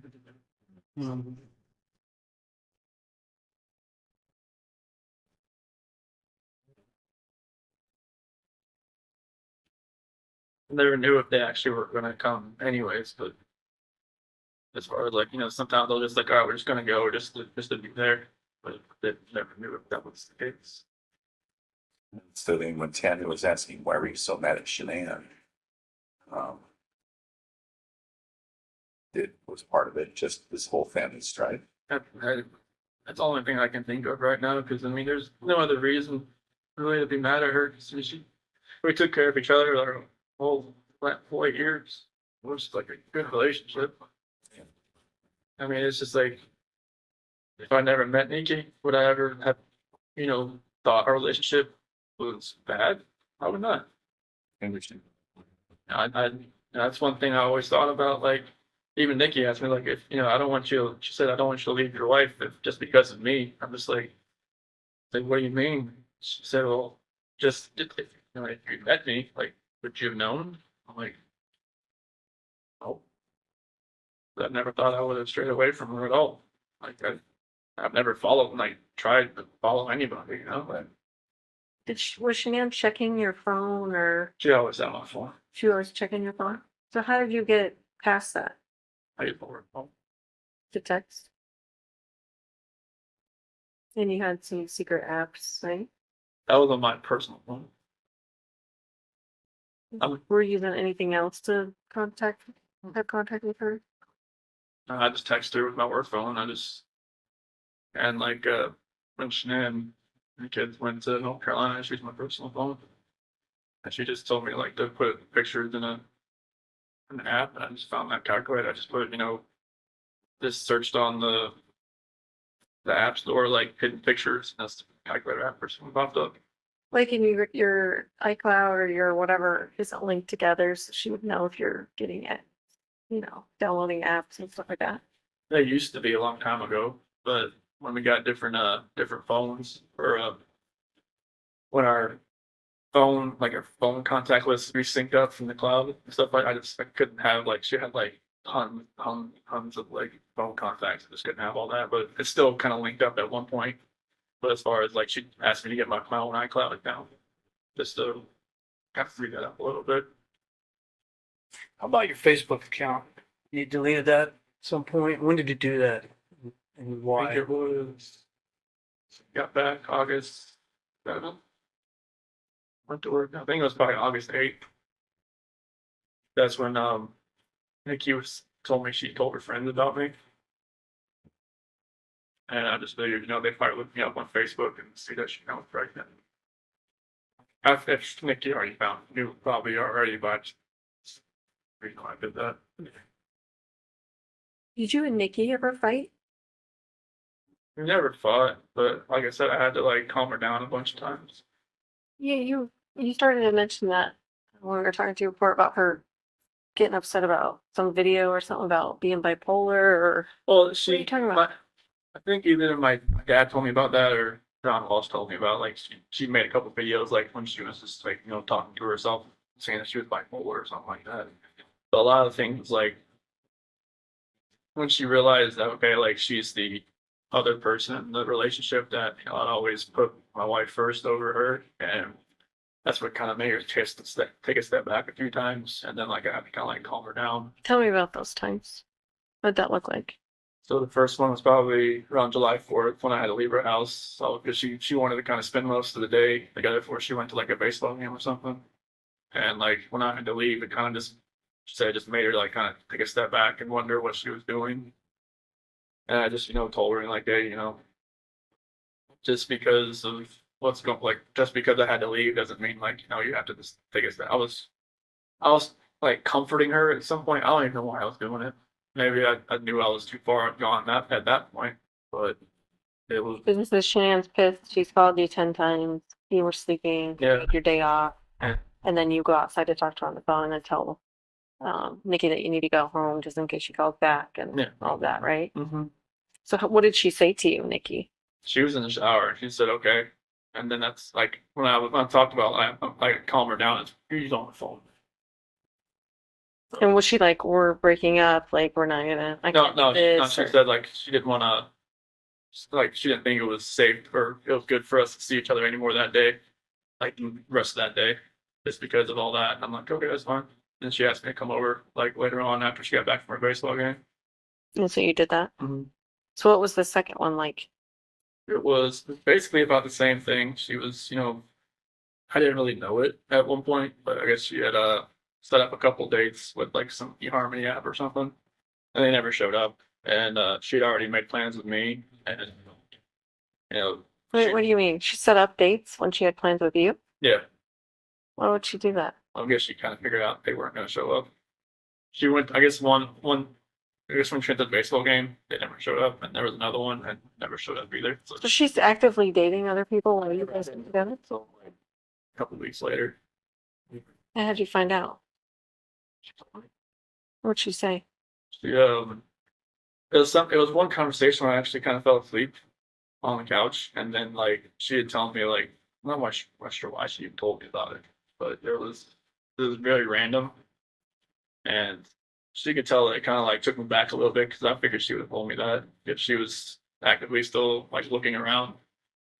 I mean, she didn't have to tell me, but I figured Do she you would think she told you though so that it would hurry you up and make a decision. you're making a decision? It might have been, but it's. She never had anybody that actually tried to like fix things as far as like hey like I like where we're at as far as like the relationship goes, and actually like I did stuff for her around the house, around her little apartment. Like, nobody's ever done that. She just thought it was different. What about our male friend? Where does he stand with her? What's his name? Jim, Jim. Thank you. he worked in the oil field, North Dakota, I believe, and I mean, I guess he's been a friend of hers for a long time, and it's kind of like a shoulder cry on. Is always somebody that's always been around for her. And I guess he's had a couple girlfriends, and so I guess he's not hadn't had much luck, I guess, in that department as far as like keeping girlfriends, and just him and Nikki have always been good friends. Just platonic friend. That's as far as much as I knew. Yeah. But I think they just been friends for a long time, especially up in oil field, North Dakota, or whatever he's working now. I think either Wyoming, they go all over the place. When Sandy and Frank lived in the house for 15 months, what was that like? It was, it was tough. Blew me away or No. Okay. It was tough, because I mean, go from just me and Jan and Bella and Cece to two other people, and then four dogs. Yeah. Yeah, Onyx is a piece of terror, 100 pounds of just heat-seeking missile everywhere, and like it was. I mean, it was cool having more people around, but like it was stressful. Yeah.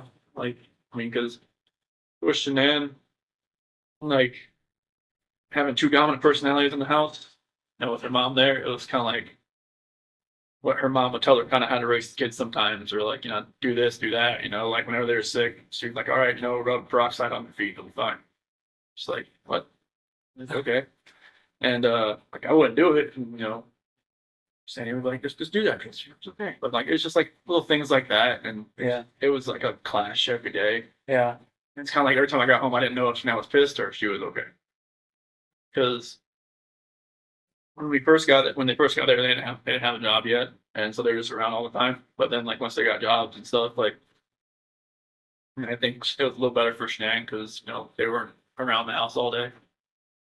But it was definitely stressful, just vacuuming like every other day, Yeah. and just like cooking was great. I was awesome, but Doing a good cook. and I was always like, because they were down in the basement, so I was always really trying to keep the girls upstairs while they were sleeping, so they're running around downstairs, and I didn't want them to wake up. And I know Frank always told me that waking up Sandy early is not good, so it was just just kind of like walking on eggshells a lot. Yeah.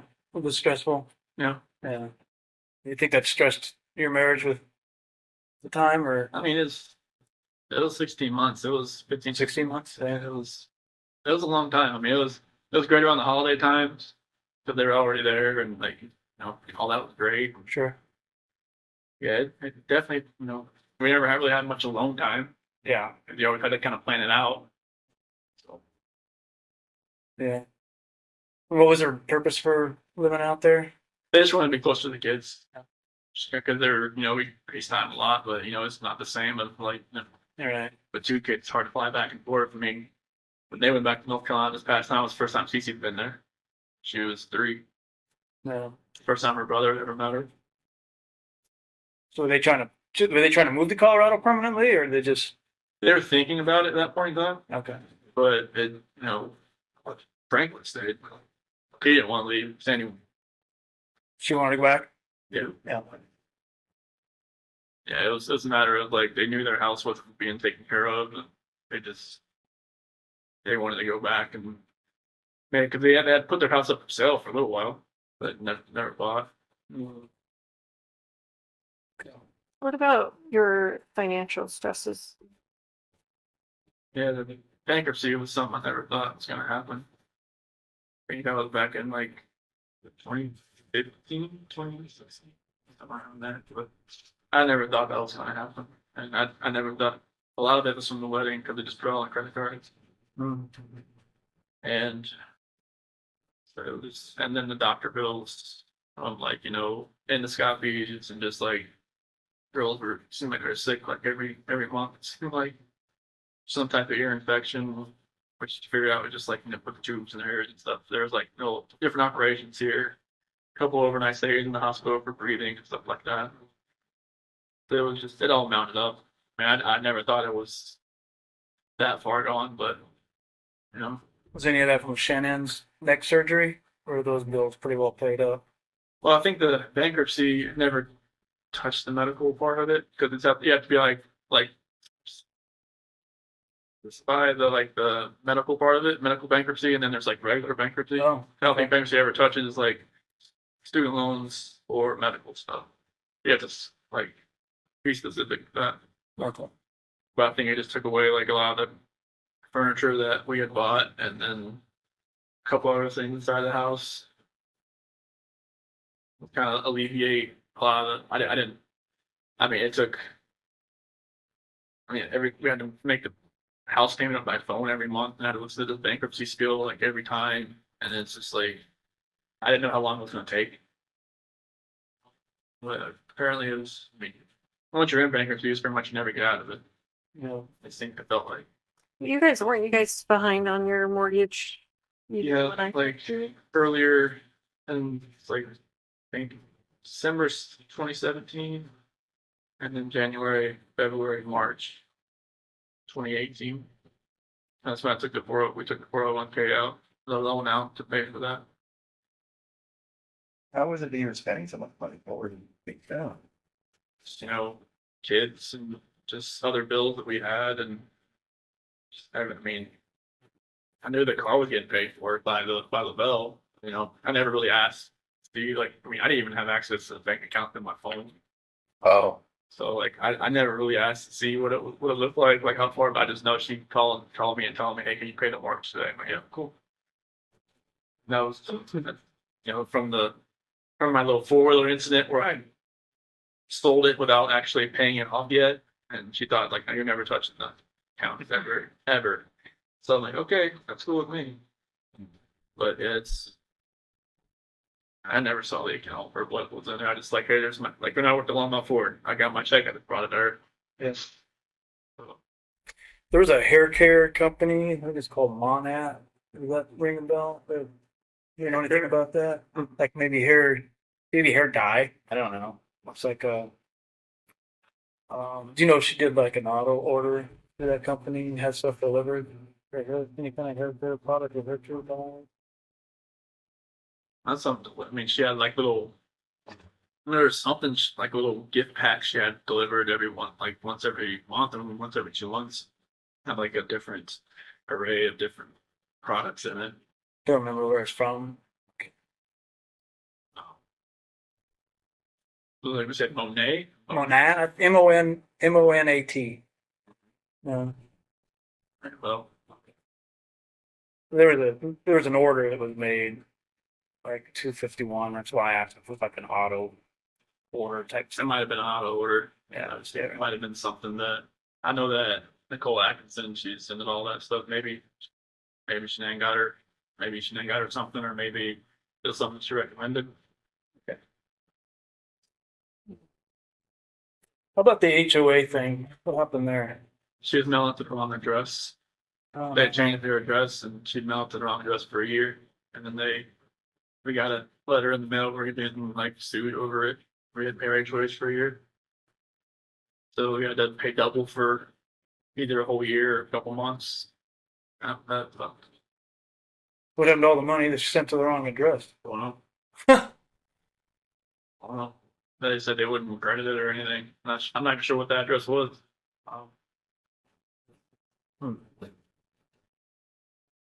She said it was just something that she didn't see. And I was like, well, I wasn't gonna harp her about it because she did so much. So I was like, I'm not gonna like, hey, what the heck are we doing? No, don't need that to go on. I know she felt bad enough. So, Chris, what do you think we could have done better? What could have made you tell us the truth that night? What did you need to hear from us that you didn't? Not really. I'm not sure what really goes to people's minds when they're in an interrogation room. For when I was in there with you and Graham, I was nervous. I knew I had done something wrong. And I knew you probably already knew or you wanted to find out. And it's just like, I've watched enough, it's like TV shows to kind of see like, okay, what's going to happen next type thing. Never knew if that's actually right. But I think it's just the horror of like knowing what you did and trying to tell somebody else what you did. That's what kept me from doing it because I didn't even want to admit to myself that I had done anything. So I knew what I had done. I knew how bad, horrific it was. I knew how bad I was gonna hurt other people. I just couldn't even admit to myself that I had done it because I couldn't even tell my attorneys I did it until like 2 weeks later. So, were you trying to save us from the horror of No, it, or it was just a matter of I couldn't admit to myself. How could I admit it to you? so? Do you think any amount of us asking you things different ways would have helped, or do you think anything would have helped? I think if maybe you didn't ask about if Shanann hurt the kids, you would ask the other if if something in that a different order of question, maybe it would have came out a different way. Because that's the only reason I went with that story is because that was Well, you weren't giving us anything. I know.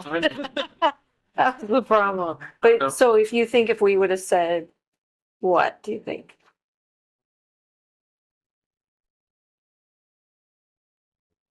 You would have said, I think you'd have probably had to if the video didn't show them in the truck, you probably had to have lied and just said we saw the kids in the truck.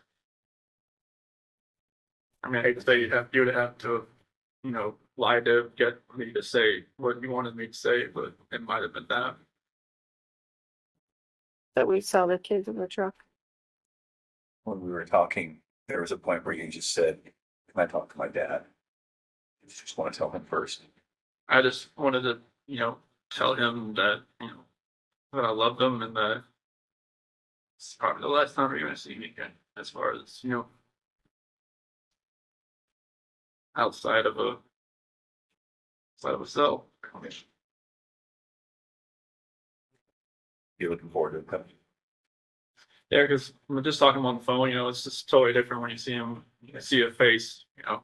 It's like when we got on that little video conference in Will County, it was like, that was all I could do, just not to like just break down on that phone. So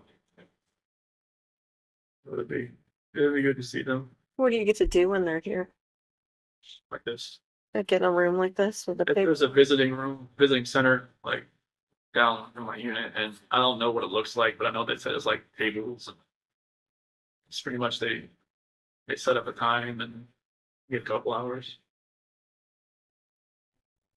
Yeah, Just good. yeah, it's just in that little center, and I'm not sure what else is in there, but I just know there's tables. I think it's like vending machine stuff like that. But it'd be good to see them, and fortunately they can't bring their phones in or anything. So I was hoping they could maybe show me a video or two, but I don't have or a picture. But they pretty much only let you come in with your ID. So, Can they mail you still photos or anything like that? yep, they can do the still photo. Just sometimes they try to play a video over the phone for me, and it's like, you know, it's really like fuzzy and crackle a lot. So really can't hear anything. Do you have any other questions for us? Or do you ever wonder why they did this, or wonder why the investigation went this way, or I think the first time I was brought in, I think it was like the 14th, I believe, when I met you that night. I mean, you told me there was a bunch of other people coming in for statements. Was that true? Yeah, there was a couple people. Okay. yeah. There were a lot. There were a lot actually. Yeah, So I we had a think whole board worth of people listed and agents out. They didn't get the attention you might have. Right?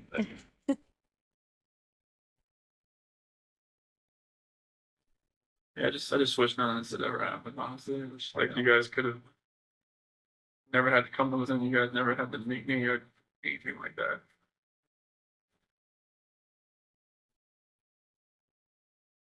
None of it ever felt real, especially like when they put me in that suicide watch cell, and last thing that one of those guys said was like, "Good luck." Just slammed the door, and I just kind of knew from then on that was it.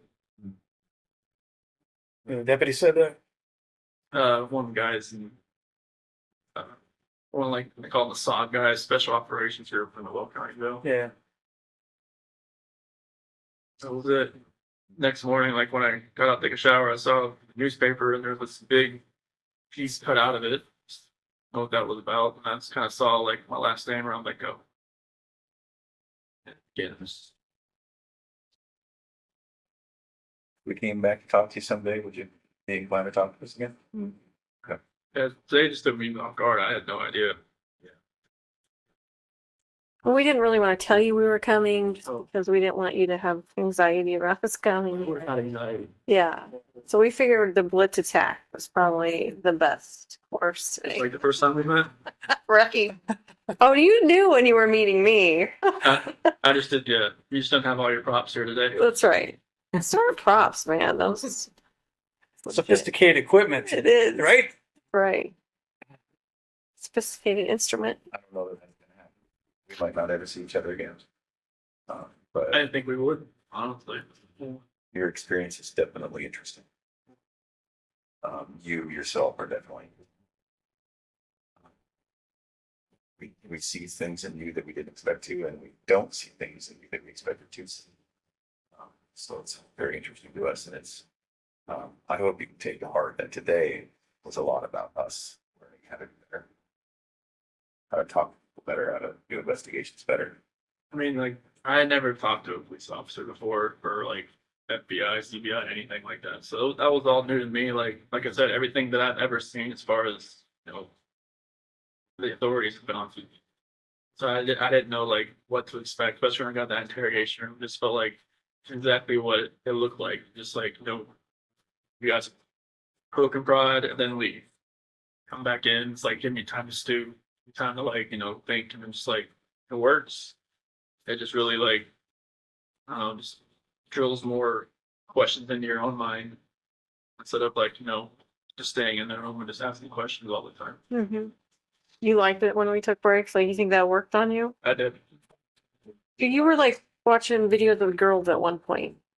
Do you remember that? Them giggling and laughing and Like when I was in the interrogation room. yeah. I don't remember that. You don't? I didn't. I thought you already had my phone at that point. No, we didn't take your phone towards the end. Towards the end. Okay. That was weird for me. It's like when you put that picture in front of me, Yeah. and that's what probably made me do it. Because I didn't have a signal in there, but that's like a video that I had on my phone. I was just like, I wish I had taken those videos out more often before all that had happened. But it definitely got in my head a lot. I don't know where that picture was from because I'd never seen that picture. The one we showed you?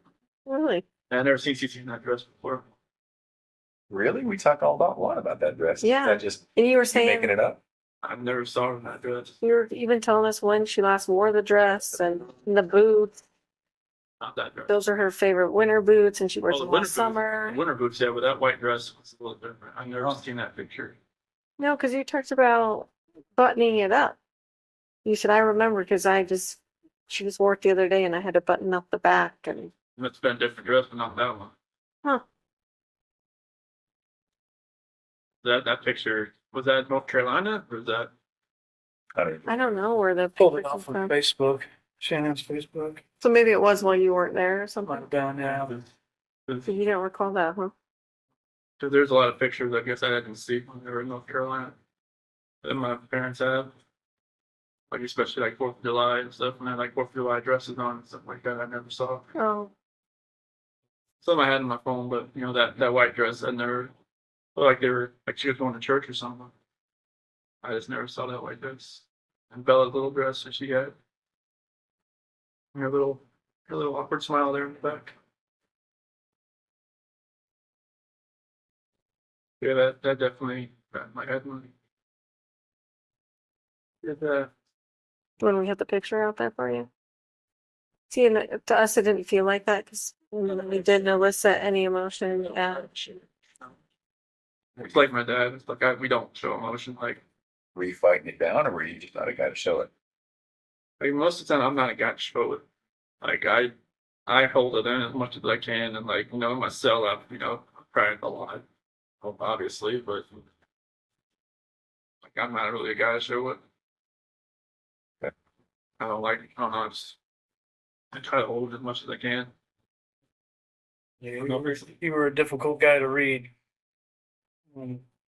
Especially at the house that day. That makes total sense now. And it was, I knew it was like just because I was like in shock or just like disbelief or just like some people said I looked like I was a heartless, no soul person, soulless person. When they did like the TV interviews or something, and I'm just like, I'm just glad I never saw it.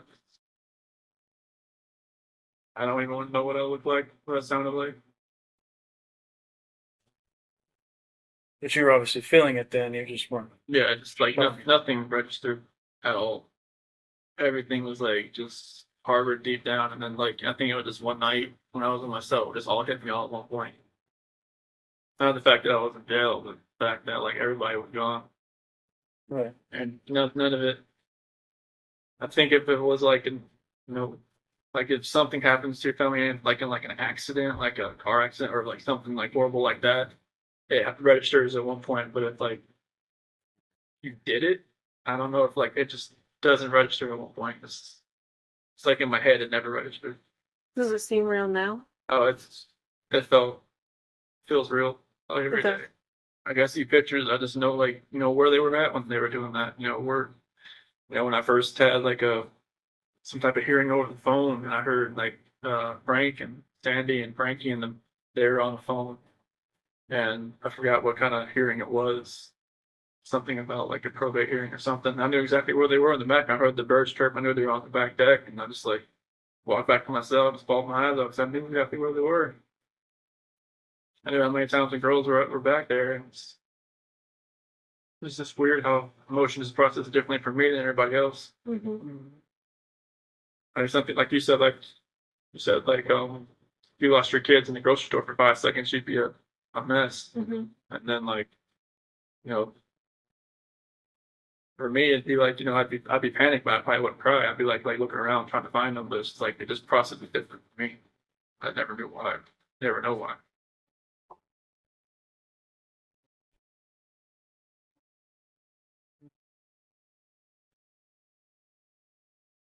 I don't want to think I'm like a cold-hearted person. It's just a matter of just don't show it, show the emotion as much as other people do.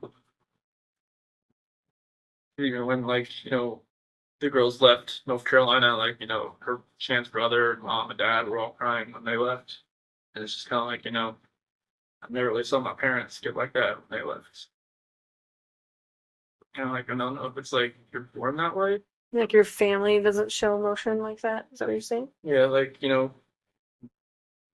my dad couldn't really speak at the sentencing hearing because he said he was kind of like he said he was gonna lose it, like lose his emotion. Like that really hit me. It's kind of like I never seen him like like that. Like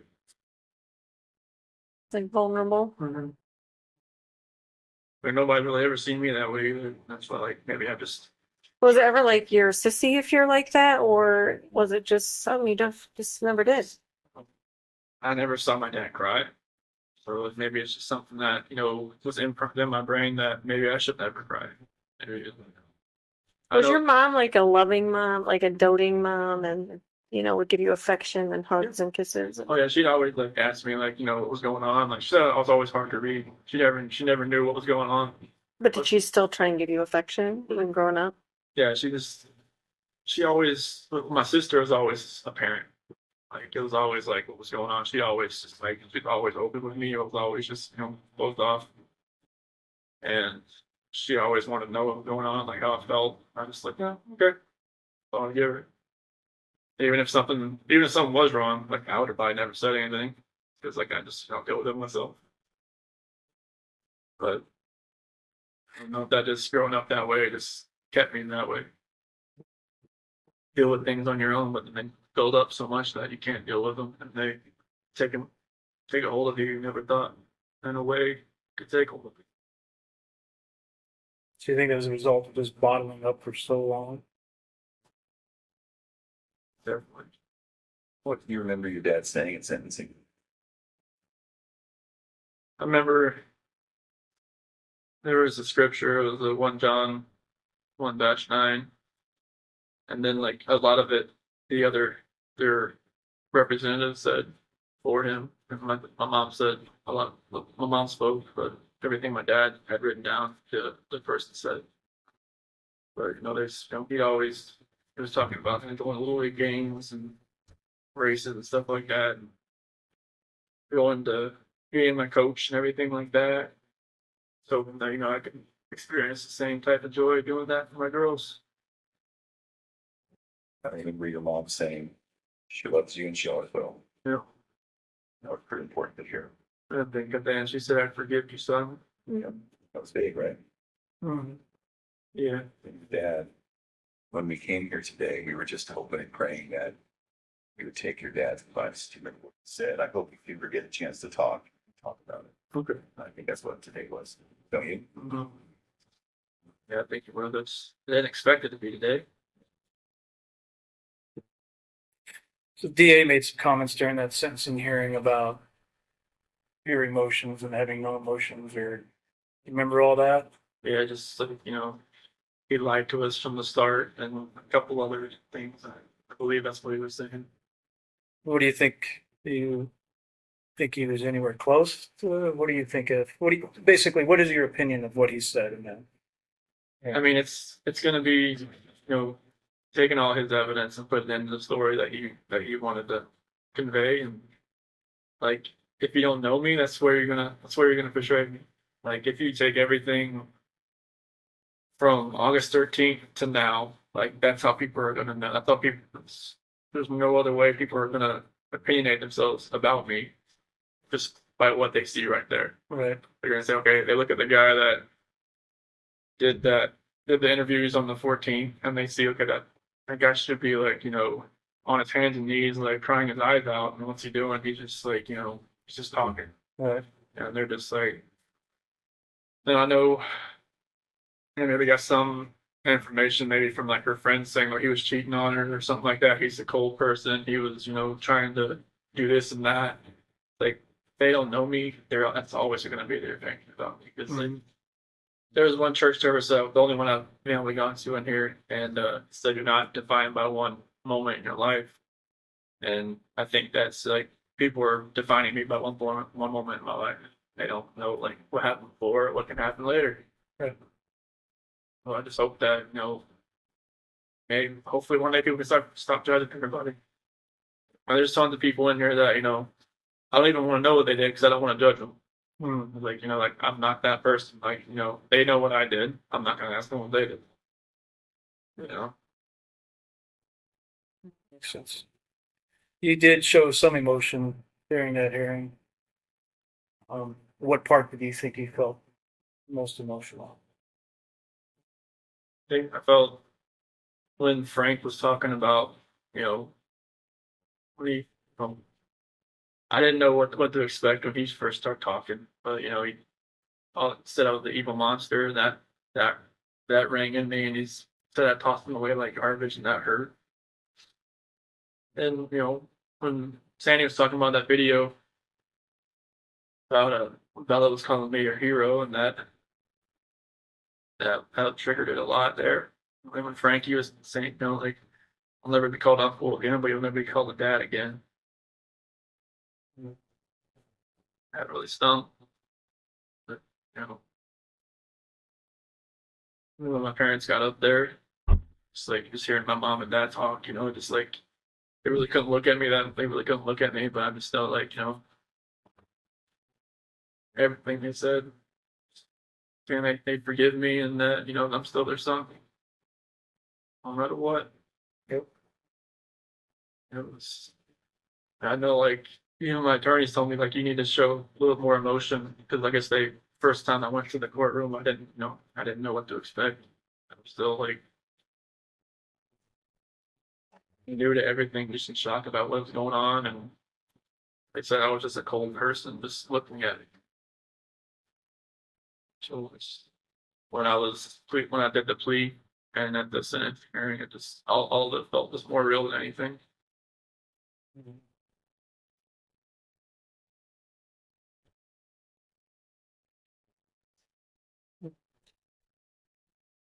I remember growing up, my pastor used to tell me it's better to be 1 foot out of hell facing heaven than 1 foot out of heaven facing hell. Mm-hmm. So I think that's you. Been to hell and now you're facing the right direction. Definitely, I definitely feel like I never knew I could have a relationship with God like I do now, but that's like the amazing grace with all of this. But I just wish nobody had to pay any kind of price for this. I know there's a purpose for everybody. I just hope that I can find mine. Well, I think seeking peace, right? That's good. It's the only thing you really can do right now is to seek peace and pray that everybody can find it too. For everybody that was involved, like for all of you, and just all your team and everybody, friends, anybody that was involved. What do you want to happen with this information? I mean, I know you're probably going to tell Frank and Sandy and Frank, you just kind of give them a little closure, right? Yeah, I don't know how much I'm going to tell them. Obviously, you know Sandy better than I. She wants to know everything. But I'm going to digest a little bit before I talk to them about it. So I don't think there's any rush on that. And, but other than that, I have no intention of talking to anybody outside of law enforcement. But, what would you like to see happen with it? I mean, I'd like to tell my parents, or when they get here, instead of like finding out anywhere else. yeah, So I know like they've been bombarded with information from like from the Amanda girl to the Trent guy to from like people going on Inside Edition saying they knew me or went out with me or had like whatever else with me, and then it's like I don't want them to think that it's like other like false information going out there because like people are getting hold of information like where did they get this information from type deal. Would you like to see those people charged? People take advantage of situations, and they gotta honestly don't have to look into themselves and just figure out why they did it themselves. So I don't think charging them would help. I think they just need to work out whatever they got going on within themselves. If Did you ever have a profile on Tinder or anything like that? Any of those dating websites or anything? I just had Facebook, Instagram.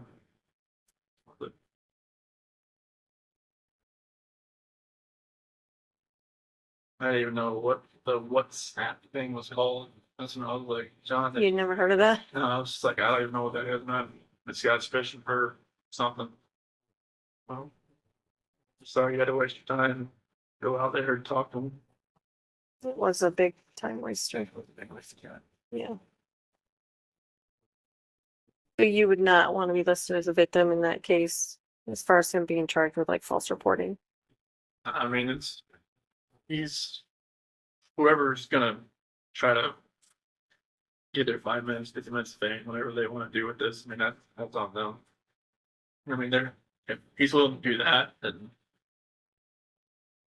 he needs to figure out what's going on with himself before I don't think charging him with something's gonna fix that. So it'd just be a waste of time, I think.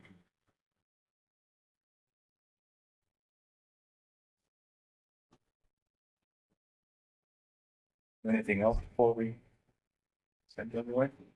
Um, I'd be afraid to ask. how things in Colorado now. Since all this stuff, everything's quiet now. Everything's cool and Well, we had another guy murder his fiance, girlfriend, whatever you want to call it. So that's neither one of those two. I'm sure you've probably seen that on the news now. everything here is based. Well, I think the only thing here was like that Jamie Kloss thing. I don't know if you heard about that. Oh yes, we were just talking about that out front. But the girl was kidnapped. Yeah. She escaped after like 90 days. That's crazy. He'll probably come here. Very likely. Yeah, they said he's in some county jail. Is that right? Yeah, What you say? Barron or something. Barely counted, man. Yeah, so all I see here is like stuff I trying to. It's like everything happened here. So you guys say either. Watch out. Sorry. Definitely. Yeah, Do like you mind if I take a picture of you just to show what you look like now? You just look so different than. I just like It's not gonna go on social media or Okay. anything. It's just for like our own record. okay, Is that okay? that's fine.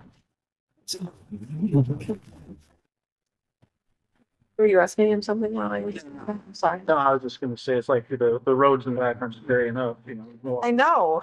When it's snowing, it's horrendous.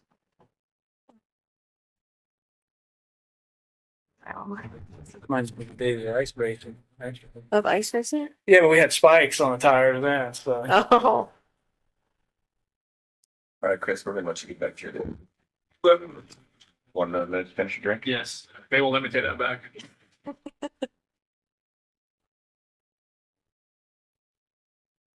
Yeah, I had to shave. They recommended I change my appearance at the RDC. So why is that? Just so people didn't recognize you? Oh,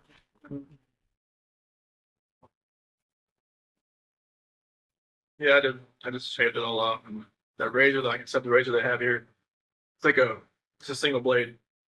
So like I'm like, Safety razor, right? oh, it's more than sit. That's like it's more safety than actually a razor. That's why it doesn't shave. Like a sharp rock or Right. Just imagine shaving the same spot for like 5 minutes, and then finally, something starts going. yeah, it starts. It's like I gotta warm it up or something. I don't know. You'd probably be better just plucking them out. Oh, with your fingers or something.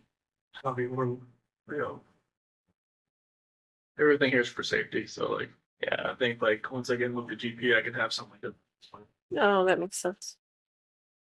Because most of the guys in my unit can't have razors, so. Well, that makes you feel better, probably. Well, But they they're don't have to not. watch me. Other guys, they stand out. They stand next to them while they shave. That would be kind of weird. Oh, So they have any other jobs like if like fleet? Would you be able to go work fleet maintenance or anything like that? I Or got clapped down to like a minimum uh, or like a low medium. They have guys that like run across the street to like a records building. I work over there. I don't know, like they said it takes a while to get class down from like maximum to medium. Yeah. So I'm not sure like if they've here. I don't know if they'd ever take me to Colorado or know what their back might be. right. I'm not sure if that happens or not. Yeah. That's all pretty secretive, and then right up to the minute they do it. mm-hmm. Definitely. You guys gonna do exploring around here? I don't think so. Everything's covered in snow. It's freezing. There were such wimps when we walked out. Maybe go rent a snowmobile or two. Gotcha. Said baseball season was not, so good. Yeah. Blue or sport or something. Well, NASCAR's back in full swing. I saw the last two laps last night when we came out. Oh, did you? I went to over like 200 NASCAR races here on up. So Yeah. I went to one Daytona 500. It was one that Mark Martin almost won. I was hoping he would, but he got passed by Kevin Harvick coming out of turn 4. I was just, Yeah. Yeah. yeah, it was a wreck fest. I heard so. Yeah. Sorry, I didn't get to watch it either. But you went to NASCAR school, didn't you? Mhm. Yeah. Oh. That was fun. It was a blast. Yeah. It was like my childhood, just reliving it all over again. Right. Seeing race cars with dynos and doing fabrication, welding, all that kind of stuff. It was really cool.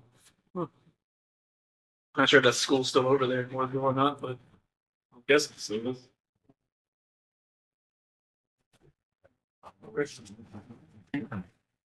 So do you have to be escorted back? Is that what they do? Yes. Yeah, like the unit I'm in, we all have to have escorts because it's a special management unit. So guard escort you everywhere. Yeah. So what Uh, about when you're all playing basketball together? Are the guards watching you? There's 3 of them in there. Do you ever get in fights playing basketball? No, we're just, I mean, we're, guarding each other, like blocking everything like that, but everybody's, Or cool with each other? Good. it's like, Yeah, I'll take one. There's Second. right there.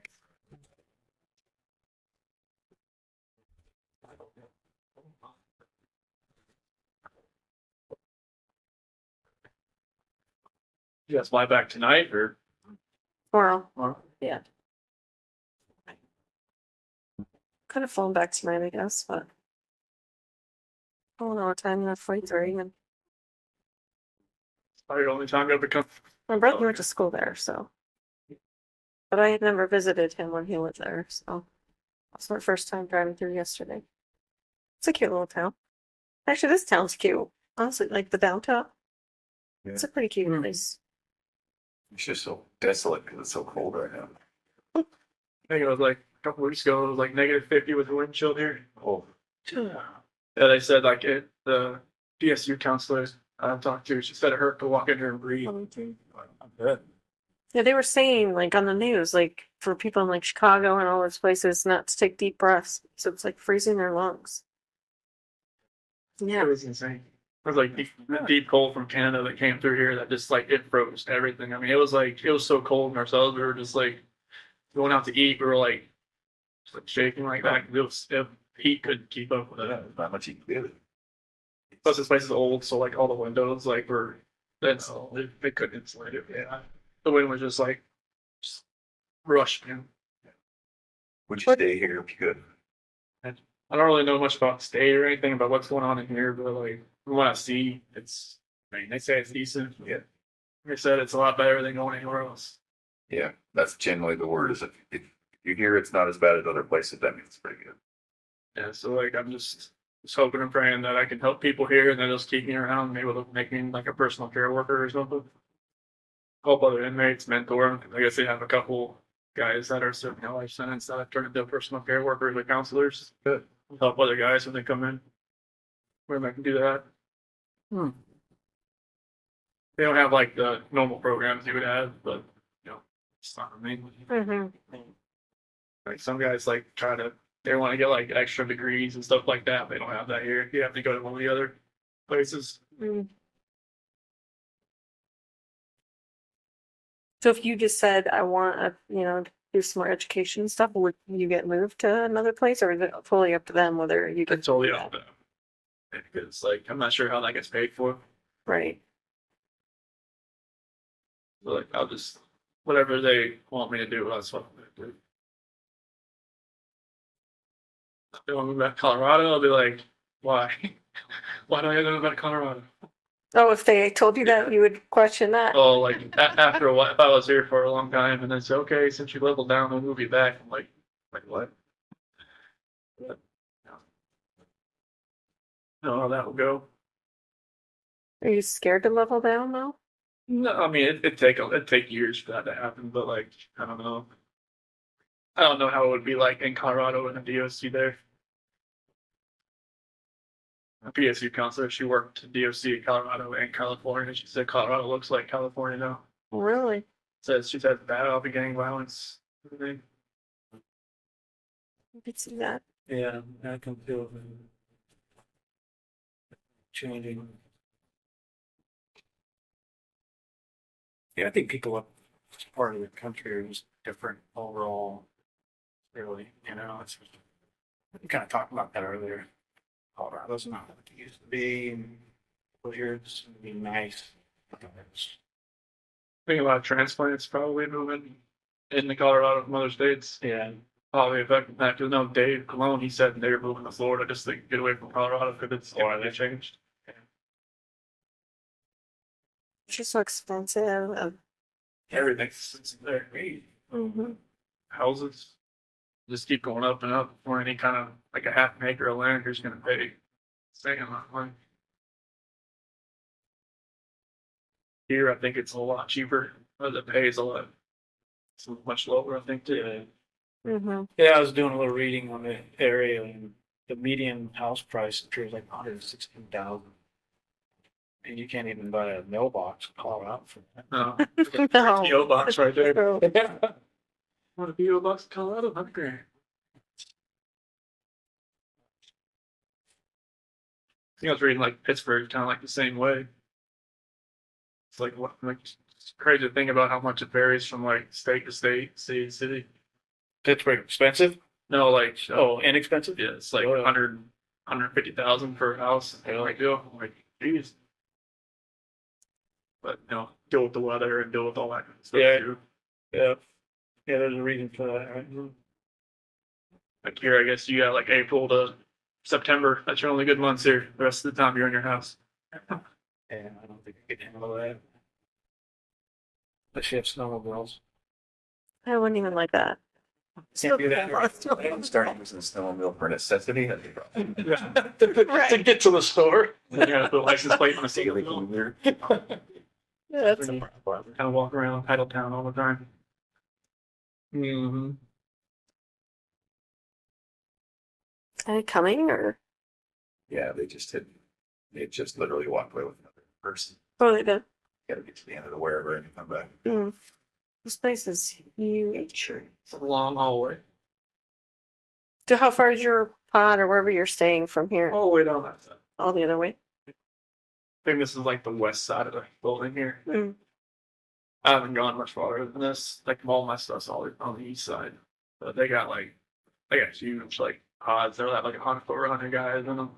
So, but they move like 40 or 50 people out each day. You have a cellmate, right? Somebody said, oh, you don't have a cellmate? Nope. when I go to GP, I buy a little. Mhm. I don't have one. Most of the cells in my unit are single cell. There's like 3 that are doubled up, but they don't have the overcrowding. They have that issue they had when I first got here. That's what she was saying. There was like 400 extra inmates that they ended up shipping out to different places. So Yeah, I never knew what the definite part of it was as far as like how many people they had coming in and out, but it was like people coming in and out everywhere. mm-hmm.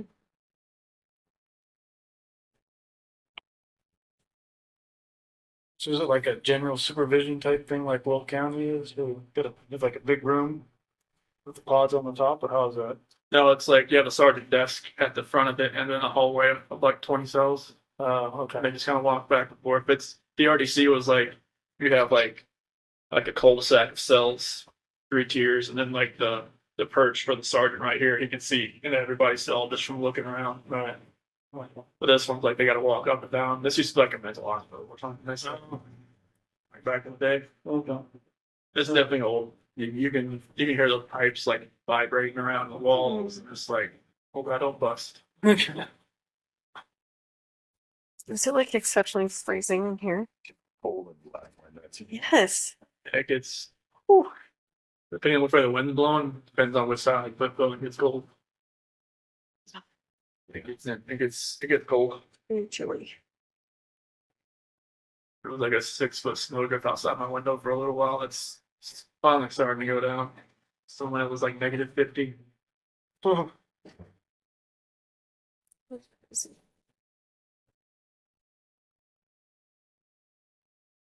Yeah, it's a little too cold for me. I mean, we're the ones that chose to come in February, but she's ready for you now. Although she is. oh. It's good to see you guys. See you soon. Take care of yourself, okay? Thank you. Thank you. Thank you.